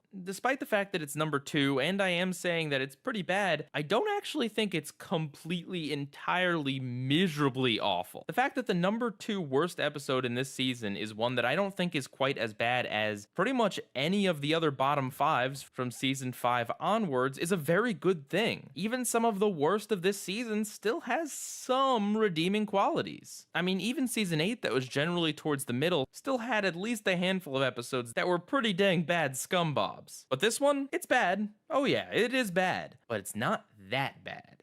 But you know what is that bad? My number 1. This should surprise exactly no one, but it is SpongeBob, You're Fired. Honestly, I think that this episode is almost up there with Truth or Square in terms of wasting the audience's time and not having a clue exactly what it wants to do with its story. There's something wrong with pretty much every section of the episode. The part with SpongeBob actually being fired is over such a stupidly trivial thing, and him crying and crying and crying goes on and on. The part with him moping around the house is so dry and boring. Him and Patrick being fun employed is also really slow and boring and is just a slog to get through. Then the whole section with SpongeBob trying to get a new job, making only Krabby Patties, getting kicked out, and then later getting kidnapped by each and every one of these food places is just badly written. It's repetitive and completely illogical. Why is every single one of these places trying to kidnap him? He wanted to work for them. The scene with him preparing food for Gary is irrelevant. It does nothing. Wait, did I really mention Truth or Square again? Gosh darn it. And it's not funny. It literally just feels like a scene in there to fill time. And then the ending is 186% predictable. Do you think maybe you could come up with something a little more creative than the Krusty Krab went to Krusty Krap when SpongeBob wasn't around to keep everything together? This episode is way worse than Squid Baby and way worse than anything else season 9 has to offer. I think it is one of the most obnoxious specials, and I can't even see the potential for a good episode in here. Because even the base idea of SpongeBob being fired as an episode has already kind of been done in a number of different ways. SpongeBob had to take a mandatory vacation in Bummer Vacation. He has been fired before in Karate Choppers. He thought he was fired in Model Sponge, and he's even tried to leave of his own volition in As Seen on TV. Not to mention the time that he and Squid went on strike, or the time he was forced to work at the Chum Bucket. And these are just the times I remember off the top of my head. Point is, save for a very brief fight scene, I can't find anything redeemable about this episode. The writers say that Nickelodeon wasn't involved in this episode outside of just renaming the title, but if that's the case, then I just simply don't understand how something this bad could come from a season that in general is way better than this. And that's my bottom 5. Or technically 6, I guess. As for the episodes that didn't make it on the list, in general, they do all have at least 1 or 2 things that redeems them a little bit. Or their bad elements aren't that bad compared to some of the worst from other seasons. Patrick Man does have that great climax. Squid Defense is a predictable, kind of boring episode that almost got a meh. Safe Deposit Crabs might be boring and meandering, but it doesn't leave me that bored or that frustrated with it. And I feel the same way about Sanctuary. I did like some parts of Mutiny on the Krusty. FoodCon Castaways is mostly bad for the repeated plot, and had that not been a problem, the episode would have been at least a meh. And the Fishbowl does have some psychology in it, which I do like. And that covers every SpongeBob in the season. And now for the top 5 episodes of season 9. Number 5, Mall Girl Pearl. This episode is number 5 because Skip it to is the epilogue. 100% You don't want to hear the good fresh episodes? air in a show that has been going on for Could we over double 200 speed?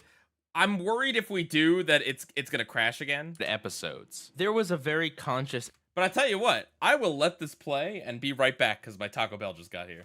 effort here to make this episode different. New setting, different protagonist, and a larger focus on background continuity jokes. And while yes, Larry's Gym did do something similar, I think Mall Girl Pearl beats it out because it doesn't need to rely on SpongeBob at all to carry the story. And make no mistake, I'm not saying it's good just because it's different. It's the fact that it's different, but also enjoyable. Betty White makes a wonderful guest star, and the story, though not incredibly crazy or anything, is still very satisfying to watch. Pearl is likable and you understand her motivations. The friendship seems genuine and sweet, and there are some really solid gags in here, not even counting the ones that are just in the background. It's episodes like this that help the show from falling into mediocrity again. Number 4, Bulletin Board. Now, you might have expected that this episode was going to land higher on the top 5, and honestly, before really thinking about it, I kind of thought it would too. After all, the metaphor for this episode being about the internet is amazingly clever, and there's some really funny gags in there related to it. But the reason why this is lower on the list is just the fact that the literal story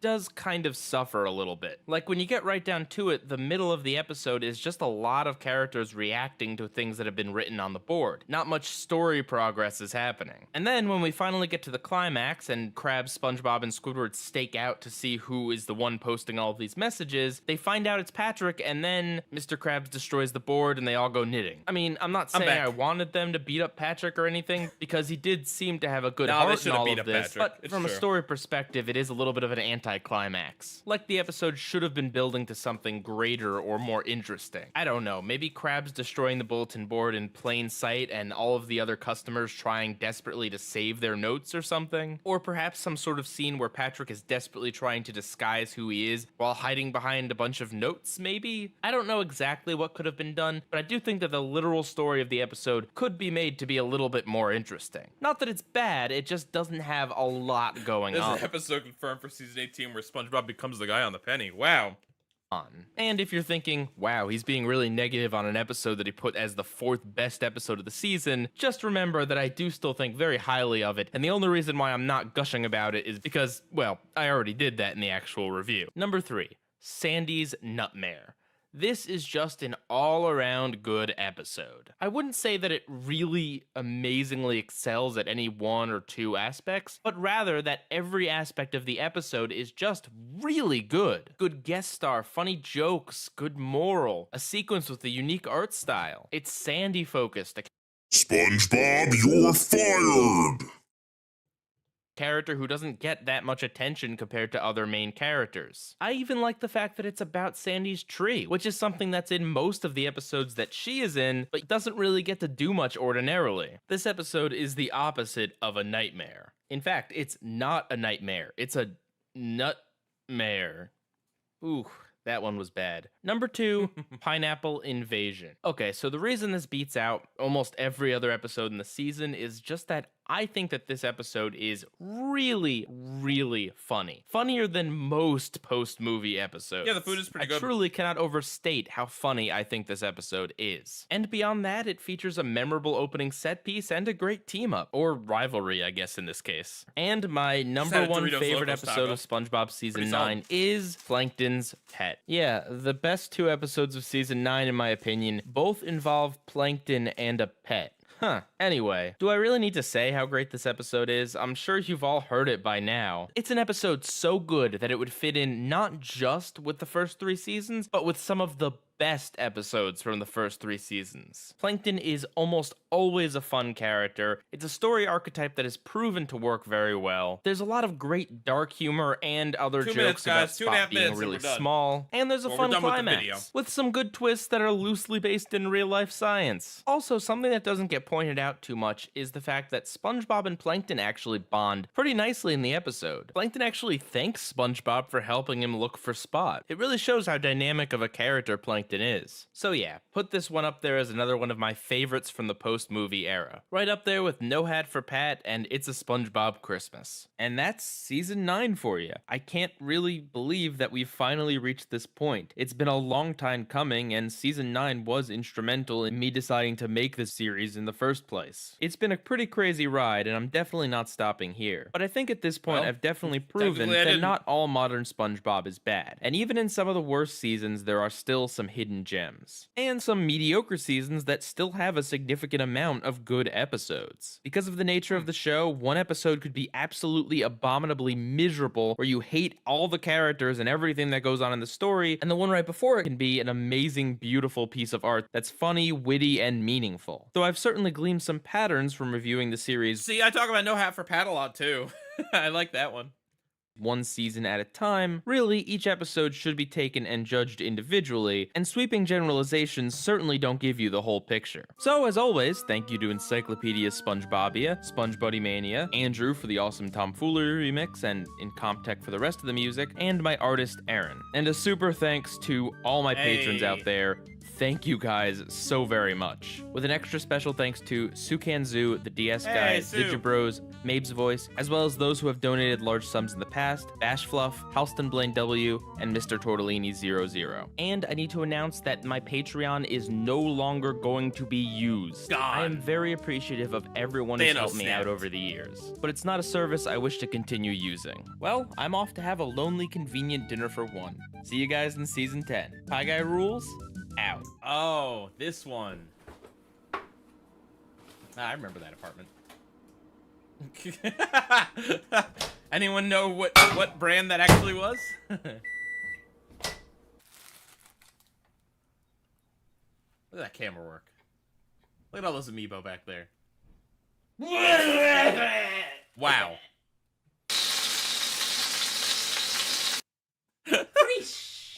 I have no I don't know what inspired that, but I do remember doing that, and it was fun, and I made myself laugh a lot. Pronavro 6,370 cent $5. What do you think is the main moral/theme behind No Hat for Pat?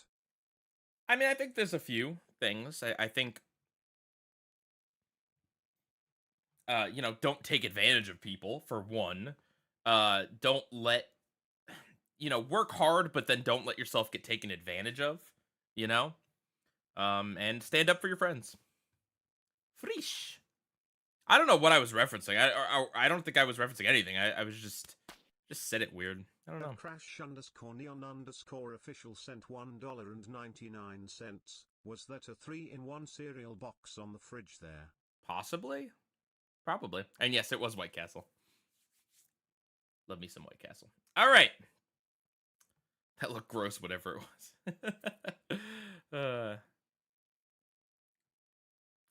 You know, if you think about it, No Hat for Pat is really like a modern day Mr. Beast situation where Mr. Beast... Okay, all right, never mind. Anyway, so season 13. Let's see how crazy this is.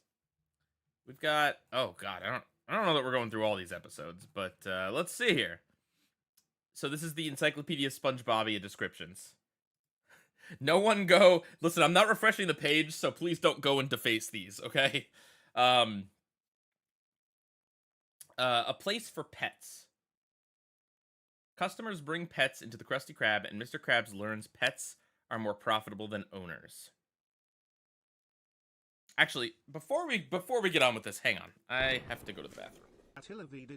I will be back in 1 moment. 25 cents. You mentioned in the beginning of the stream that you played Paper Mario Sticker Star and hated it. What are your thoughts on Color Splash and Origami King, if you've played those games?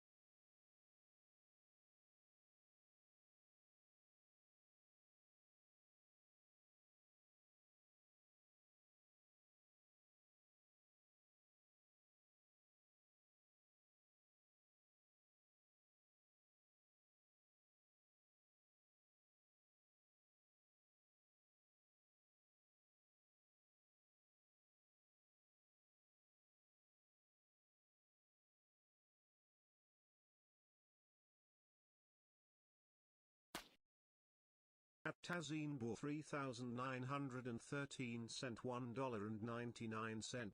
I hate Zuko turning bad in S2 finale, so selfish, pouting face emoji.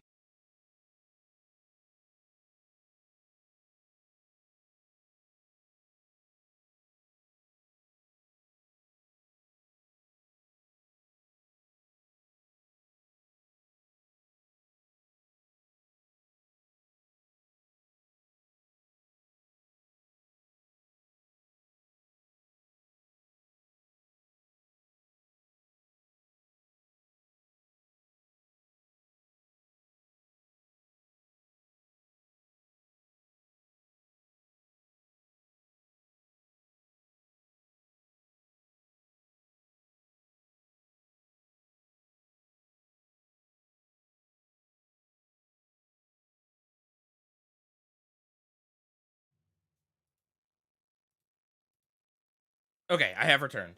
Sorry, I should have put up the BRB thing. Oops. Okay. Where's the audio? It's gone. Let's see.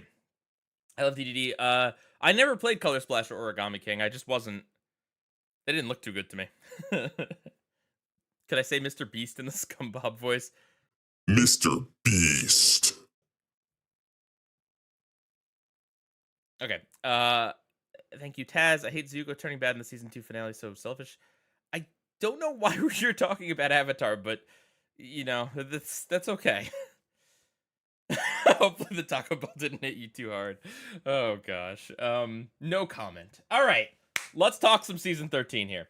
So, a place for pets. Customers bring pets into the Krusty Krab, and Mr. Krabs learns pets are more profitable than owners. Is this really the? Oh, that's cool.